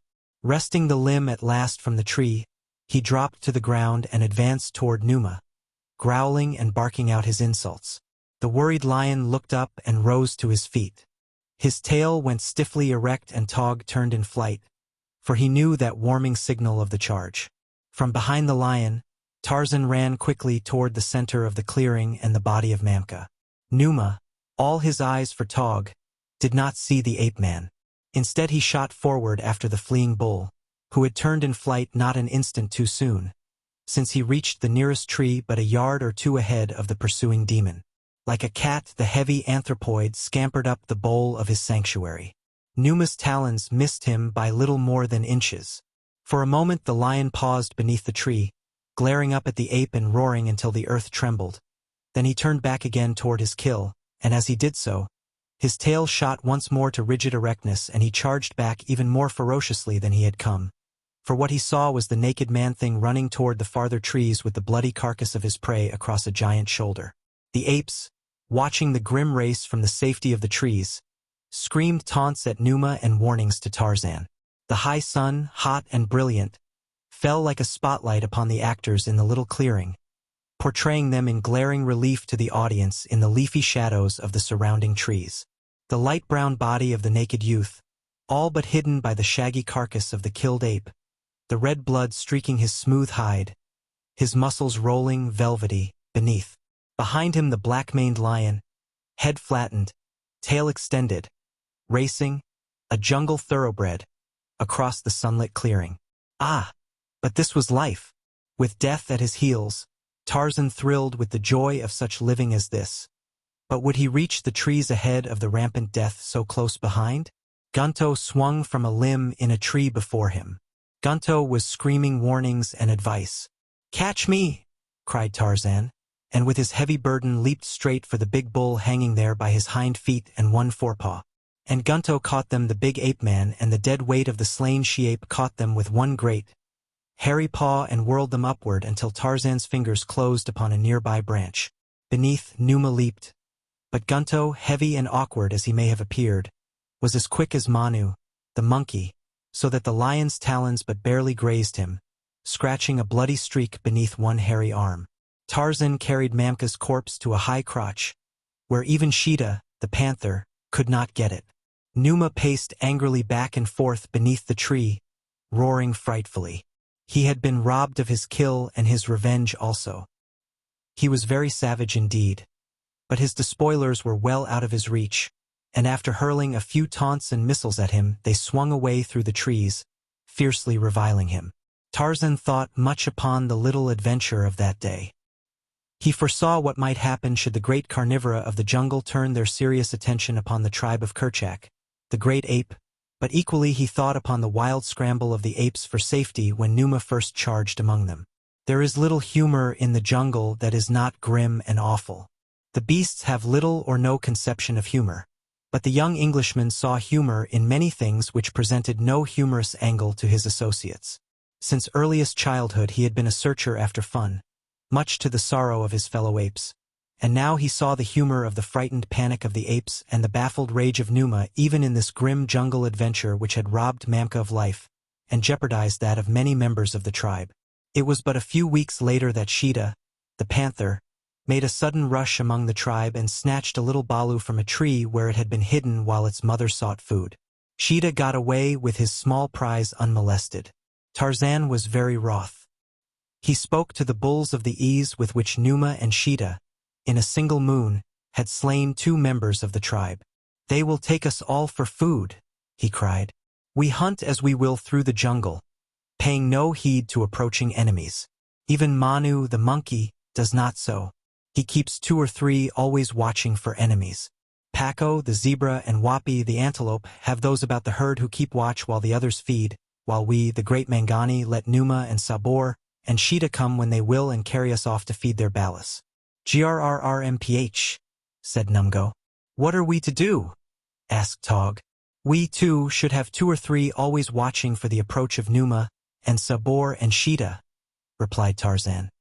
No others need we fear, except Hista, the snake, and if we watch for the others we will see Hista if he comes, though gliding ever so silently.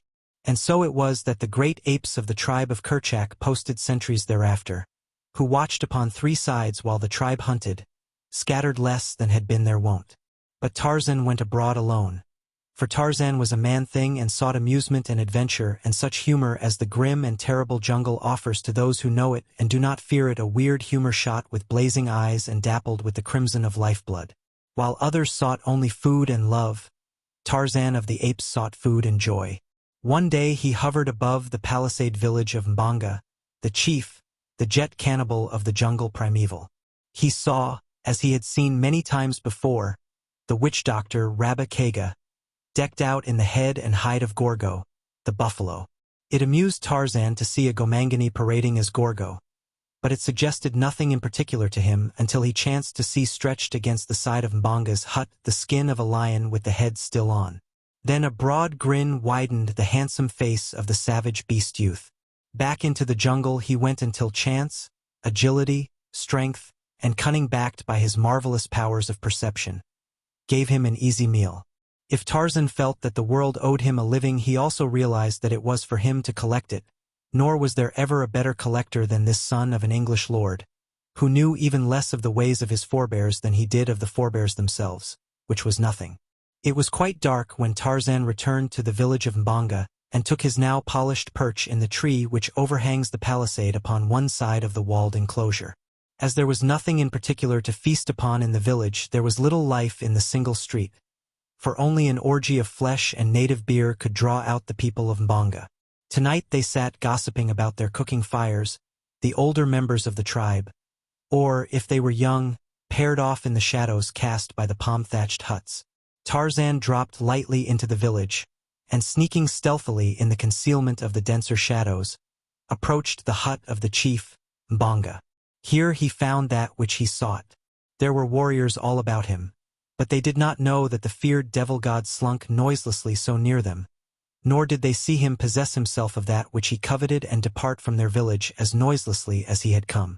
Later that night, as Tarzan curled himself for sleep, he lay for a long time looking up at the burning planets and the twinkling stars and at Goro the moon, and he smiled. He recalled how ludicrous the great bulls had appeared in their mad scramble for safety that day when Numa had charged among them and seized Mamka, and yet he knew them to be fierce and courageous. It was the sudden shock of surprise that always sent them into a panic, but of this Tarzan was not as yet fully aware. That was something he was to learn in the near future. He fell asleep with a broad grin upon his face. Manu, the monkey, awoke him in the morning by dropping discarded bean pods upon his upturned face from a branch a short distance above him. Tarzan looked up and smiled. He had been awakened thus before many times. He and Manu were fairly good friends, their friendship operating upon a reciprocal basis.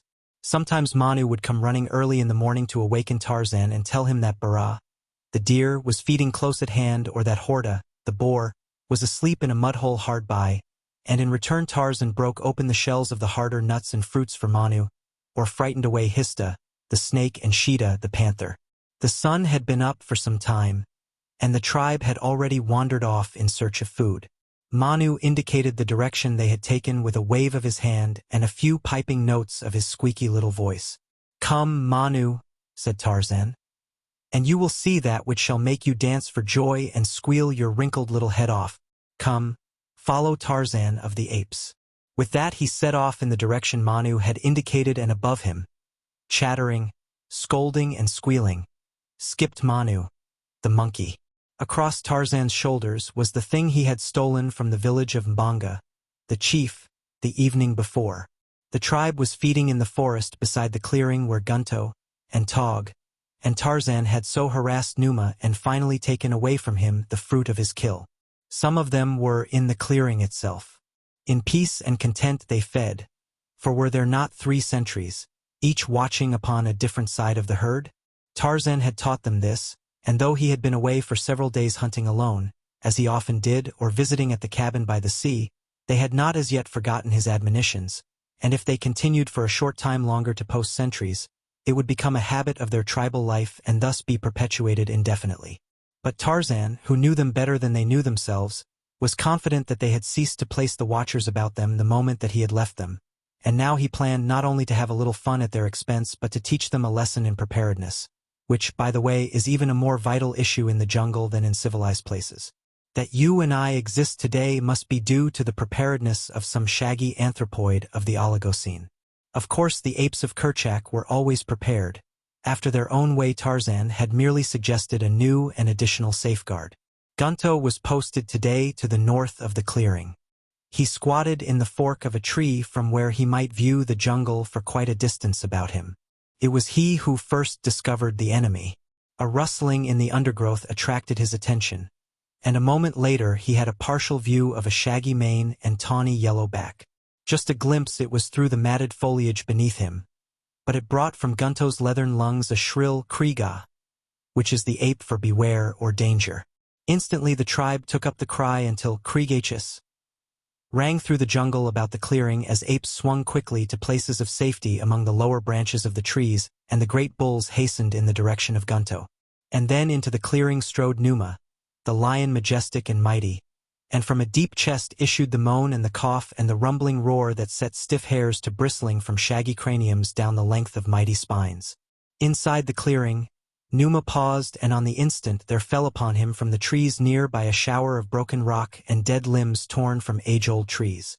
A dozen times he was hit, and then the apes ran down and gathered other rocks, pelting him unmercifully. Numa turned to flee, but his way was barred by a fusillade of sharp-cornered missiles. And then, upon the edge of the clearing, Great Tog met him with a huge fragment of rock as large as a man's head, and down went the lord of the jungle beneath the stunning blow. With shrieks and roars and loud barkings, the great apes of the tribe of Kerchak rushed upon the fallen lion. Sticks and stones and yellow fangs menaced the still form. In another moment, before he could regain consciousness, Numa would be battered and torn until only a bloody mass of broken bones and matted hair remained of what had once been the most dreaded of jungle creatures. But even as the sticks and stones were raised above him and the great fangs bared to tear him, there descended like a plummet from the trees above a diminutive figure with long white whiskers and a wrinkled face. Square upon the body of Numa it alighted, and there it danced and screamed and shrieked out its challenge against the bulls of Kerchak. For an instant they paused, paralyzed by the wonder of the thing. It was Manu, the monkey, Manu, the little coward, and here he was daring the ferocity of the great Mangani, hopping about upon the carcass of Numa, the lion, and crying out that they must not strike it again. And when the bulls paused, Manu reached down and seized a tawny ear. With all his little might he tugged upon the heavy head until slowly it turned back, revealing the tousled, black head and clean-cut profile of Tarzan of the apes. Some of the older apes were for finishing what they had commenced. But Tog, sullen, mighty Tog, sprang quickly to the ape-man's side and straddling the unconscious form warned back those who would have struck his childhood playmate. And Tika, his mate, came too, taking her place with bared fangs at Tog's side. Others followed their example, until at last Tarzan was surrounded by a ring of hairy champions who would permit no enemy to approach him. It was a surprised and chastened Tarzan who opened his eyes to consciousness a few minutes later. He looked about him at the surrounding apes, and slowly there returned to him a realization of what had occurred. Gradually a broad grin illuminated his features. His bruises were many and they hurt, but the good that had come from his adventure was worth all that it had cost. He had learned, for instance, that the apes of Kerchak had heeded his teaching, and he had learned that he had good friends among the sullen beasts whom he had thought without sentiment. He had discovered that Manu, the monkey, even little, cowardly Manu, had risked his life in his defense. It made Tarzan very glad to know these things. But at the other lesson he had been taught he reddened. He had always been a joker, the only joker in the grim and terrible company. But now as he lay there half dead from his hurts, he almost swore a solemn oath forever to forego practical joking almost. But not quite. Chapter 9. The Nightmare. The blacks of the village of Mbonga, the chief, were feasting, while above them in a large tree sat Tarzan of the apes, grim, terrible, empty, and envious. Hunting had proved poor that day, for there are lean days as well as fat ones for even the greatest of the jungle hunters. Oftentimes Tarzan went empty for more than a full sun, and he had passed through entire moons during which he had been but barely able to stave off starvation. But such times were infrequent. There once had been a period of sickness among the grass-eaters which had left the plains almost bare of game for several years, and again the great cats had increased so rapidly and so overrun the country that their prey, which was also Tarzan's, had been frightened off for a considerable time. But for the most part Tarzan had fed well always. Today, though he had gone empty, one misfortune following another as rapidly as he raised new quarry, so that now, as he sat perched in the tree above the feasting blacks, he experienced all the pangs of famine, and his hatred for his lifelong enemies waxed strong in his breast. It was tantalizing, indeed, to sit there hungry while these Gomangani filled themselves so full of food that their stomachs seemed almost upon the point of bursting, and with elephant steaks at that. It was true that Tarzan and Tantor were the best of friends, and that Tarzan never yet had tasted of the flesh of the elephant. But the Gomangani evidently had slain one, and as they were eating of the flesh of their kill, Tarzan was assailed by no doubts as to the ethics of his doing likewise, should he have the opportunity. Had he known that the elephant had died of sickness several days before the blacks discovered the carcass, he might not have been so keen to partake of the feast, for Tarzan of the Apes was no carrion eater.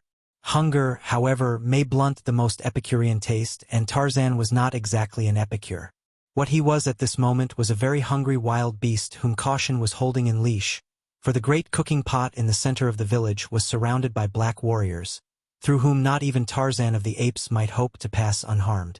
It would be necessary, therefore, for the watcher to remain there hungry until the blacks had gorged themselves to stupor, and then, if they had left any scraps, to make the best meal he could from such.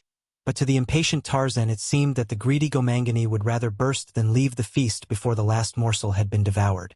For a time they broke the monotony of eating by executing portions of a hunting dance, a maneuver which sufficiently stimulated digestion to permit them to fall to once more with renewed vigor. But with the consumption of appalling quantities of elephant meat and native beer they presently became too loggy for physical exertion of any sort, some reaching a stage where they no longer could rise from the ground, but lay conveniently close to the great cooking pot, stuffing themselves into unconsciousness. It was well past midnight before Tarzan even could begin to see the end of the orgy. The blacks were now falling asleep rapidly, but a few still persisted. From before their condition Tarzan had no doubt but that he easily could enter the village and snatch a handful of meat from before their noses. But a handful was not what he wanted. Nothing less than a stomachful would allay the gnawing craving of that great emptiness. He must therefore have ample time to forage in peace. At last but a single warrior remained true to his ideals, an old fellow whose once wrinkled belly was now as smooth and as tight as the head of a drum. With evidences of great discomfort and even pain, he would crawl toward the pot and drag himself slowly to his knees, from which position he could reach into the receptacle and seize a piece of meat. Then he would roll over on his back with a loud groan and lie there while he slowly forced the food between his teeth and down into his gorged stomach. It was evident to Tarzan that the old fellow would eat until he died, or until there was no more meat. The ape-man shook his head in disgust. What foul creatures were these Gomangani? Yet of all the jungle folk they alone resembled Tarzan closely in form. Tarzan was a man, and they, too, must be some manner of men, just as the little monkeys and the great apes and Balgani the gorilla were quite evidently of one great family, though differing in size and appearance and customs. Tarzan was ashamed, for of all the beasts of the jungle, then, man was the most disgusting man, and Dango the hyena. Only man and Dango ate until they swelled up like a dead rat. Tarzan had seen Dango eat his way into the carcass of a dead elephant, and then continue to eat so much that he had been unable to get out of the hole through which he had entered. Now he could readily believe that man, given the opportunity, would do the same. Man, too, was the most unlovely of creatures, with his skinny legs and his big stomach, his filed teeth, and his thick, red lips. Man was disgusting. Tarzan's gaze was riveted upon the hideous old warrior wallowing in filth beneath him. There, the thing was struggling to its knees to reach for another morsel of flesh. It groaned aloud in pain, and yet it persisted in eating, ever eating. Tarzan could endure it no longer, neither his hunger nor his disgust. Silently he slipped to the ground with the bole of the great tree between himself and the feaster. The man was still kneeling, bent almost double in agony, before the cooking pot. His back was toward the ape-man. Swiftly and noiselessly Tarzan approached him. There was no sound as steel fingers closed about the black throat.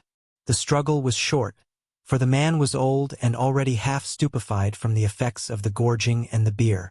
Tarzan dropped the inert mass and scooped several large pieces of meat from the cooking pot, enough to satisfy even his great hunger. Then he raised the body of the feaster and shoved it into the vessel. When the other blacks awoke, they would have something to think about. Tarzan grinned. As he turned toward the tree with his meat, he picked up a vessel containing beer and raised it to his lips. But at the first taste he spat the stuff from his mouth and tossed the primitive tankard aside. He was quite sure that even Dango would draw the line at such filthy-tasting drink as that, and his contempt for man increased with the conviction. Tarzan swung off into the jungle some half-mile or so before he paused to partake of his stolen food. He noticed that it gave forth a strange and unpleasant odor, but assumed that this was due to the fact that it had stood in a vessel of water above a fire. Tarzan was, of course, unaccustomed to cooked food. He did not like it, but he was very hungry and had eaten a considerable portion of his haul before it was really borne in upon him that the stuff was nauseating. It required far less than he had imagined it would to satisfy his appetite. Throwing the balance to the ground, he curled up in a convenient crotch and sought slumber. But slumber seemed difficult to woo. Ordinarily Tarzan of the Apes was asleep as quickly as a dog after it curls itself upon a hearthrug before a roaring blaze. But tonight he squirmed and twisted, for at the pit of his stomach was a peculiar feeling that resembled nothing more closely than an attempt upon the part of the fragments of elephant meat reposing there to come out into the night and search for their elephant. But Tarzan was adamant. He gritted his teeth and held them back. He was not to be robbed of his meal after waiting so long to obtain it. He had succeeded in dozing when the roaring of a lion awoke him. He sat up to discover that it was broad daylight. Tarzan rubbed his eyes. Could it be that he had really slept? He did not feel particularly refreshed as he should have after a good sleep. A noise attracted his attention, and he looked down to see a lion standing at the foot of the tree gazing hungrily at him. Tarzan made a face at the king of beasts, whereat Numa, greatly to the ape-man's surprise, started to climb up into the branches toward him. Now, never before had Tarzan seen a lion climb a tree, yet, for some unaccountable reason, he was not greatly surprised that this particular lion should do so. As the lion climbed slowly toward him, Tarzan sought higher branches. But to his chagrin, he discovered that it was with the utmost difficulty that he could climb at all. Again and again he slipped back, losing all that he had gained, while the lion kept steadily at his climbing, coming ever closer and closer to the ape-man. Tarzan could see the hungry light in the yellow-green eyes. He could see the slaver on the drooping jowls, and the great fangs agape to seize and destroy him. Clawing desperately, the ape-man at last succeeded in gaining a little upon his pursuer. He reached the more slender branches far aloft where he well knew no lion could follow. Yet on and on came devil-faced Numa. It was incredible, but it was true. Yet what most amazed Tarzan was that though he realized the incredibility of it all, he at the same time accepted it as a matter of course.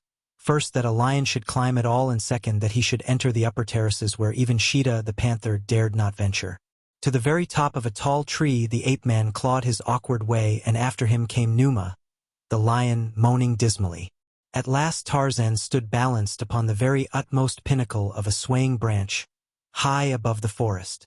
He could go no farther. Below him the lion came steadily upward, and Tarzan of the Apes realized that at last the end had come. He could not do battle upon a tiny branch with Numa, the lion, especially with such a Numa, to which swaying branches 200 feet above the ground provided as substantial footing as the ground itself. Nearer and nearer came the lion. Another moment and he could reach up with one great paw and drag the ape-man downward to those awful jaws. A whirring noise above his head caused Tarzan to glance apprehensively upward. A great bird was circling close above him. He never had seen so large a bird in all his life, yet he recognized it immediately, for had he not seen it hundreds of times in one of the books in the little cabin by the landlocked bay, the moss-grown cabin that with its contents was the sole heritage left by his dead and unknown father to the young Lord Greystoke? In the picture book, the great bird was shown flying far above the ground with a small child in its talons, while, beneath, a distracted mother stood with uplifted hands. The lion was already reaching forth a taloned paw to seize him when the bird swooped and buried no less formidable talons in Tarzan's back.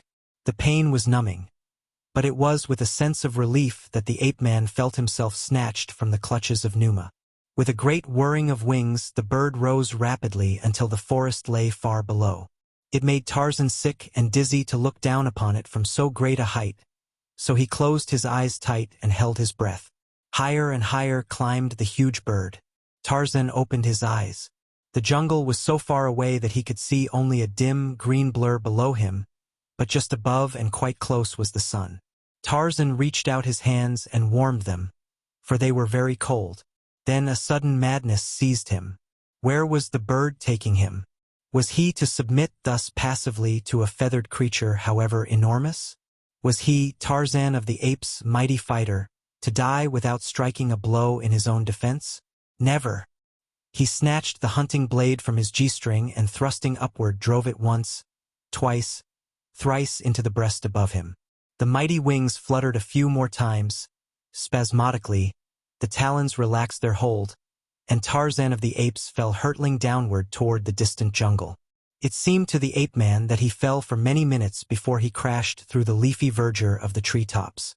The smaller branches broke his fall, so that he came to rest for an instant upon the very branch upon which he had sought slumber the previous night. For an instant he toppled there in a frantic attempt to regain his equilibrium.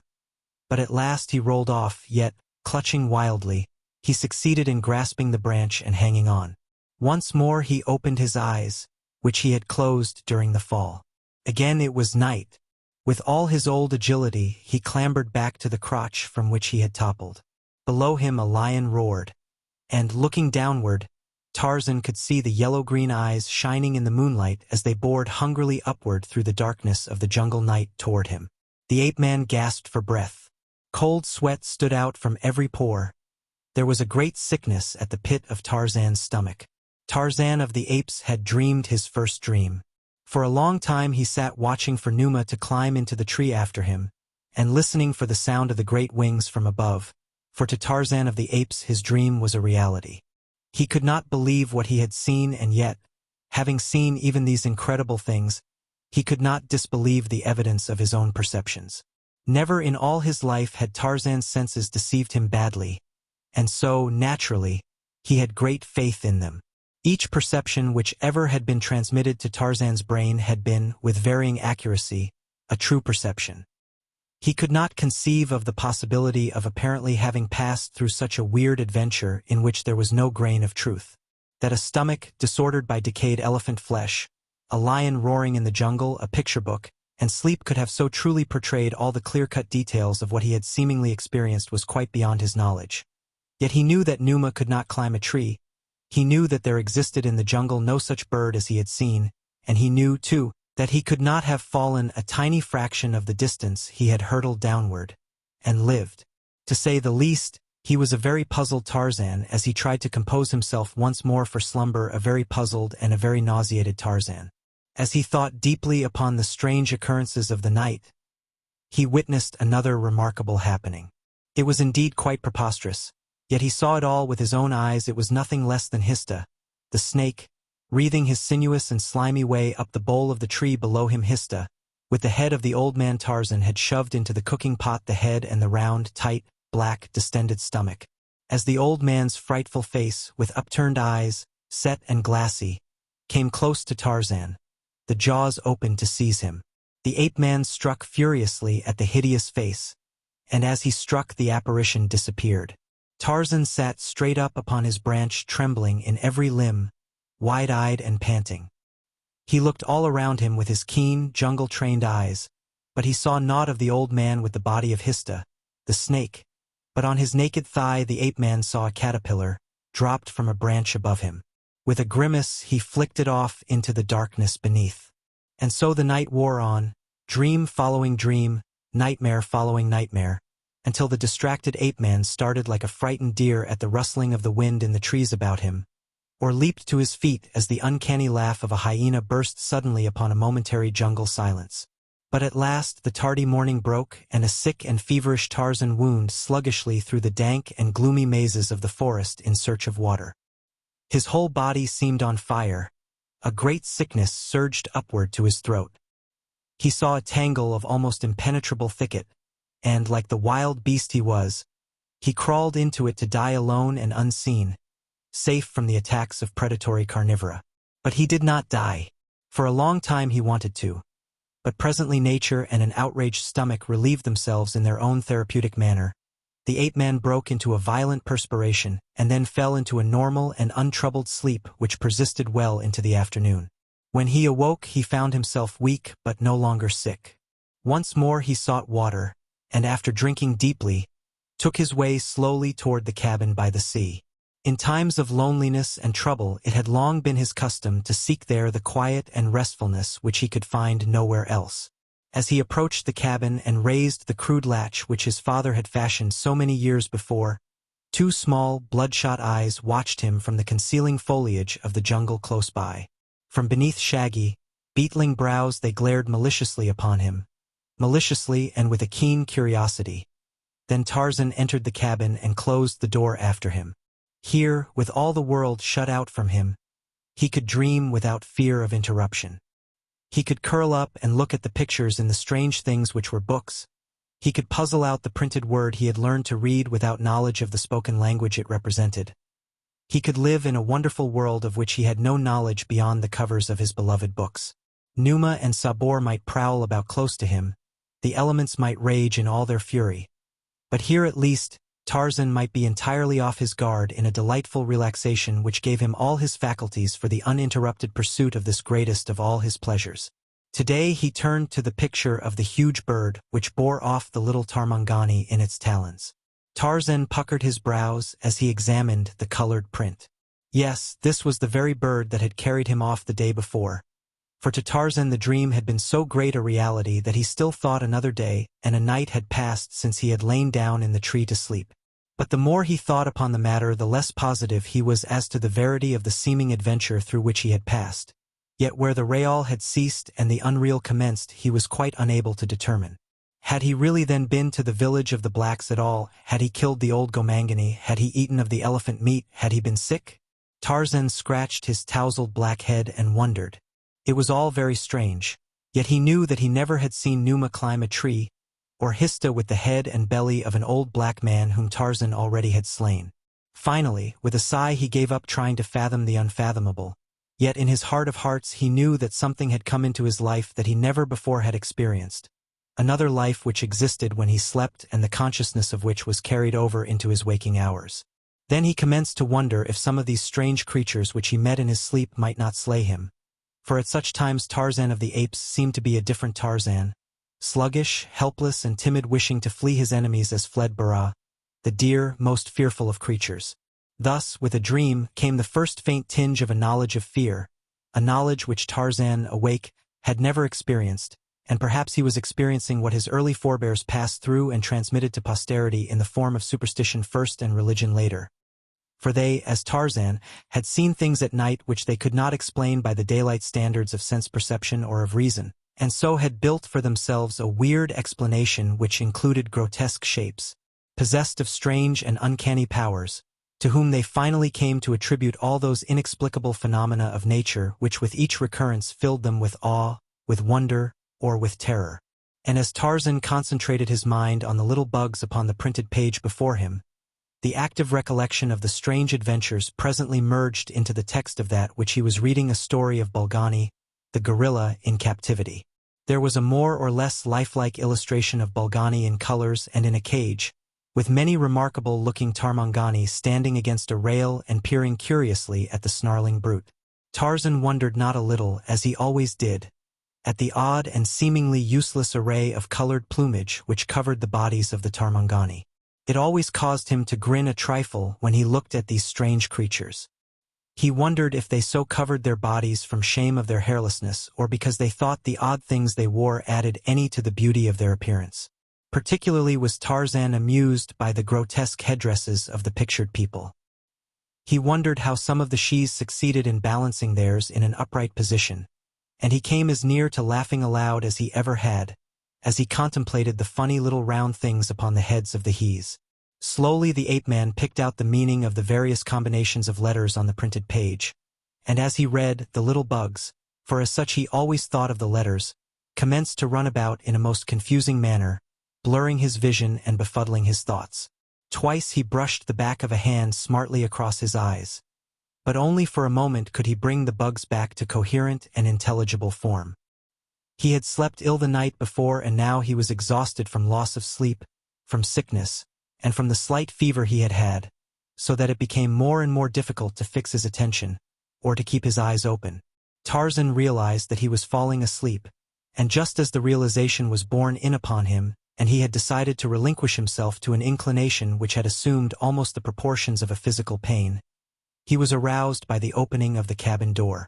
Turning quickly toward the interruption, Tarzan was amazed, for a moment, to see bulking large in the doorway the huge and hairy form of Bolgani, the gorilla. Now there was scarcely a denizen of the great jungle with whom Tarzan would rather not have been cooped up inside the small cabin than Bolgani, the gorilla, yet he felt no fear, even though his quick eye noted that Bolgani was in the throes of that jungle madness which seizes upon so many of the fiercer males. Ordinarily the huge gorillas avoid conflict, hide themselves from the other jungle folk, and are generally the best of neighbors. But when they are attacked or the madness seizes them, there is no jungle denizen so bold and fierce as to deliberately seek a quarrel with them. But for Tarzan there was no escape. Bolgani was glowering at him from red-rimmed, wicked eyes. In a moment he would rush in and seize the ape-man. Tarzan reached for the hunting knife where he had lain it on the table beside him, but as his fingers did not immediately locate the weapon, he turned a quick glance in search of it. As he did so his eyes fell upon the book he had been looking at, which still lay open at the picture of Bolgani. Tarzan found his knife, but he merely fingered it idly and grinned in the direction of the advancing gorilla. Not again would he be fooled by empty things which came while he slept. In a moment, no doubt, Bolgani would turn into Pamba, the rat with the head of Tantor, the elephant. Tarzan had seen enough of such strange happenings recently to have some idea as to what he might expect. But this time Bolgani did not alter his form as he came slowly toward the young ape-man. Tarzan was a bit puzzled, too, that he felt no desire to rush frantically to some place of safety, as had been the sensation most conspicuous in the other of his new and remarkable adventures. He was just himself now, ready to fight if necessary, but still sure that no flesh and blood gorilla stood before him. The thing should be fading away into thin air by now, thought Tarzan, or changing into something else. Yet it did not. Instead it loomed clear-cut and real as Bolgani himself, the magnificent dark coat glistening with life and health in a bar of sunlight which shot across the cabin through the high window behind the young Lord Greystoke. This was quite the most realistic of his sleep adventures, thought Tarzan, as he passively awaited the next amusing incident. And then the gorilla charged. Two mighty, calloused hands seized upon the ape-man. Great fangs were bared close to his face. A hideous growl burst from the cavernous throat and hot breath fanned Tarzan's cheek, and still he sat grinning at the apparition. Tarzan might be fooled once or twice, but not for so many times in succession. He knew that this Bolgani was no real Bolgani, for had he been he never could have gained entrance to the cabin, since only Tarzan knew how to operate the latch. The gorilla seemed puzzled by the strange passivity of the hairless ape. He paused an instant with his jaws snarling close to the other's throat. Then he seemed suddenly to come to some decision. Whirling the ape-man across a hairy shoulder, as easily as you or I might lift a babe in arms, Bolgani turned and dashed out into the open, racing toward the great trees. Now, indeed, was Tarzan sure that this was a sleep adventure, and so grinned largely as the giant gorilla bore him, unresisting, away. Presently, reasoned Tarzan, he would awaken and find himself back in the cabin where he had fallen asleep. He glanced back at the thought and saw the cabin door standing wide open. This would never do. Always had he been careful to close and latch it against wild intruders. Manu, the monkey, would make sad havoc there among Tarzan's treasures should he have access to the interior for even a few minutes. The question which arose in Tarzan's mind was a baffling one. Where did sleep adventures end and reality commence? How was he to be sure that the cabin door was not really open? Everything about him appeared quite normal. There were none of the grotesque exaggerations of his former sleep adventures. It would be better then to be upon the safe side and make sure that the cabin door was closed. It would do no harm, even if all that seemed to be happening were not happening at all. Tarzan essayed to slip from Balgani's shoulder, but the great beast only growled ominously and gripped him tighter. With a mighty effort the ape-man wrenched himself loose, and as he slid to the ground, the dream gorilla turned ferociously upon him, seized him once more and buried great fangs in a sleek, brown shoulder. The grin of derision faded from Tarzan's lips as the pain and the hot blood aroused his fighting instincts. Asleep or awake, this thing was no longer a joke. Biting, tearing, and snarling, the two rolled over upon the ground. The gorilla now was frantic with insane rage. Again and again he loosed his hold upon the ape-man's shoulder in an attempt to seize the jugular. But Tarzan of the Apes had fought before with creatures who struck first for the vital vein, and each time he wriggled out of harm's way as he strove to get his fingers upon his adversary's throat. At last he succeeded, his great muscles tensed and knotted beneath his smooth hide as he forced with every ounce of his mighty strength to push the hairy torso from him. And as he choked Balgani and strained him away, his other hand crept slowly upward between them until the point of the hunting knife rested over the savage heart. There was a quick movement of the steel-thewed wrist and the blade plunged to its goal. Balgani, the gorilla, voiced a single frightful shriek, tore himself loose from the grasp of the ape-man, rose to his feet, staggered a few steps and then plunged to earth. There were a few spasmodic movements of the limbs and the brute was still. Tarzan of the Apes stood looking down upon his kill, and as he stood there he ran his fingers through his thick, black shock of hair. Presently he stooped and touched the dead body. Some of the red life-blood of the gorilla crimsoned his fingers. He raised them to his nose and sniffed. Then he shook his head and turned toward the cabin. The door was still open. He closed it and fastened the latch. Returning toward the body of his kill, he again paused and scratched his head. If this was a sleep adventure, what then was reality? How was he to know the one from the other? How much of all that had happened in his life had been real and how much unreal? He placed a foot upon the prostrate form and raising his face to the heavens gave voice to the kill cry of the bull ape. Far in the distance a lion answered. It was very real and yet he did not know. Puzzled, he turned away into the jungle. No, he did not know what was real and what was not. But there was one thing that he did know: never again would he eat of the flesh of Tantor, the elephant. Chapter 10. The Battle for Tika. The day was perfect. A cool breeze tempered the heat of the equatorial sun. Peace had reigned within the tribe for weeks and no alien enemy had trespassed upon its preserves from without. To the ape mind all this was sufficient evidence that the future would be identical with the immediate past, that utopia would persist. The sentinels, now from habit become a fixed tribal custom, either relaxed their vigilance or entirely deserted their posts, as the whim seized them. The tribe was far scattered in search of food. Thus may peace and prosperity undermine the safety of the most primitive community even as it does that of the most cultured. Even the individuals became less watchful and alert, so that one might have thought Numa and Sabor and Sheeta entirely deleted from the scheme of things.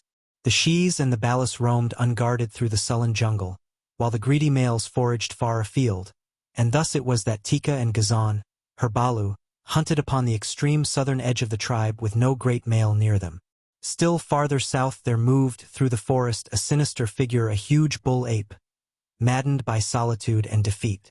A week before he had contended for the kingship of a tribe far distant, and now battered and still sore, he roamed the wilderness an outcast. Later he might return to his own tribe and submit to the will of the hairy brute he had attempted to dethrone. But for the time being he dared not do so, since he had sought not only the crown but the wives, as well, of his lord and master. It would require an entire moon at least to bring forgetfulness to him he had wronged. And so Tug wandered a strange jungle, grim, terrible, hate-filled. It was in this mental state that Tug came unexpectedly upon a young she feeding alone in the jungle, a stranger she, lithe and strong and beautiful beyond compare. Tug caught his breath and slunk quickly to one side of the trail, where the dense foliage of the tropical underbrush concealed him from Tika, while permitting him to feast his eyes upon her loveliness. But not alone were they concerned with Tika, they roved the surrounding jungle in search of the bulls and cows and ballast of her tribe, though principally for the bulls. When one covets a she of an alien tribe, one must take into consideration the great, fierce, hairy guardians who seldom wander far from their wards and who will fight a stranger to the death in protection of the mate or offspring of a fellow, precisely as they would fight for their own. Tug could see no sign of any ape other than the strange she and a young balu playing nearby. His wicked, bloodshot eyes half closed as they rested upon the charms of the former. As for the balu, one snap of those great jaws upon the back of its little neck would prevent it from raising any unnecessary alarm. Tug was a fine, big male, resembling in many ways Tika's mate, Tog. Each was in his prime, and each was wonderfully muscled, perfectly fanged, and as horrifyingly ferocious as the most exacting and particular she could wish. Had Tug been of her own tribe, Tika might as readily have yielded to him as to Tog when her mating time arrived. But now she was Tog's, and no other male could claim her without first defeating Tog in personal combat. And even then Tika retained some rights in the matter. If she did not favor a correspondent, she could enter the lists with her rightful mate and do her part toward discouraging his advances. A part, too, which would prove no mean assistance to her lord and master, for Tika, even though her fangs were smaller than a male's, could use them to excellent effect. Just now Tika was occupied in a fascinating search for beetles, to the exclusion of all else. She did not realize how far she and Ghazan had become separated from the balance of the tribe, nor were her defensive senses upon the alert as they should have been. Months of immunity from danger under the protecting watchfulness of the sentries, which Tarzan had taught the tribe to post, had lulled them all into a sense of peaceful security based on that fallacy which has wrecked many enlightened communities in the past and will continue to wreck others in the future, that because they have not been attacked they never will be. Tug, having satisfied himself that only the she and her balu were in the immediate vicinity, crept stealthily forward. Tika's back was toward him when he finally rushed upon her. But her senses were at last awakened to the presence of danger, and she wheeled to face the strange bull just before he reached her. Tug halted a few paces from her. His anger had fled before the seductive feminine charms of the stranger. He made conciliatory noises, a species of clucking sound with his broad, flat lips that were, too, not greatly dissimilar to that which might be produced in an osculatory solo. But Tika only bared her fangs and growled. Little Ghazan started to run toward his mother, but she warned him away with a quick "Kriga," telling him to run high into a tall tree. Evidently Tika was not favorably impressed by her new suitor. Tug realized this and altered his methods accordingly. He swelled his giant chest, beat upon it with his calloused knuckles, and swaggered to and fro before her. "I am Tug," he boasted. "Look at my fighting fangs. Look at my great arms and my mighty legs. With one bite I can slay your biggest bull. Alone have I slain Sheeta. I am Tug. Tug wants you." Then he waited for the effect, nor did he have long to wait. Tika turned with a swiftness which belied her great weight and bolted in the opposite direction. Tug, with an angry growl, leaped in pursuit, but the smaller, lighter female was too fleet for him. He chased her for a few yards and then, foaming and barking, he halted and beat upon the ground with his hard fists. From the tree above him little Ghazan looked down and witnessed the stranger bull's discomfiture. Being young, and thinking himself safe above the reach of the heavy male, Ghazan screamed an ill-timed insult at their tormentor. Tug looked up. Tika had halted at a little distance. She would not go far from her balu.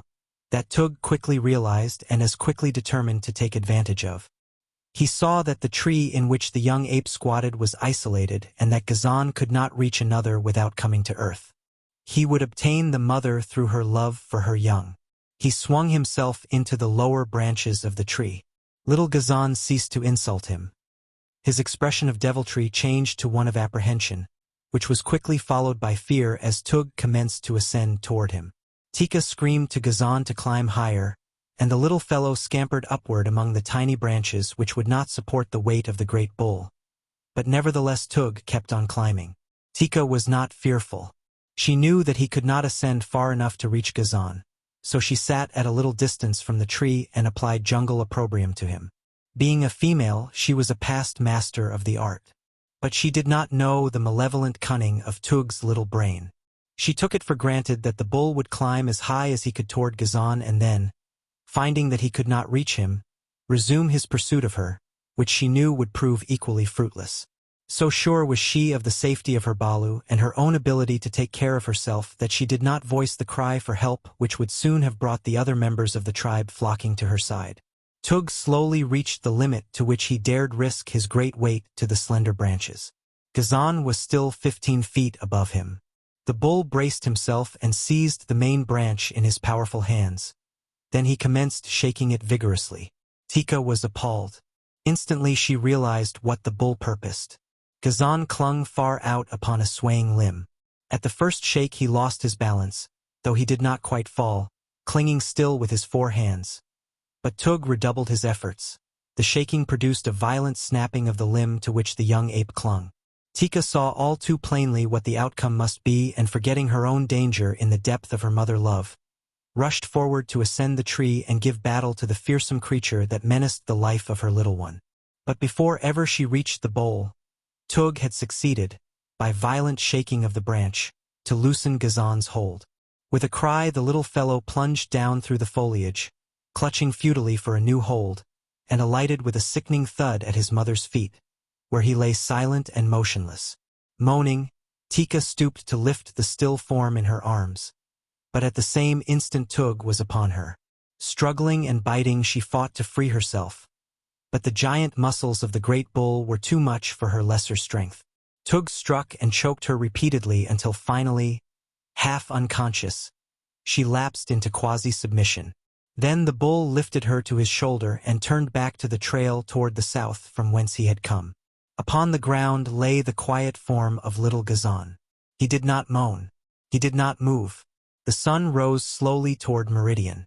A mangy thing, lifting its nose to scent the jungle breeze, crept through the underbrush. It was Dango the hyena. Presently its ugly muzzle broke through some nearby foliage and its cruel eyes fastened upon Ghazan. Early that morning, Tarzan of the apes had gone to the cabin by the sea, where he passed many an hour at such times as the tribe was ranging in the vicinity. On the floor lay the skeleton of a man. All that remained of the former Lord Greystoke lay as it had fallen some 20 years before, when Kerchak, the great ape, had thrown it, lifeless, there. Long since had the termites and the small rodents picked clean the sturdy English bones. For years Tarzan had seen it lying there, giving it no more attention than he gave the countless thousand bones that strewed his jungle haunts. On the bed another, smaller, skeleton reposed, and the youth ignored it as he ignored the other. How could he know that the one had been his father, the other his mother? The little pile of bones in the rude cradle, fashioned with such loving care by the former Lord Greystoke, meant nothing to him. That one day that little skull was to help prove his right to a proud title was as far beyond his ken as the satellites of the sons of Orion. To Tarzan they were bones, just bones. He did not need them, for there was no meat left upon them, and they were not in his way, for he knew no necessity for a bed, and the skeleton upon the floor he easily could step over. Today he was restless. He turned the pages first of one book and then of another. He glanced at pictures which he knew by heart, and tossed the books aside. He rummaged for the 1000th time in the cupboard. He took out a bag which contained several small, round pieces of metal. He had played with them many times in the years gone by, but always he replaced them carefully in the bag, and the bag in the cupboard, upon the very shelf where first he had discovered it. In strange ways did heredity manifest itself in the ape-man. Come of an orderly race, he himself was orderly without knowing why. The apes dropped things wherever their interest in them waned, in the tall grass or from the high-flung branches of the trees. What they dropped they sometimes found again by accident. But not so the ways of Tarzan. For his few belongings he had a place, and scrupulously he returned each thing to its proper place when he was done with it. The round pieces of metal in the little bag always interested him. Raised pictures were upon either side, the meaning of which he did not quite understand. The pieces were bright and shiny. It amused him to arrange them in various figures upon the table. Hundreds of times had he played thus. Today, while so engaged, He dropped a lovely yellow piece, an English sovereign, which rolled beneath the bed where lay all that was mortal of the once beautiful Lady Alice. True to form, Tarzan at once dropped to his hands and knees and searched beneath the bed for the lost gold piece. Strange as it might appear, he had never before looked beneath the bed. He found the gold piece and something else he found, too, a small wooden box with a loose cover. Bringing them both out, he returned the sovereign to its bag and the bag to its shelf within the cupboard. Then he investigated the box. It contained a quantity of cylindrical bits of metal, cone-shaped at one end and flat at the other, with a projecting rim. They were all quite green and dull, coated with years of verdigris. Tarzan removed a handful of them from the box and examined them. He rubbed one upon another and discovered that the green came off, leaving a shiny surface for 2/3 of their length and a dull gray over the cone-shaped end. Finding a bit of wood, he rubbed one of the cylinders rapidly and was rewarded by a lustrous sheen which pleased him. At his side hung a pocket pouch taken from the body of one of the numerous black warriors he had slain.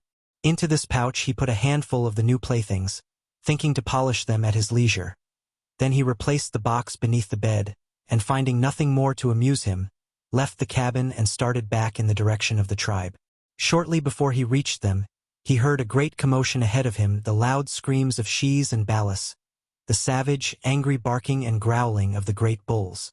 Instantly he increased his speed, for the kriegachus that came to his ears warned him that something was amiss with his fellows. While Tarzan had been occupied with his own devices in the cabin of his dead sire, Tog, Tika's mighty mate, had been hunting a mile to the north of the tribe. At last, his belly filled, he had turned lazily back toward the clearing where he had last seen the tribe and presently commenced passing its members scattered alone or in 2s or 3s. Nowhere did he see Tika or Ghazan, and soon he began inquiring of the other apes where they might be. But none had seen them recently. Now the lower orders are not highly imaginative. They do not, as you and I, paint vivid mental pictures of things which might have occurred, and so Tog did not now apprehend that any misfortune had overtaken his mate and their offspring. He merely knew that he wished to find Tika, that he might lie down in the shade and have her scratch his back while his breakfast digested. But though he called to her and searched for her and asked each whom he met, he could find no trace of Tika, nor of Ghazan either. He was beginning to become peeved and had about made up his mind to chastise Tika for wandering so far afield when he wanted her. He was moving south along a game trail, his callous soles and knuckles giving forth no sound, when he came upon Dango at the opposite side of a small clearing. The eater of carrion did not see Tog, for all his eyes were for something which lay in the grass beneath a tree, something upon which he was sneaking with the cautious stealth of his breed. Tog, always cautious himself, as it behooves one to be who fares up and down the jungle and desires to survive, swung noiselessly into a tree, where he could have a better view of the clearing. He did not fear Dango, but he wanted to see what it was that Dango stalked. In a way, possibly, he was actuated as much by curiosity as by caution. And when Tog reached a place in the branches from which he could have an unobstructed view of the clearing, he saw Dango already sniffing at something directly beneath him, something which Tog instantly recognized as the lifeless form of his little Ghazan. With a cry so frightful, so bestial, that it momentarily paralyzed the startled Dango, the great ape launched his mighty bulk upon the surprised hyena. With a cry and a snarl, Dango, crushed to earth, turned to tear at his assailant. But as effectively might a sparrow turn upon a hawk. Tog's great, gnarled fingers closed upon the hyena's throat and back. His jaws snapped once on the mangy neck, crushing the vertebrae, and then he hurled the dead body contemptuously aside. Again he raised his voice in the call of the bull ape to its mate, but there was no reply. Then he leaned down to sniff at the body of Ghazan.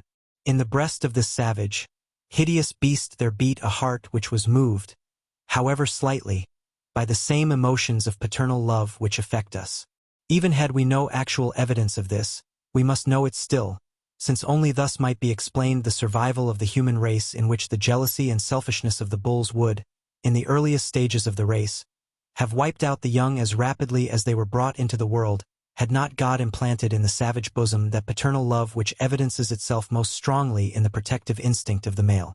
In Tog the protective instinct was not alone highly developed, but affection for his offspring as well, for Tog was an unusually intelligent specimen of these great, man-like apes which the natives of the Gobi speak of in whispers, but which no white man ever had seen or, if seeing, lived to tell of until Tarzan of the Apes came among them. And so Tog felt sorrow as any other father might feel sorrow at the loss of a little child. To you little Ghazan might have seemed a hideous and repulsive creature, but to Tog and Tika he was as beautiful and as cute as is your little Mary or Johnny or Elizabeth, and to you, and he was their firstborn, their only Balu, and a he, three things which might make a young ape the apple of any fond father's eye. For a moment Tog sniffed at the quiet little form. With his muzzle and his tongue he smoothed and caressed the rumpled coat. From his savage lips broke a low moan. But quickly upon the heels of sorrow came the overmastering desire for revenge. Leaping to his feet he screamed out a volley of krigas, punctuated from time to time by the blood-freezing cry of an angry, challenging bull, a rage-mad bull with the blood-lust strong upon him. Answering his cries came the cries of the tribe as they swung through the trees toward him. It was these that Tarzan heard on his return from his cabin, and in reply to them he raised his own voice and hurried forward with increased speed until he fairly flew through the middle terraces of the forest. When at last he came upon the tribe, he saw their members gathered about Tog and something which lay quietly upon the ground. Dropping among them, Tarzan approached the center of the group. Tog was still roaring out his challenges. But when he saw Tarzan he ceased and stooping picked up Ghazan in his arms and held him out for Tarzan to see. Of all the bulls of the tribe, Tog held affection for Tarzan only. Tarzan he trusted and looked up to as one wiser and more cunning. To Tarzan he came now to the playmate of his Balu days, the companion of innumerable battles of his maturity. When Tarzan saw the still form in Tog's arms, a low growl broke from his lips, for he too loved Tika's little Balu. "Who did it?" he asked. "Where is Tika?" "I do not know," replied Tog. "I found him lying here with Dango about to feed upon him. But it was not Dango that did it, there are no fang marks upon him." Tarzan came closer and placed an ear against Ghazan's breast. "He is not dead," he said. "Maybe he will not die." He pressed through the crowd of apes and circled once about them, examining the ground step by step. Suddenly he stopped and placing his nose close to the earth sniffed. Then he sprang to his feet, giving a peculiar cry. Tog and the others pressed forward, for the sound told them that the hunter had found the spoor of his quarry. "A stranger bull has been here," said Tarzan. "It was he that hurt Ghazan. He has carried off Tika." Tog and the other bulls commenced to roar and threaten, but they did nothing. Had the stranger bull been within sight, they would have torn him to pieces, but it did not occur to them to follow him. "If the three bulls had been watching around the tribe, this would not have happened," said Tarzan. "Such things will happen as long as you do not keep the three bulls watching for an enemy. The jungle is full of enemies, and yet you let your shes and your balas feed where they will, alone and unprotected. Tarzan goes now, he goes to find Tika and bring her back to the tribe." The idea appealed to the other bulls. "We will all go," they cried. "No," said Tarzan. "You will not all go. We cannot take shes and balas when we go out to hunt and fight. You must remain to guard them, or you will lose them all." They scratched their heads. The wisdom of his advice was dawning upon them, but at first they had been carried away by the new idea, the idea of following up an enemy offender to wrest his prize from him and punish him. The community instinct was ingrained in their characters through ages of custom. They did not know why they had not thought to pursue and punish the offender. They could not know that it was because they had as yet not reached a mental plane which would permit them to work as individuals. In times of stress, the community instinct sent them huddling into a compact herd where the great bulls, by the weight of their combined strength and ferocity, could best protect them from an enemy. The idea of separating to do battle with a foe had not yet occurred to them. It was too foreign to custom, too inimical to community interests. But to Tarzan it was the first and most natural thought. His senses told him that there was but a single bull connected with the attack upon Tika and Ghazan. A single enemy did not require the entire tribe for his punishment. Two swift bulls could quickly overhaul him and rescue Tika. In the past, no one ever had thought to go forth in search of the shes that were occasionally stolen from the tribe. If Numa, Sabor, Sheeta, or a wandering bull ape from another tribe chanced to carry off a maid or a matron while no one was looking, that was the end of it. She was gone, that was all. The bereaved husband, if the victim chanced to have been mated, growled around for a day or two and then, if he were strong enough, took another mate within the tribe, and if not, wandered far into the jungle on the chance of stealing one from another community. In the past, Tarzan of the Apes had condoned this practice for the reason that he had had no interest in those who had been stolen. But Tika had been his first love, and Tika's balu held a place in his heart such as a balu of his own would have held. Just once before had Tarzan wished to follow and revenge. That had been years before, when Kalanga, the son of Mbanga, the chief, had slain Kala. Then, single-handed, Tarzan had pursued and avenged. Now, though to a lesser degree, he was moved by the same passion. He turned toward Tog. "Leave Gazan with Mumga," he said. "She is old and her fangs are broken and she is no good, but she can take care of Gazan until we return with Tika, and if Gazan is dead when we come back." He turned to address Mumga. "I will kill you too." "Where are we going?" asked Tog. "We are going to get Tika," replied the ape-man, "and kill the bull who has stolen her. Come." He turned again to the spoor of the stranger bull, which showed plainly to his trained senses, nor did he glance back to note if Tog followed. The latter laid Gazan in Mumga's arms with a parting, "If he dies, Tarzan will kill you," and he followed after the brown-skinned figure that already was moving at a slow trot along the jungle trail. No other bull of the tribe of Kerchak was so good a trailer as Tarzan, for his trained senses were aided by a high order of intelligence. His judgment told him the natural trail for a quarry to follow, so that he need but note the most apparent marks upon the way, and today the trail of Tug was as plain to him as type upon a printed page to you or me. Following close behind the lithe figure of the ape-man came the huge and shaggy bull ape. No words passed between them. They moved as silently as two shadows among the myriad shadows of the forest. Alert as his eyes and ears was Tarzan's patrician nose. The spoor was fresh, and now that they had passed from the range of the strong ape odor of the tribe, he had little difficulty in following Tug and Tika by scent alone. Tika's familiar scent spoor told both Tarzan and Tog that they were upon her trail, and soon the scent of Tug became as familiar as the other. They were progressing rapidly when suddenly dense clouds overcast the sun. Tarzan accelerated his pace. Now he fairly flew along the jungle trail, or, where Tug had taken to the trees, followed nimbly as a squirrel along the bending, undulating pathway of the foliage branches, swinging from tree to tree as Tug had swung before them, but more rapidly because they were not handicapped by a burden such as Tug's. Tarzan felt that they must be almost upon the quarry, for the scent spoor was becoming stronger and stronger, when the jungle was suddenly shot by livid lightning, and a deafening roar of thunder reverberated through the heavens and the forest until the earth trembled and shook. Then came the rain, not as it comes to us of the temperate zones, but as a mighty avalanche of water, a deluge which spills tons instead of drops upon the bending forest giants and the terrified creatures which haunt their shade. And the rain did what Tarzan knew that it would do, it wiped the spoor of the quarry from the face of the earth. For a half-hour the torrents fell, then the sun burst forth, jeweling the forest with a million scintillant gems. But today the ape-man, usually alert to the changing wonders of the jungle, saw them not. Only the fact that the spoor of Tika and her abductor was obliterated found lodgment in his thoughts. Even among the branches of the trees there are well-worn trails, just as there are trails upon the surface of the ground. But in the trees they branch and cross more often, since the way is more open than among the dense undergrowth at the surface. Along one of these well-marked trails Tarzan and Tog continued after the rain had ceased, because the ape-man knew that this was the most logical path for the thief to follow.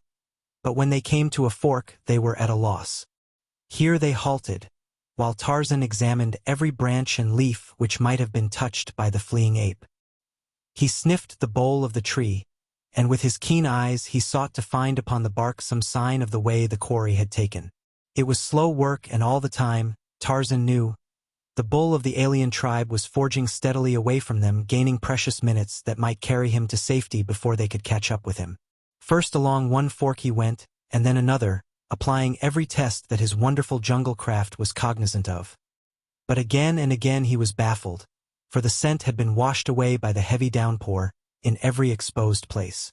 For a half-hour Tarzan and Tog searched, until at last, upon the bottom of a broad leaf, Tarzan's keen nose caught the faint trace of the scent spoor of Tug, where the leaf had brushed a hairy shoulder as the great ape passed through the foliage. Once again the two took up the trail, but it was slow work now, and there were many discouraging delays when the spoor seemed lost beyond recovery. To you or me there would have been no spoor, even before the coming of the rain, except possibly where Tug had come to earth and followed a game trail. In such places the imprint of a huge hand-like foot and the knuckles of one great hand were sometimes plain enough for an ordinary mortal to read. Tarzan knew from these and other indications that the ape was yet carrying Tika.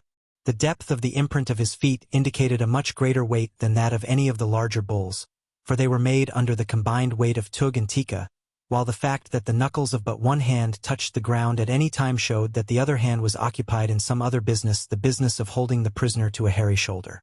Tarzan could follow, in sheltered places, the changing of the burden from one shoulder to another, as indicated by the deepening of the foot imprint upon the side of the load, and the changing of the knuckle imprints from one side of the trail to the other. There were stretches along the surface paths where the ape had gone for considerable distances entirely erect upon his hind feet, walking as a man walks. But the same might have been true of any of the great anthropoids of the same species, for, unlike the chimpanzee and the gorilla, they walk without the aid of their hands quite as readily as with.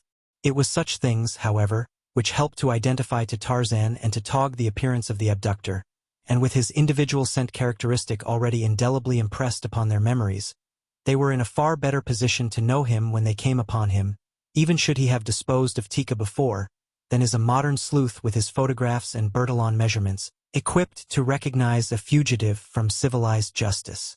But with all their high-strung and delicately attuned perceptive faculties, the two bulls of the tribe of Kerchak were often sore-pressed to follow the trail at all, and at best were so delayed that in the afternoon of the second day, they still had not overhauled the fugitive.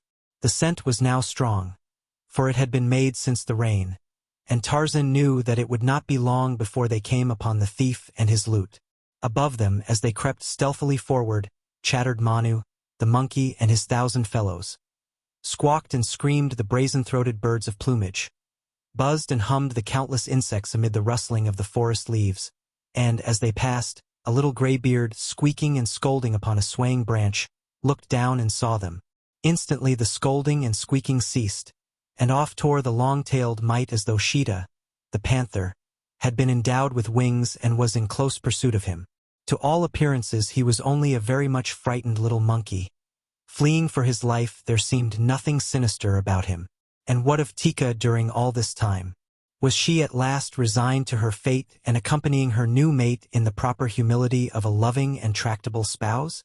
A single glance at the pair would have answered these questions to the utter satisfaction of the most captious. She was torn and bleeding from many wounds, inflicted by the sullen Tug in his vain efforts to subdue her to his will, and Tug too was disfigured and mutilated. But with stubborn ferocity, he still clung to his now useless prize. On through the jungle he forced his way in the direction of the stamping ground of his tribe. He hoped that his king would have forgotten his treason, but if not, he was still resigned to his fate. Any fate would be better than suffering longer the sole companionship of this frightful she, and then, too, he wished to exhibit his captive to his fellows. Maybe he could wish her on the king. It is possible that such a thought urged him on. At last they came upon two bulls feeding in a park-like grove, a beautiful grove dotted with huge boulders half embedded in the rich loam mute monuments. Possibly, to a forgotten age when mighty glaciers rolled their slow course where now a torrid sun beats down upon a tropic jungle. The two bulls looked up, bearing long fighting fangs, as Tug appeared in the distance. The latter recognized the two as friends. "It is Tug," he growled. "Tug has come back with a new she." The apes waited his nearer approach. Tika turned a snarling, fanged face toward them. She was not pretty to look upon, yet through the blood and hatred upon her countenance they realized that she was beautiful, and they envied Tug. Alas, they did not know Tika. As they squatted looking at one another, there raced through the trees toward them a long-tailed little monkey with gray whiskers. He was a very excited little monkey when he came to a halt upon the limb of a tree directly overhead. "Two strange bulls come," he cried. "One is a Mangani, the other a hideous ape without hair upon his body. They follow the spoor of Tug. I saw them." The four apes turned their eyes backward along the trail Tug had just come. Then they looked at one another for a minute. "Come," said the larger of Tug's two friends. "We will wait for the strangers in the thick bushes beyond the clearing." He turned and waddled away across the open place, the others following him. The little monkey danced about, all excitement. His chief diversion in life was to bring about bloody encounters between the larger denizens of the forest, that he might sit in the safety of the trees and witness the spectacles.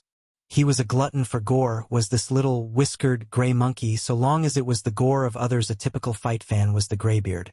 The apes hid themselves in the shrubbery beside the trail along which the two stranger bulls would pass. Tika trembled with excitement. She had heard the words of Manu, and she knew that the hairless ape must be Tarzan, while the other was, doubtless, Tog. Never, in her wildest hopes, had she expected succor of this sort. Her one thought had been to escape and find her way back to the tribe of Kerchak. But even this had appeared to her practically impossible, so closely did Tug watch her. As Tog and Tarzan reached the grove where Tug had come upon his friends, the ape scent became so strong that both knew the quarry was but a short distance ahead. And so they went even more cautiously, for they wished to come upon the thief from behind if they could and charge him before he was aware of their presence. That a little gray-whiskered monkey had forestalled them they did not know, nor that 3 pairs of savage eyes were already watching their every move and waiting for them to come within reach of itching paws and slavering jowls. On they came across the grove, and as they entered the path leading into the dense jungle beyond, a sudden "Kriega" shrilled out close before them, a Kriega, in the familiar voice of Tika. The small brains of Tug and his companions had not been able to foresee that Tika might betray them, and now that she had, they went wild with rage. Tug struck the she a mighty blow that felled her, and then the 3 rushed forth to do battle with Tarzan and Tog. The little monkey danced upon his perch and screamed with delight. And indeed he might well be delighted, for it was a lovely fight. There were no preliminaries, no formalities, no introductions. The 5 bulls merely charged and clinched. They rolled in the narrow trail and into the thick verdure beside it. They bit and clawed and scratched and struck, and all the while they kept up the most frightful chorus of growlings and barkings and roarings. In 5 minutes they were torn and bleeding, and the little graybeard leaped high, shrilling his primitive bravos. But always his attitude was thumbs down. He wanted to see something killed. He did not care whether it were friend or foe. It was blood. He wanted blood and death. Tog had been set upon by Tug and another of the apes, while Tarzan had the third, a huge brute with the strength of a buffalo. Never before had Tarzan's assailant beheld so strange a creature as this slippery, hairless bull with which he battled. Sweat and blood covered Tarzan's sleek, brown hide. Again and again he slipped from the clutches of the great bull, and all the while he struggled to free his hunting knife from the scabbard in which it had stuck. At length he succeeded. A brown hand shot out and clutched a hairy throat. Another flew upward, clutching the sharp blade. 3 swift, powerful strokes, and the bull relaxed with a groan, falling limp beneath his antagonist. Instantly Tarzan broke from the clutches of the dying bull and sprang to Tog's assistance. Tug saw him coming and wheeled to meet him. In the impact of the charge, Tarzan's knife was wrenched from his hand, and then Tug closed with him. Now was the battle even 2 against 2, while on the verge, Tika, now recovered from the blow that had felled her, slunk waiting for an opportunity to aid. She saw Tarzan's knife and picked it up. She never had used it, but knew how Tarzan used it. Always had she been afraid of the thing which dealt death to the mightiest of the jungle people with the ease that Tantor's great tusks deal death to Tantor's enemies. She saw Tarzan's pocket pouch torn from his side, and with the curiosity of an ape, that even danger and excitement cannot entirely dispel, she picked this up, too. Now the bulls were standing. The clinches had been broken. Blood streamed down their sides. Their faces were crimsoned with it. Little Graybeard was so fascinated that at last he had even forgotten to scream and dance, but sat rigid with delight in the enjoyment of the spectacle. Back across the grove Tarzan and Tog forced their adversaries. Tika followed slowly. She scarce knew what to do. She was lame and sore and exhausted from the frightful ordeal through which she had passed, and she had the confidence of her sex in the prowess of her mate and the other bull of her tribe. They would not need the help of a she in their battle with these 2 strangers. The roars and screams of the fighters reverberated through the jungle, awakening the echoes in the distant hills. From the throat of Tarzan's antagonist had come a score of kriegachis, And now from behind came the reply he had awaited. Into the grove, barking and growling, came a score of huge bull apes, the fighting men of Tug's tribe.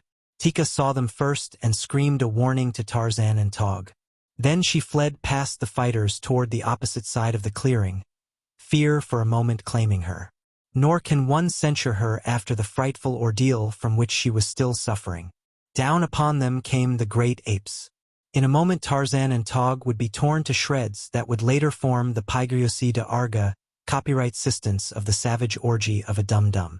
Tika turned to glance back. She saw the impending fate of her defenders, and there sprung to life in her savage bosom the spark of martyrdom, that some common forebear had transmitted alike to Tika, the wild ape, and the glorious women of a higher order who have invited death for their men. With a shrill scream she ran toward the battlers who were rolling in a great mass at the foot of one of the huge boulders which dotted the grove. But what could she do? The knife she held she could not use to advantage because of her lesser strength. She had seen Tarzan throw missiles, and she had learned this with many other things from her childhood playmate. She sought for something to throw, and at last her fingers touched upon the hard objects in the pouch that had been torn from the ape-man. Tearing the receptacle open, she gathered a handful of shiny cylinders heavy for their size. They seemed to her and good missiles. With all her strength she hurled them at the apes battling in front of the granite boulder. The result surprised Tika quite as much as it did the apes. There was a loud explosion, which deafened the fighters, and a puff of acrid smoke. Never before had one there heard such a frightful noise. Screaming with terror, the stranger bulls leaped to their feet and fled back toward the stamping ground of their tribe, while Tog and Tarzan slowly gathered themselves together and arose, lame and bleeding, to their feet. They, too, would have fled had they not seen Tika standing there before them, the knife and the pocket pouch in her hands. "What was it?" asked Tarzan. Tika shook her head. "I hurled these at the stranger bulls," and she held forth another handful of the shiny metal cylinders with the dull gray, cone-shaped ends. Tarzan looked at them and scratched his head. "What are they?" asked Tog. "I do not know," said Tarzan. "I found them." The little monkey with the gray beard halted among the trees a mile away and huddled, terrified, against a branch. He did not know that the dead father of Tarzan of the apes, reaching back out of the past across a span of 20 years, had saved his son's life. Nor did Tarzan, Lord Greystoke, know it either. Chapter 11. A Jungle Joke. Time seldom hung heavily upon Tarzan's hands. Even where there is sameness there cannot be monotony if most of the sameness consists in dodging death first in one form and then in another, or in inflicting death upon others. There is a spice to such an existence.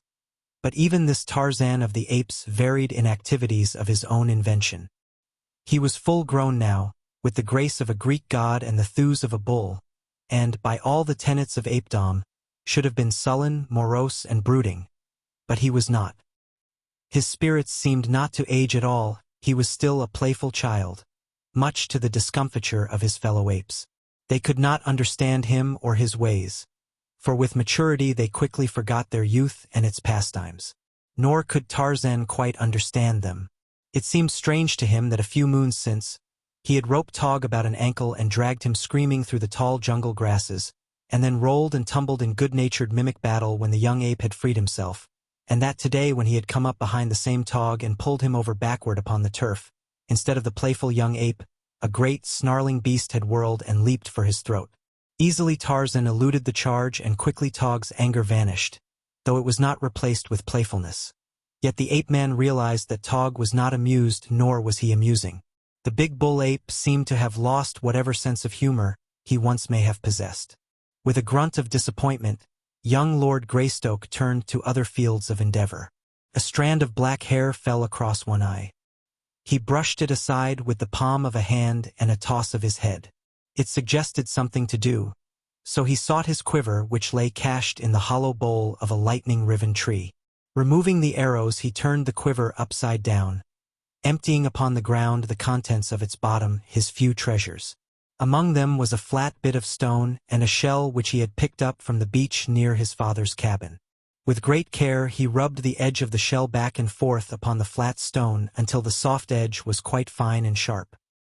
He worked much as a barber does who hones a razor, and with every evidence of similar practice. But his proficiency was the result of years of painstaking effort. Unaided, he had worked out a method of his own for putting an edge upon the shell. He even tested it with the ball of his thumb, and when it met with his approval, he grasped a wisp of hair which fell across his eyes, grasped it between the thumb and first finger of his left hand, and sawed upon it with the sharpened shell until it was severed. All around his head he went until his black shock was rudely bobbed with a ragged bang in front. For the appearance of it he cared nothing. But in the matter of safety and comfort it meant everything. A lock of hair falling in one's eyes at the wrong moment might mean all the difference between life and death, while straggly strands, hanging down one's back, were most uncomfortable, especially when wet with dew or rain or perspiration. As Tarzan labored at his tonsorial task, his active mind was busy with many things. He recalled his recent battle with Bulgani, the gorilla, the wounds of which were but just healed. He pondered the strange sleep adventures of his first dreams, and he smiled at the painful outcome of his last practical joke upon the tribe, when, dressed in the hide of Numa, the lion, he had come roaring upon them, only to be leaped upon and almost killed by the great bulls whom he had taught how to defend themselves from an attack of their ancient enemy. His hair lopped off to his entire satisfaction, and seeing no possibility of pleasure in the company of the tribe, Tarzan swung leisurely into the trees and set off in the direction of his cabin. But when part way there his attention was attracted by a strong scent spore coming from the north. It was the scent of the gomangani. Curiosity, that best developed, common heritage of man and ape, always prompted Tarzan to investigate where the gomangani were concerned. There was that about them which aroused his imagination. Possibly it was because of the diversity of their activities and interests. The apes lived to eat and sleep and propagate. The same was true of all the other denizens of the jungle, save the gomangani. These black fellows danced and sang, scratched around in the earth from which they had cleared the trees and underbrush. They watched things grow, and when they had ripened, they cut them down and put them in straw-thatched huts. They made bows and spears and arrows, poison, cooking pots, things of metal to wear around their arms and legs. If it hadn't been for their black faces, their hideously disfigured features, and the fact that one of them had slain Kala, Tarzan might have wished to be one of them. At least he sometimes thought so, but always at the thought there rose within him a strange revulsion of feeling, which he could not interpret or understand. He simply knew that he hated the gomangani, and that he would rather be Hista, the snake, than one of these. But their ways were interesting, and Tarzan never tired of spying upon them, and from them he learned much more than he realized, though always his principal thought was of some new way in which he could render their lives miserable. The baiting of the blacks was Tarzan's chief divertisement. Tarzan realized now that the blacks were very near and that there were many of them, so he went silently and with great caution. Noiselessly he moved through the lush grasses of the open spaces, and where the forest was dense, swung from one swaying branch to another, or leaped lightly over tangled masses of fallen trees where there was no way through the lower terraces, and the ground was choked and impassable. And so presently he came within sight of the black warriors of Mbonga, the chief. They were engaged in a pursuit with which Tarzan was more or less familiar, having watched them at it upon other occasions. They were placing and baiting a trap for Numa, the lion. In a cage upon wheels they were tying a kid, so fastening it that when Numa seized the unfortunate creature, the door of the cage would drop behind him, making him a prisoner. These things the blacks had learned in their old home, before they escaped through the untracked jungle to their new village. Formerly they had dwelt in the Belgian Congo until the cruelties of their heartless oppressors had driven them to seek the safety of unexplored solitudes beyond the boundaries of Leopold's domain. In their old life they often had trapped animals for the agents of European dealers, and had learned from them certain tricks, such as this one, which permitted them to capture even Numa without injuring him, and to transport him in safety and with comparative ease to their village. No longer was there a white market for their savage wares, but there was still a sufficient incentive for the taking of Numa alive. First was the necessity for ridding the jungle of man-eaters, and it was only after depredations by these grim and terrible scourges that a lion hunt was organized. Secondarily was the excuse for an orgy of celebration was the hunt successful, and the fact that such fates were rendered doubly pleasurable by the presence of a live creature that might be put to death by torture. Tarzan had witnessed these cruel rites in the past.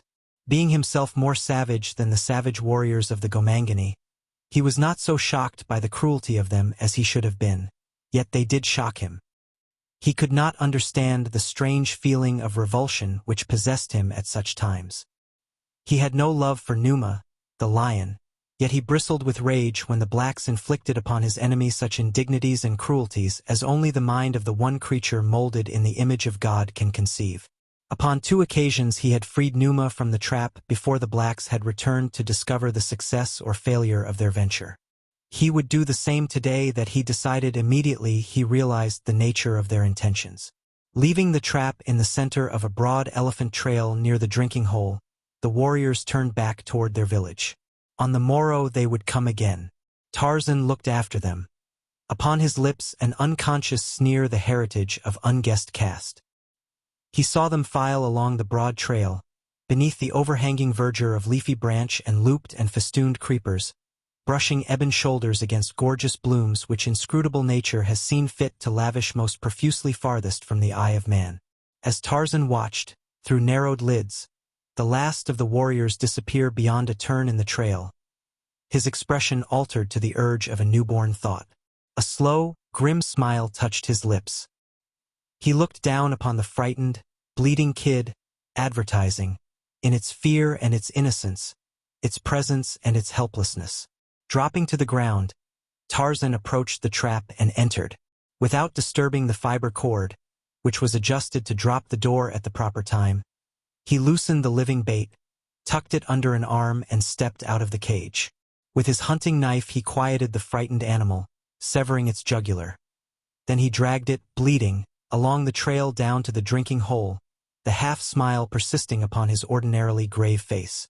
At the water's edge the ape-man stooped and with hunting knife and quick strong fingers deftly removed the dead kid's viscera.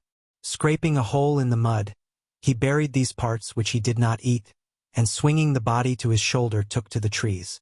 For a short distance he pursued his way in the wake of the black warriors, coming down presently to bury the meat of his kill where it would be safe from the depredations of Dango, the hyena, or the other meat-eating beasts and birds of the jungle. He was hungry. Had he been all beast he would have eaten, but his man-mind could entertain urges even more potent than those of the belly, and now he was concerned with an idea which kept a smile upon his lips and his eyes sparkling in anticipation. An idea it was which permitted him to forget that he was hungry. The meat safely cached, Tarzan trotted along the elephant trail after the Gomangani. 2 or 3 miles from the cage he overtook them, and then he swung into the trees and followed above and behind them waiting his chance. Among the blacks was Rabakega, the witch doctor. Tarzan hated them all, but Rabakega he especially hated. As the blacks filed along the winding path, Rabakega, being lazy, dropped behind. This Tarzan noted, and it filled him with satisfaction. His being radiated a grim and terrible content. Like an angel of death, he hovered above the unsuspecting black. Rabakega, knowing that the village was but a short distance ahead, sat down to rest. Rest well, O Rabakega, it is thy last opportunity. Tarzan crept stealthily among the branches of the tree above the well-fed, self-satisfied witch doctor. He made no noise that the dull ears of man could hear above the soughing of the gentle jungle breeze among the undulating foliage of the upper terraces, and when he came close above the black man he halted, well concealed by leafy branch and heavy creeper. Rabakega sat with his back against the bole of a tree, facing Tarzan. The position was not such as the waiting beast of prey desired, and so, with the infinite patience of the wild hunter, the ape-man crouched motionless and silent as a graven image until the fruit should be ripe for the plucking. A poisonous insect buzzed angrily out of space. It loitered, circling, close to Tarzan's face. The ape-man saw and recognized it. The virus of its sting spelled death for lesser things than he. For him it would mean days of anguish. He did not move. His glittering eyes remained fixed upon Rabakega after acknowledging the presence of the winged torture by a single glance. He heard and followed the movements of the insect with his keen ears, and then he felt it alight upon his forehead. No muscle twitched, for the muscles of such as he are the servants of the brain. Down across his face crept the horrid thing over nose and lips and chin. Upon his throat it paused, and turning, retraced its steps. Tarzan watched Rabakega. Now not even his eyes moved. So motionless he crouched that only death might counterpart his movelessness. The insect crawled upward over the nut-brown cheek and stopped with its antennae brushing the lashes of his lower lid. You or I would have started back, closing our eyes and striking at the thing. But you and I are the slaves, not the masters of our nerves. Had the thing crawled upon the eyeball of the ape-man, it is believable that he could yet have remained wide-eyed and rigid. But it did not. For a moment it loitered there close to the lower lid. Then it rose and buzzed away. Down toward Rabakega it buzzed, and the black man heard it, saw it, struck at it, and was stung upon the cheek before he killed it.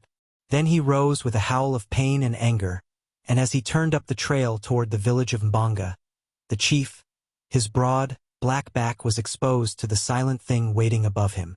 And as Rabakega turned, a lithe figure shot outward and downward from the tree above upon his broad shoulders. The impact of the springing creature carried Rabakega to the ground. He felt strong jaws close upon his neck, and when he tried to scream, steel fingers throttled his throat. The powerful black warrior struggled to free himself, but he was as a child in the grip of his adversary. Presently Tarzan released his grip upon the other's throat, but each time that Rabakega essayed a scream, the cruel fingers choked him painfully. At last the warrior desisted. Then Tarzan half rose and kneeled upon his victim's back, and when Rabakega struggled to arise, the ape-man pushed his face down into the dirt of the trail. With a bit of the rope that had secured the kid, Tarzan made Rabakega's wrists secure behind his back. Then he rose and jerked his prisoner to his feet, faced him back along the trail and pushed him on ahead. Not until he came to his feet did Rabakega obtain a square look at his assailant.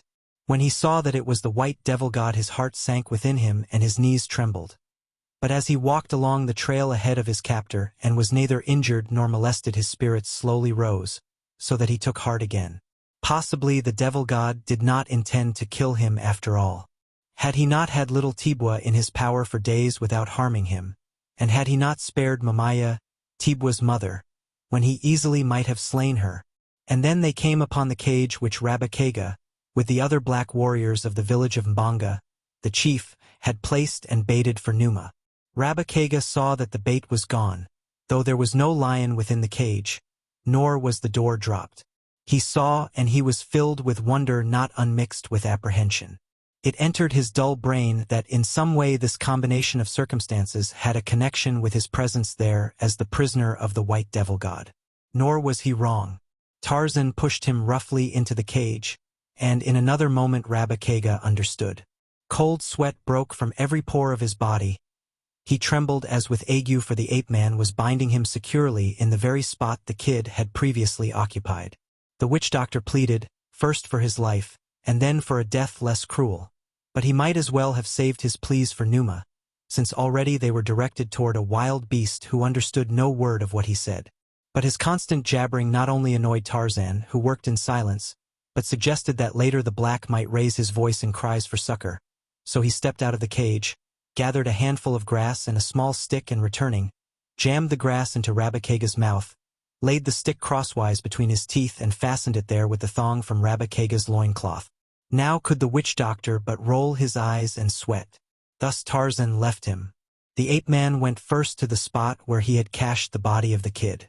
Digging it up, he ascended into a tree and proceeded to satisfy his hunger. What remained he again buried. Then he swung away through the trees to the water hole, and going to the spot where fresh, cold water bubbled from between two rocks, he drank deeply. The other beasts might wade in and drink stagnant water, but not Tarzan of the Apes. In such matters he was fastidious. From his hands he washed every trace of the repugnant scent of the gomangani, and from his face the blood of the kid. Rising, he stretched himself not unlike some huge, lazy cat, climbed into a nearby tree and fell asleep. When he awoke it was dark, though a faint luminosity still tinged the western heavens. A lion moaned and coughed as it strode through the jungle toward water. It was approaching the drinking hole. Tarzan grinned sleepily, changed his position and fell asleep again. When the blacks of Mbanga, the chief, reached their village, they discovered that Rabakega was not among them. When several hours had elapsed, they decided that something had happened to him, and it was the hope of the majority of the tribe that whatever had happened to him might prove fatal. They did not love the witch doctor. Love and fear seldom are playmates. But a warrior is a warrior, and Sombanga organized a searching party. That his own grief was not unassuageable might have been gathered from the fact that he remained at home and went to sleep. The young warriors whom he sent out remained steadfast to their purpose for fully half an hour, when, unfortunately for Rabakega, upon so slight a thing may the fate of a man rest, a honey bird attracted the attention of the searchers and led them off for the delicious store it previously had marked down for betrayal, and Rabakega's doom was sealed. When the searchers returned empty-handed, Mbanga was wroth. But when he saw the great store of honey they brought with them, his rage subsided. Already Tabuto, young, agile and evil-minded, with face hideously painted, was practicing the black art upon a sick infant in the fond hope of succeeding to the office and perquisites of Rabakega. Tonight the women of the old witch doctor would moan and howl. Tomorrow he would be forgotten. Such is life, such is fame, such is power in the center of the world's highest civilization, or in the depths of the black, primeval jungle. Always, everywhere, man is man, nor has he altered greatly beneath his veneer, since he scurried into a hole between two rocks to escape the Tyrannosaurus 6 million years ago. The morning following the disappearance of Rabakega, the warriors set out with Mbanga, the chief, to examine the trap they had set for Numa. Long before they reached the cage, they heard the roaring of a great lion and guessed that they had made a successful bag. So it was with shouts of joy that they approached the spot where they should find their captive. Yes, there he was, a great, magnificent specimen, a huge, black-maned lion. The warriors were frantic with delight. They leaped into the air and uttered savage cries, hoarse victory cries, and then they came closer, and the cries died upon their lips, and their eyes went wide so that the whites showed all around their irises, and their pendulous lower lips drooped with their drooping jaws. They drew back in terror at the sight within the cage the mauled and mutilated corpse of what had, yesterday, been Rabakega, the witch doctor. The captured lion had been too angry and frightened to feed upon the body of his kill, but he had vented upon it much of his rage, until it was a frightful thing to behold. From his perch in a nearby tree, Tarzan of the apes, Lord Greystoke, looked down upon the black warriors and grinned. Once again his self-pride in his ability as a practical joker asserted itself. It had lain dormant for some time following the painful mauling he had received. That time, he leaped among the apes of Kerchak clothed in the skin of Numa. But this joke was a decided success. After a few moments of terror, the blacks came closer to the cage, rage taking the place of fear, rage and curiosity. How had Rabakega happened to be in the cage? Where was the kid? There was no sign nor remnant of the original bait. They looked closely and they saw, to their horror, that the corpse of their erstwhile fellow was bound with the very cord with which they had secured the kid. Who could have done this thing? They looked at one another. Tabuto was the first to speak. He had come hopefully out with the expedition that morning. Somewhere he might find evidence of the death of Rabakega. Now he had found it, and he was the first to find an explanation. "The white devil god," he whispered. "It is the work of the white devil god." No one contradicted Tabuto, for, indeed, who else could it have been but the great hairless ape they also feared? And so their hatred of Tarzan increased again with an increased fear of him. And Tarzan sat in his tree and hugged himself. No one there felt sorrow because of the death of Rabakega. But each of the blacks experienced a personal fear of the ingenious mind which might discover for any of them a death equally horrible to that which the witch doctor had suffered. It was a subdued and thoughtful company which dragged the captive lion along the broad elephant path back to the village of Mbanga, the chief. And it was with a sigh of relief that they finally rolled it into the village and closed the gates behind them. Each had experienced the sensation of being spied upon from the moment they left the spot where the trap had been set, though none had seen or heard aught to give tangible food to his fears.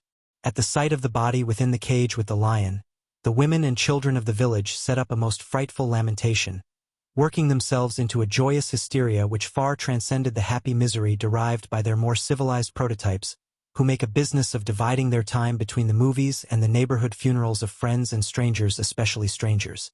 From a tree overhanging the palisade, Tarzan watched all that passed within the village. He saw the frenzied women tantalizing the great lion with sticks and stones. The cruelty of the blacks toward a captive always induced in Tarzan a feeling of angry contempt for the Gomangani. Had he attempted to analyze this feeling, he would have found it difficult, for during all his life he had been accustomed to sights of suffering and cruelty. He himself was cruel. All the beasts of the jungle were cruel. But the cruelty of the blacks was of a different order. It was the cruelty of wanton torture of the helpless, while the cruelty of Tarzan and the other beasts was the cruelty of necessity or of passion. Perhaps, had he known it, he might have credited this feeling of repugnance at the sight of unnecessary suffering to heredity, to the germ of British love of fair play which had been bequeathed to him by his father and his mother. But, of course, he did not know, since he still believed that his mother had been Kala, the great ape. And just in proportion as his anger rose against the Gomangani, his savage sympathy went out to Numa, the lion, for, though Numa was his lifetime enemy, there was neither bitterness nor contempt in Tarzan's sentiments toward him. In the ape-man's mind, therefore, the determination formed to thwart the blacks and liberate the lion. But he must accomplish this in some way which would cause the Gomangani the greatest chagrin and discomfiture. As he squatted there watching the proceeding beneath him, he saw the warriors seize upon the cage once more and drag it between two huts. Tarzan knew that it would remain there now until evening, and that the blacks were planning a feast and orgy in celebration of their capture. When he saw that two warriors were placed beside the cage, and that these drove off the women and children and young men who would have eventually tortured Numa to death, he knew that the lion would be safe until he was needed for the evening's entertainment, when he would be more cruelly and scientifically tortured for the edification of the entire tribe. Now Tarzan preferred to bait the blacks in as theatric a manner as his fertile imagination could evolve. He had some half-formed conception of their superstitious fears and of their especial dread of night, and so he decided to wait until darkness fell and the blacks partially worked to hysteria by their dancing and religious rites before he took any steps toward the freeing of Numa. In the meantime, he hoped, an idea adequate to the possibilities of the various factors at hand would occur to him. Nor was it long before one did. He had swung off through the jungle to search for food when the plan came to him. At first it made him smile a little and then look dubious, for he still retained a vivid memory of the dire results that had followed the carrying out of a very wonderful idea along almost identical lines. Yet he did not abandon his intention, and a moment later, food temporarily forgotten, he was swinging through the middle terraces in rapid flight toward the stamping ground of the tribe of Kerchak, the great ape. As was his wont, he alighted in the midst of the little band without announcing his approach save by a hideous scream just as he sprang from a branch above them. Fortunate are the apes of Kerchak that their kind is not subject to heart failure, for the methods of Tarzan subjected them to one severe shock after another, nor could they ever accustom themselves to the ape-man's peculiar style of humor. Now, when they saw who it was, they merely snarled and grumbled angrily for a moment and then resumed their feeding or their napping which he had interrupted. And he, having had his little joke, made his way to the hollow tree where he kept his treasures hid from the inquisitive eyes and fingers of his fellows and the mischievous little Manus. Here he withdrew a closely rolled hide, the hide of Numa with the head on, a clever bit of primitive curing and mounting, which had once been the property of the witch-doctor, Rabba Kega, until Tarzan had stolen it from the village. With this he made his way back through the jungle toward the village of the blacks, stopping to hunt and feed upon the way, and, in the afternoon, even napping for an hour, so that it was already dusk when he entered the great tree which overhung the palisade and gave him a view of the entire village. He saw that Numa was still alive and that the guards were even dozing beside the cage. A lion is no great novelty to a black man in the lion country, and the first keen edge of their desire to worry the brute having worn off, the villagers paid little or no attention to the great cat, preferring now to await the grand event of the night. Nor was it long after dark before the festivities commenced.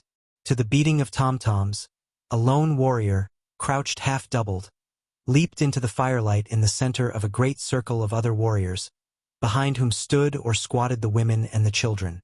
The dancer was painted and armed for the hunt, and his movements and gestures suggested the search for the spoor of game. Bending low, sometimes resting for a moment on one knee, he searched the ground for signs of the quarry. Again he poised, statuesque, listening. The warrior was young and lithe and graceful. He was full-muscled and arrow-straight. The firelight glistened upon his ebon body and brought out into bold relief the grotesque designs painted upon his face, breasts, and abdomen. Presently he bent low to the earth, then leaped high in air. Every line of face and body showed that he had struck the scent. Immediately he leaped toward the circle of warriors about him, telling them of his find and summoning them to the hunt. It was all in pantomime, but so truly done that even Tarzan could follow it all to the least detail. He saw the other warriors grasp their hunting spears and leap to their feet to join in the graceful, stealthy, stalking dance. It was very interesting. But Tarzan realized that if he was to carry his design to a successful conclusion, he must act quickly. He had seen these dances before and knew that after the stalk would come the game at bay and then the kill, during which Numa would be surrounded by warriors and unapproachable.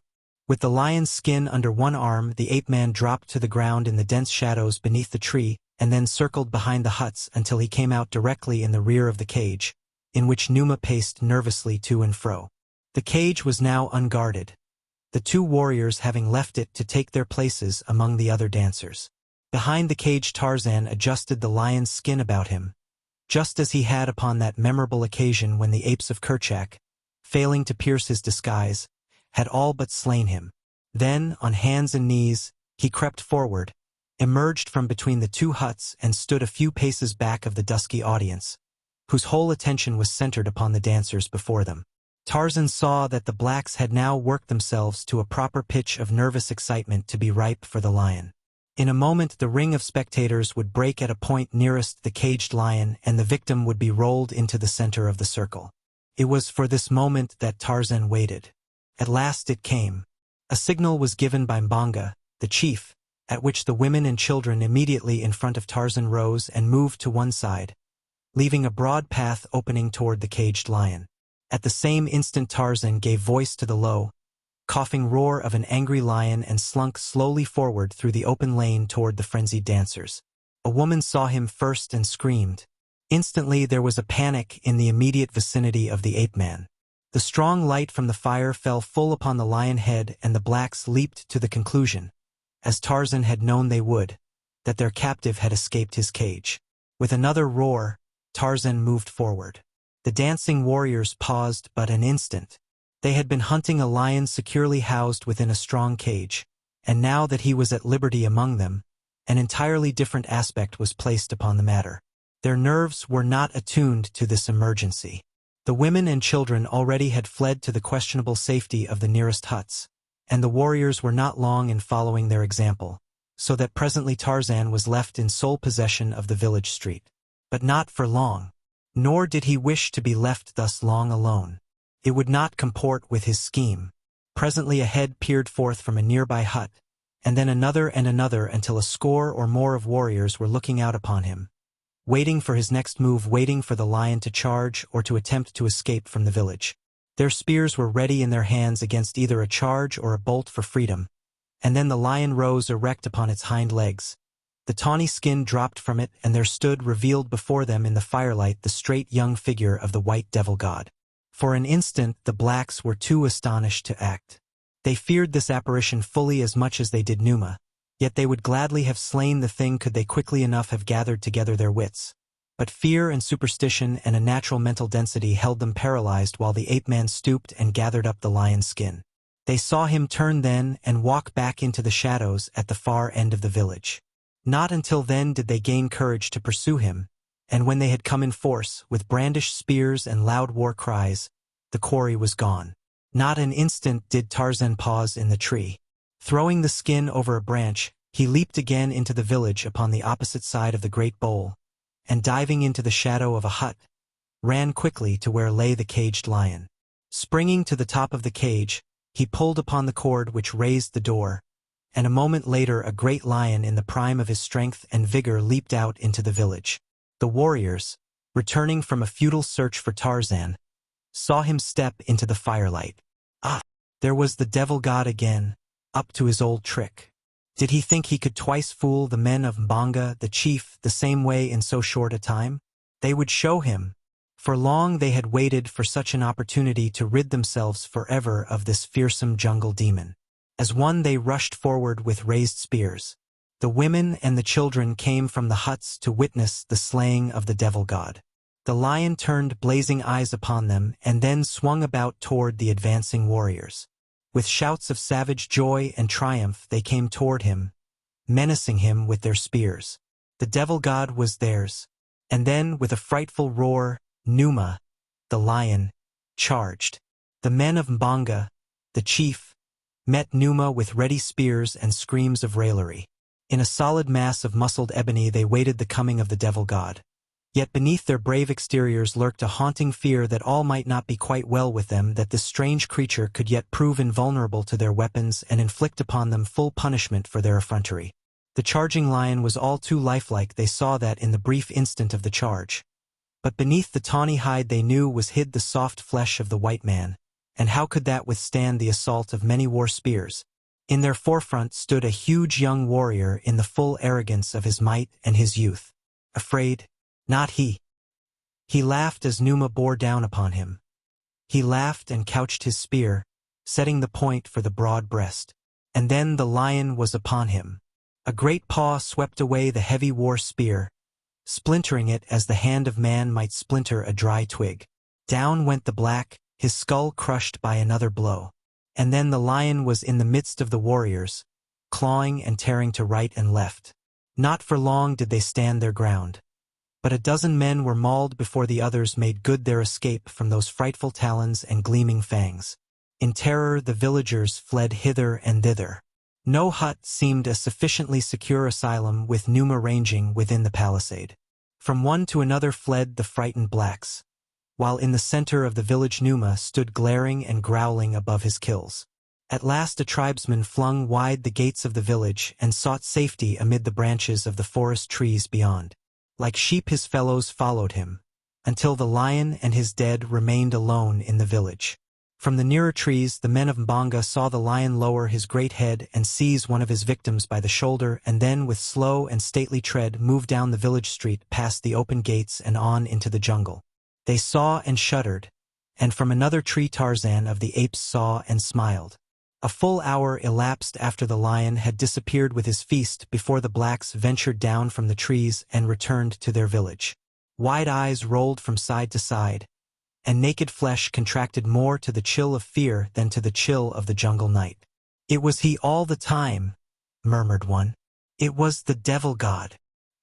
He changed himself from a lion to a man, and back again into a lion," whispered another. "And he dragged Mwiza into the forest and is eating him," said a third, shuddering. "We are no longer safe here," wailed a fourth. "Let us take our belongings and search for another village site far from the haunts of the wicked devil god." But with morning came renewed courage, so that the experiences of the preceding evening had little other effect than to increase their fear of Tarzan and strengthen their belief in his supernatural origin. And thus waxed the fame and the power of the ape-man in the mysterious haunts of the savage jungle where he ranged, mightiest of beasts because of the man-mind which directed his giant muscles and his flawless courage. Chapter 12. Tarzan rescues the moon. The moon shone down out of a cloudless sky, a huge, swollen moon that seemed so close to earth that one might wonder that she did not brush the crooning treetops. It was night, and Tarzan was abroad in the jungle. Tarzan, the ape-man, mighty fighter, mighty hunter. Why he swung through the dark shadows of the somber forest, he could not have told you. It was not that he was hungry, he had fed well this day, and in a safe cache were the remains of his kill, ready against the coming of a new appetite. Perhaps it was the very joy of living that urged him from his arboreal couch to pit his muscles and his senses against the jungle night. And then, too, Tarzan always was goaded by an intense desire to know. The jungle which is presided over by Kudu, the sun, is a very different jungle from that of Goro, the moon. The diurnal jungle has its own aspect, its own lights and shades, its own birds, its own blooms, its own beasts. Its noises are the noises of the day. The lights and shades of the nocturnal jungle are as different as one might imagine the lights and shades of another world to differ from those of our world. Its beasts, its blooms, and its birds are not those of the jungle of Kudu, the sun. Because of these differences, Tarzan loved to investigate the jungle by night. Not only was the life another life, but it was richer in numbers and in romance. It was richer in dangers, too, and to Tarzan of the apes danger was the spice of life. And the noises of the jungle night, the roar of the lion, the scream of the leopard, the hideous laughter of Dango, the hyena, were music to the ears of the ape-man. The soft padding of unseen feet, the rustling of leaves and grasses to the passage of fierce beasts, the sheen of opalesque eyes flaming through the dark, the million sounds which proclaimed the teeming life that one might hear and scent, though seldom see, constituted the appeal of the nocturnal jungle to Tarzan. Tonight he had swung a wide circle toward the east first and then toward the south, and now he was rounding back again into the north. His eyes, his ears, and his keen nostrils were ever on the alert. Mingled with the sounds he knew, there were strange sounds, weird sounds which he never heard until after Kudu had sought his lair below the far edge of the big water, sounds which belonged to Goro, the moon, and to the mysterious period of Goro's supremacy. These sounds often caused Tarzan profound speculation. They baffled him because he thought that he knew his jungle so well that there could be nothing within it unfamiliar to him. Sometimes he thought that as colors and forms appeared to differ by night from their familiar daylight aspects, so sounds altered with the passage of Kudu and the coming of Goro, and these thoughts roused within his brain a vague conjecture that perhaps Goro and Kudu influenced these changes. And what more natural that eventually he came to attribute to the sun and the moon personalities as real as his own. The sun was a living creature and ruled the day. The moon, endowed with brains and miraculous powers, ruled the night. Thus functioned the untrained man-mind, groping through the dark night of ignorance for an explanation of the things he could not touch or smell or hear, and of the great, unknown powers of nature which he could not see. As Tarzan swung north again upon his wide circle, the scent of the Gomangani came to his nostrils, mixed with the acrid odor of wood smoke. The ape-man moved quickly in the direction from which the scent was borne down to him upon the gentle night wind. Presently the ruddy sheen of a great fire filtered through the foliage to him ahead, and when Tarzan came to a halt in the trees near it, he saw a party of half a dozen black warriors huddled close to the blaze. It was evidently a hunting party from the village of Mbonga, the chief, caught out in the jungle after dark. In a rude circle about them they had constructed a thorn boma which, with the aid of the fire, they apparently hoped would discourage the advances of the larger carnivora. That hope was not conviction was evidenced by the very palpable terror in which they crouched, wide-eyed and trembling, for already Numa and Sabor were moaning through the jungle toward them. There were other creatures, too, in the shadows beyond the firelight. Tarzan could see their yellow eyes flaming there. The blacks saw them and shivered. Then one arose and, grasping a burning branch from the fire, hurled it at the eyes, which immediately disappeared. The black sat down again. Tarzan watched and saw that it was several minutes before the eyes began to reappear in twos and fours. Then came Numa, the lion, and Sabor, his mate. The other eyes scattered to right and left before the menacing growls of the great cats. And then the huge orbs of the man-eaters flamed alone out of the darkness. Some of the blacks threw themselves upon their faces and moaned. But he who before had hurled the burning branch now hurled another straight at the faces of the hungry lions, and they, too, disappeared as had the lesser lights before them. Tarzan was much interested. He saw a new reason for the nightly fires maintained by the blacks, a reason in addition to those connected with warmth and light and cooking. The beasts of the jungle feared fire, and so fire was, in a measure, a protection from them. Tarzan himself knew a certain awe of fire. Once he had, in investigating an abandoned fire in the village of the blacks, picked up a live coal. Since then he had maintained a respectful distance from such fires as he had seen. One experience had sufficed. For a few minutes after the black hurled the firebrand no eyes appeared, though Tarzan could hear the soft padding of feet all about him. Then flashed once more the twin fire spots that marked the return of the Lord of the Jungle, and a moment later, upon a slightly lower level, there appeared those of Sabor, his mate. For some time they remained fixed and unwavering, a constellation of fierce stars in the jungle night. Then the male lion advanced slowly toward the boma, where all but a single black still crouched in trembling terror. When this lone guardian saw that Numa was again approaching, he threw another firebrand, and, as before, Numa retreated, and with him Sabor, the lioness. But not so far this time, nor for so long. Almost instantly they turned and began circling the boma, their eyes turning constantly toward the firelight, while low, throaty growls evidenced their increasing displeasure. Beyond the lions glowed the flaming eyes of the lesser satellites, until the black jungle was shot all around the black men's camp with little spots of fire. Again and again the black warrior hurled his puny brands at the two big cats. But Tarzan noticed that Numa paid little or no attention to them after the first few retreats. The ape-man knew by Numa's voice that the lion was hungry and surmised that he had made up his mind to feed upon a gomangani. But would he dare a closer approach to the dreaded flames? Even as the thought was passing in Tarzan's mind, Numa stopped his restless pacing and faced the boma. For a moment he stood motionless, except for the quick, nervous upcurving of his tail. Then he walked deliberately forward, while Sabor moved restlessly to and fro where he had left her. The black man called to his comrades that the lion was coming, but they were too far gone in fear to do more than huddle closer together and moan more loudly than before. Seizing a blazing branch, the man cast it straight into the face of the lion. There was an angry roar, followed by a swift charge. With a single bound the savage beast cleared the boma wall as, with almost equal agility, the warrior cleared it upon the opposite side and, chancing the dangers lurking in the darkness, bolted for the nearest tree. Numa was out of the boma almost as soon as he was inside it. But as he went back over the low thorn wall, he took a screaming Negro with him.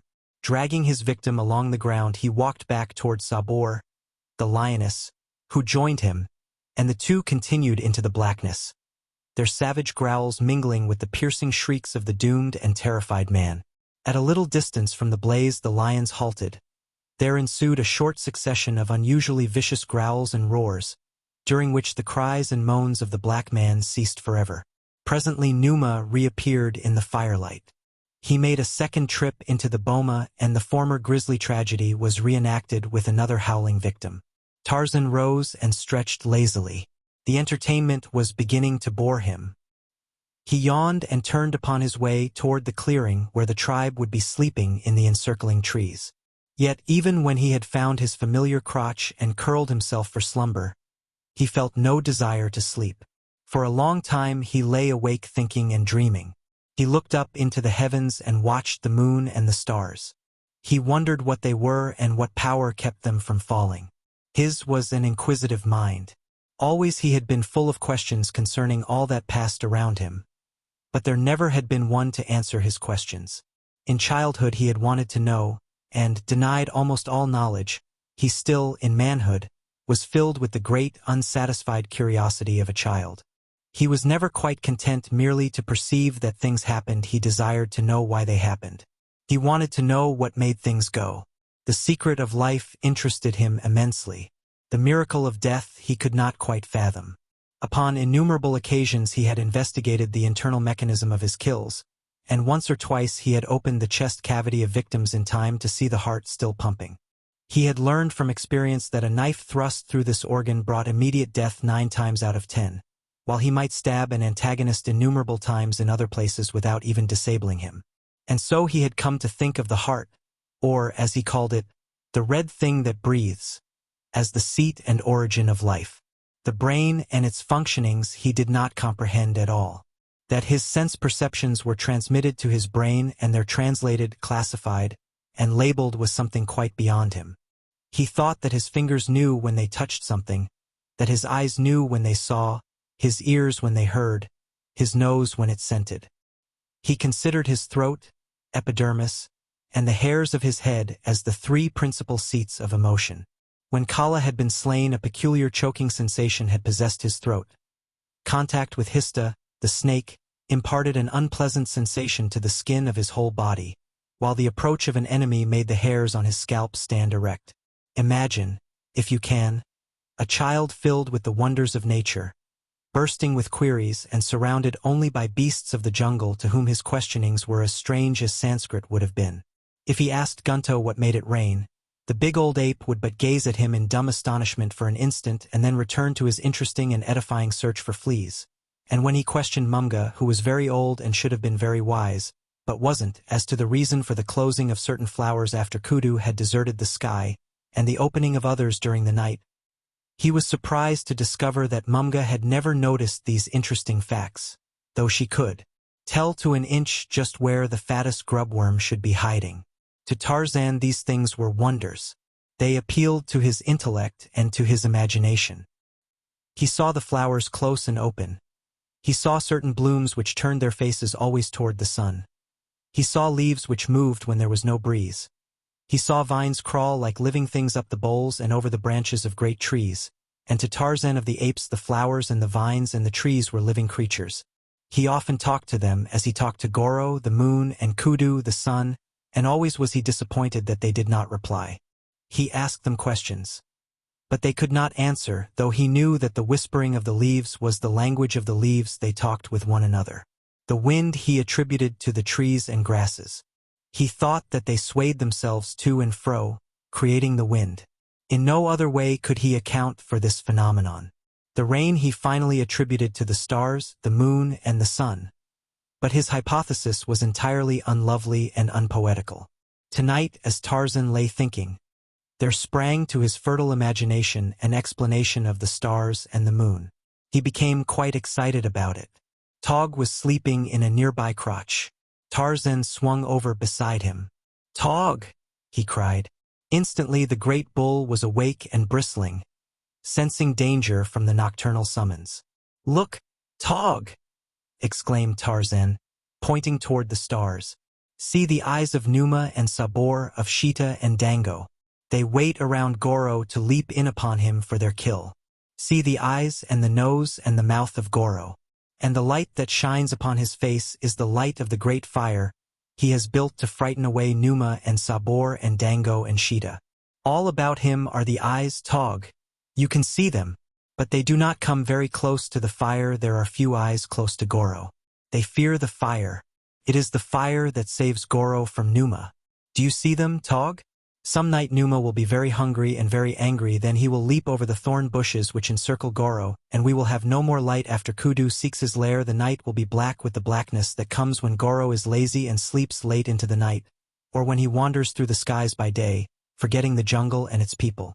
Tog looked stupidly at the heavens and then at Tarzan. A meteor fell, blazing a flaming way through the sky. "Look!" cried Tarzan. "Goro has thrown a burning branch at Numa." Tog grumbled. "Numa is down below," he said. "Numa does not hunt above the trees." But he looked curiously and a little fearfully at the bright stars above him, as though he saw them for the first time, and doubtless it was the first time that Tog ever had seen the stars, though they had been in the sky above him every night of his life. To Tog they were as the gorgeous jungle blooms. He could not eat them, and so he ignored them. Tog fidgeted and was nervous. For a long time he lay sleepless, watching the stars, the flaming eyes of the beasts of prey surrounding Goro, the moon Goro, by whose light the apes danced to the beating of their earthen drums. If Goro should be eaten by Numa, there could be no more dum-dums. Tog was overwhelmed by the thought. He glanced at Tarzan half fearfully. Why was his friend so different from the others of the tribe?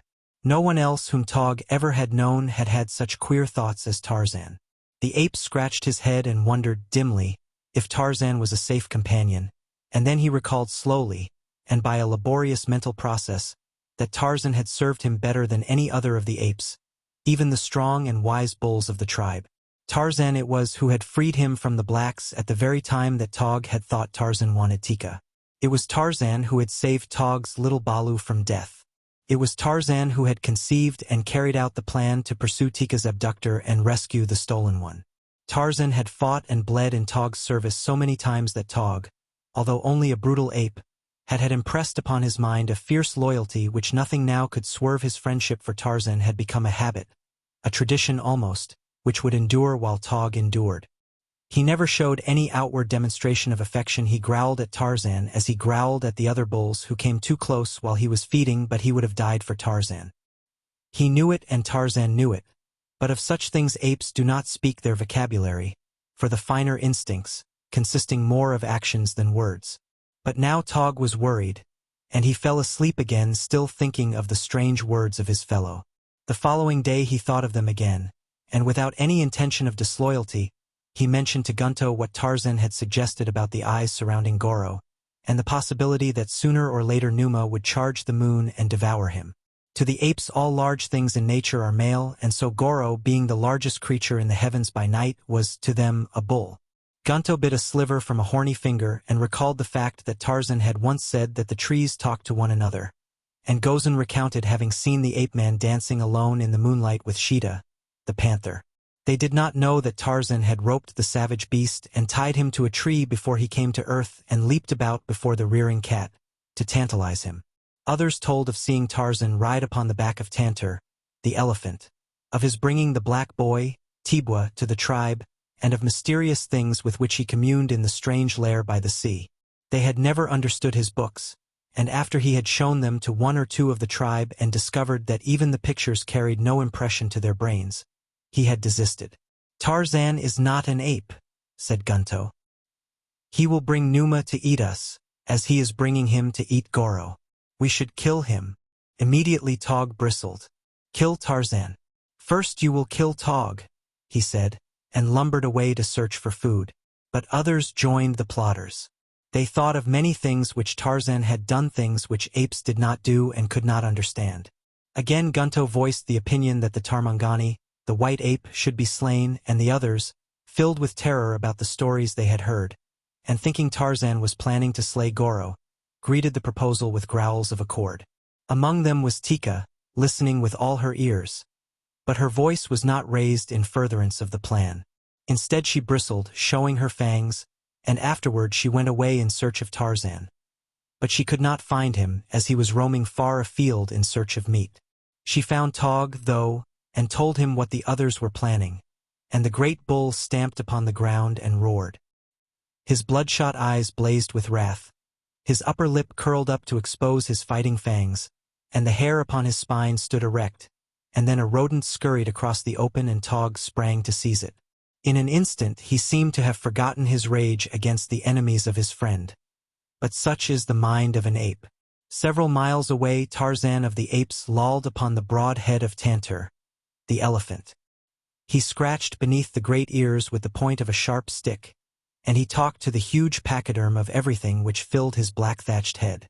Little or nothing of what he said did Tantor understand. But Tantor is a good listener. Swaying from side to side, he stood there enjoying the companionship of his friend, the friend he loved, and absorbing the delicious sensations of the scratching. Numa, the lion, caught the scent of man, and warily stalked it until he came within sight of his prey upon the head of the mighty tusker. Then he turned, growling and muttering, away in search of more propitious hunting grounds. The elephant caught the scent of the lion, borne to him by an eddying breeze, and lifting his trunk trumpeted loudly. Tarzan stretched back luxuriously, lying supine at full length along the rough hide. Flies swarmed about his face, but with a leafy branch torn from a tree, he lazily brushed them away. "Tantor," he said, "it is good to be alive. It is good to lie in the cool shadows. It is good to look upon the green trees and the bright colors of the flowers upon everything which Bulamutumia has put here for us. He is very good to us, Tantor. He has given you tender leaves and bark and rich grasses to eat. To me he has given bara and horta and paisa, the fruits and the nuts and the roots. He provides for each the food that each likes best. All that he asks is that we be strong enough or cunning enough to go forth and take it. Yes, Tantor, it is good to live. I should hate to die." Tantor made a little sound in his throat and curled his trunk upward that he might caress the ape-man's cheek with the finger at its tip. "Tantor," said Tarzan presently, "turn and feed in the direction of the tribe of Kerchak, the great ape, that Tarzan may ride home upon your head without walking."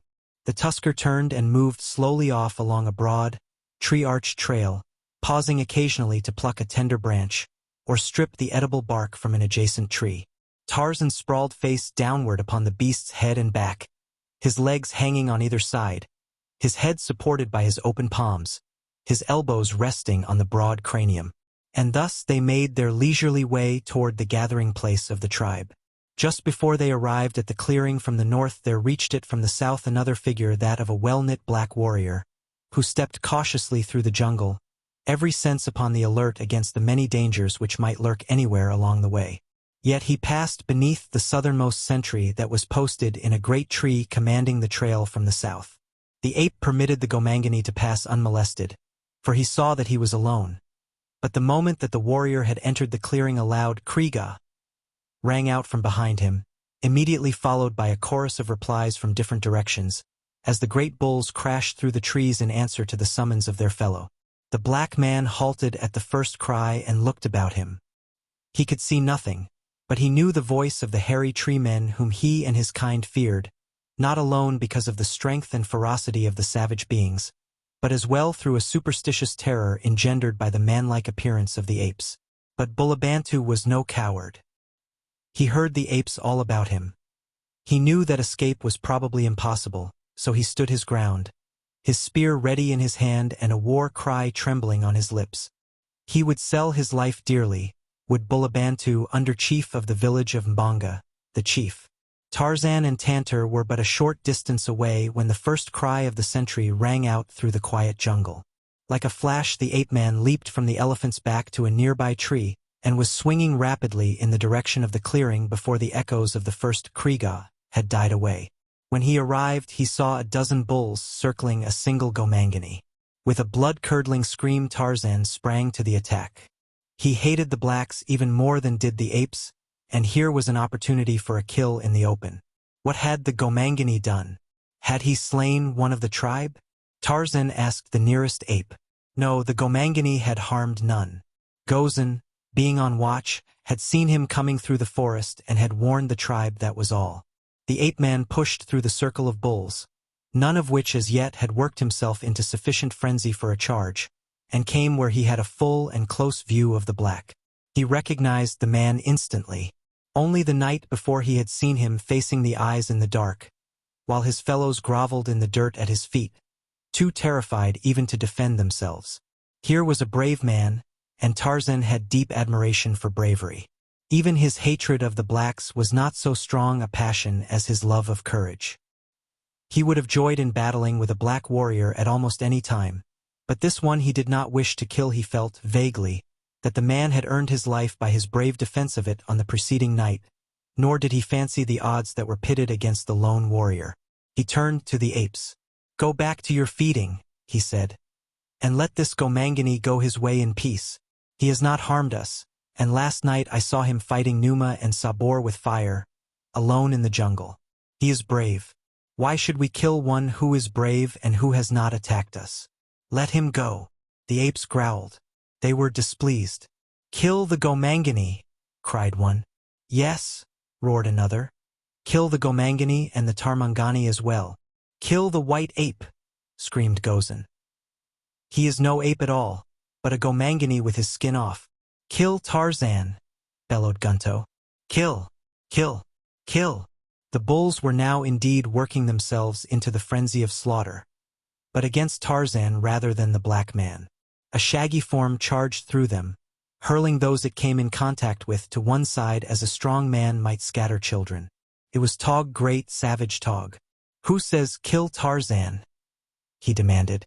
"Who kills Tarzan must kill Tog too. Who can kill Tog? Tog will tear your insides from you and feed them to Dango." "We can kill you all," replied Gunto.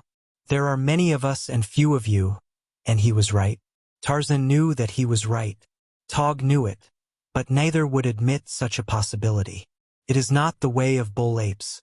"I am Tarzan," cried the ape-man. "I am Tarzan, mighty hunter, mighty fighter. In all the jungle none so great as Tarzan." Then, one by one, the opposing bulls recounted their virtues and their prowess. And all the time the combatants came closer and closer to one another. Thus do the bulls work themselves to the proper pitch before engaging in battle. Gunto came, stiff-legged, close to Tarzan and sniffed at him with bared fangs. Tarzan rumbled forth a low, menacing growl. They might repeat these tactics a dozen times, but sooner or later one bull would close with another, and then the whole hideous pack would be tearing and rending at their prey. Bulabantu, the black man, had stood wide-eyed in wonder from the moment he had seen Tarzan approaching through the apes. He had heard much of this devil god who ran with the hairy tree people, but never before had he seen him in full daylight. He knew him well enough from the description of those who had seen him and from the glimpses he had had of the marauder upon several occasions when the ape-man had entered the village of Mbonga, the chief, by night, in the perpetration of one of his numerous ghastly jokes. Bulabantu could not, of course, understand anything which passed between Tarzan and the apes. But he saw that the ape man and one of the larger bulls were in argument with the others. He saw that these two were standing with their back toward him and between him and the balance of the tribe, and he guessed, though it seemed improbable, that they might be defending him. He knew that Tarzan had once spared the life of Mbanga, the chief, and that he had succored Tibwa, and Tibwa's mother, Momaya. So it was not impossible that he would help Bulabantu, but how he could accomplish it Bulabantu could not guess, nor as a matter of fact could Tarzan, for the odds against him were too great. Gunto and the others were slowly forcing Tarzan and Tog back toward Bulabantu. The ape-man thought of his words with Tantor just a short time before. Yes, Tantor, it is good to live. I should hate to die. And now he knew that he was about to die, for the temper of the great bulls was mounting rapidly against him. Always had many of them hated him, and all were suspicious of him. They knew he was different. Tarzan knew it too. But he was glad that he was a man, that he had learned from his picture books, and he was very proud of the distinction. Presently, though, he would be a dead man. Gunto was preparing to charge. Tarzan knew the signs. He knew that the balance of the bulls would charge with Gunto. Then it would soon be over. Something moved among the verdure at the opposite side of the clearing. Tarzan saw it just as Gunto, with the terrifying cry of a challenging ape, sprang forward. Tarzan voiced a peculiar call and then crouched to meet the assault. Tog crouched, too, and Bulabantu, assured now that these two were fighting upon his side, couched his spear and sprang between them to receive the first charge of the enemy. Simultaneously, a huge bulk broke into the clearing from the jungle behind the charging bulls. The trumpeting of a mad tusker rose shrill above the cries of the anthropoids, as Tantor, the elephant, dashed swiftly across the clearing to the aid of his friend. Gunto never closed upon the ape-man, nor did a fang enter flesh upon either side. The terrific reverberation of Tantor's challenge sent the bulls scurrying to the trees, jabbering and scolding. Tog raced off with them. Only Tarzan and Bulabantu remained. The latter stood his ground because he saw that the devil god did not run, and because the black had the courage to face a certain and horrible death beside one who had quite evidently dared death for him. But it was a surprised Gomangani who saw the mighty elephant come to a sudden halt in front of the ape-man and caress him with his long, sinuous trunk. Tarzan turned toward the black man. "Go," he said in the language of the apes, and pointed in the direction of the village of Mbanga. Bulabantu understood the gesture, if not the word, nor did he lose time in obeying. Tarzan stood watching him until he had disappeared. He knew that the apes would not follow. Then he said to the elephant, "Pick me up," and the tusker swung him lightly to his head. "Tarzan goes to his lair by the big water," shouted the ape-man to the apes in the trees. "All of you are more foolish than Manu, except Tog and Tika.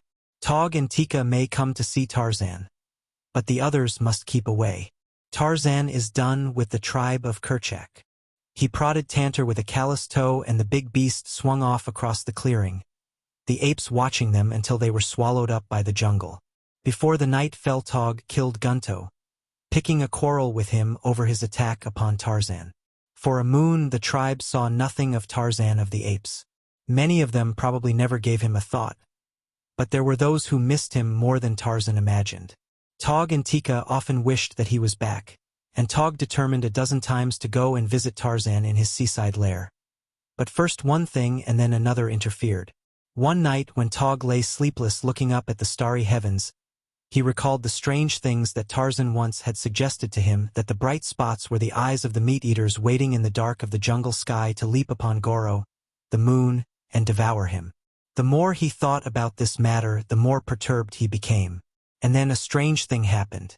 Even as Tog looked at Goro, he saw a portion of one edge disappear, precisely as though something was gnawing upon it. Larger and larger became the hole in the side of Goro. With a scream, Tog leaped to his feet. His frenzied Kriegachess brought the terrified tribe screaming and chattering toward him. "Look!" cried Tog, pointing at the moon. "Look! It is as Tarzan said. Numa has sprung through the fires and is devouring Goro. You called Tarzan names and drove him from the tribe. Now see how wise he was. Let one of you who hated Tarzan go to Goro's aid. See the eyes in the dark jungle all about Goro. He is in danger and none can help him, none except Tarzan. Soon Goro will be devoured by Numa, and we shall have no more light after Kudu seeks his lair. How shall we dance the dum-dum without the light of Goro? The apes trembled and whimpered. Any manifestation of the powers of nature always filled them with terror, for they could not understand. Go and bring Tarzan, cried one. And then they all took up the cry of Tarzan. Bring Tarzan. He will save Goro. But who was to travel the dark jungle by night to fetch him? I will go, volunteered Tog, and an instant later he was off through the Stygian gloom toward the little landlocked harbor by the sea. And as the tribe waited, they watched the slow devouring of the moon. Already Numa had eaten out a great semicircular piece. At that rate Goro would be entirely gone before Kudu came again. The apes trembled at the thought of perpetual darkness by night. They could not sleep. Restlessly they moved here and there among the branches of trees, watching Numa of the skies at his deadly feast, and listening for the coming of Tog with Tarzan. Goro was nearly gone when the apes heard the sounds of the approach through the trees of the two they awaited, and presently Tarzan, followed by Tog, swung into a nearby tree. The ape-man wasted no time in idle words. In his hand was his long bow, and at his back hung a quiver full of arrows, poisoned arrows that he had stolen from the village of the blacks, just as he had stolen the bow. Up into a great tree he clambered, higher and higher until he stood swaying upon a small limb which bent low beneath his weight. Here he had a clear and unobstructed view of the heavens. He saw Goro and the inroads which the hungry Numa had made into his shining surface. Raising his face to the moon, Tarzan shrilled forth his hideous challenge. Faintly and from afar came the roar of an answering lion. The apes shivered. Numa of the skies had answered Tarzan. Then the ape-man fitted an arrow to his bow, and drawing the shaft far back, aimed its point at the heart of Numa where he lay in the heavens devouring Goro. There was a loud twang as the released bolt shot into the dark heavens. Again and again did Tarzan of the apes launch his arrows at Numa, and all the while the apes of the tribe of Kerchak huddled together in terror. At last came a cry from Tog. Look! Look! He screamed. Numa is killed. Tarzan has killed Numa. See, Goro is emerging from the belly of Numa. And sure enough, the moon was gradually emerging from whatever had devoured her, whether it was Numa, the lion, or the shadow of the earth. But were you to try to convince an ape of the tribe of Kerchak that it was aught but Numa who so nearly devoured Goro that night, or that another than Tarzan preserved the brilliant god of their savage and mysterious rites from a frightful death, you would have difficulty and a fight on your hands. And so Tarzan of the apes came back to the tribe of Kerchak, and in his coming he took a long stride toward the kingship, which he ultimately won, for now the apes looked up to him as a superior being. In all the tribe there was but one who was at all skeptical about the plausibility of Tarzan's remarkable rescue of Goro, and that one, strange as it may seem, was Tarzan of the apes.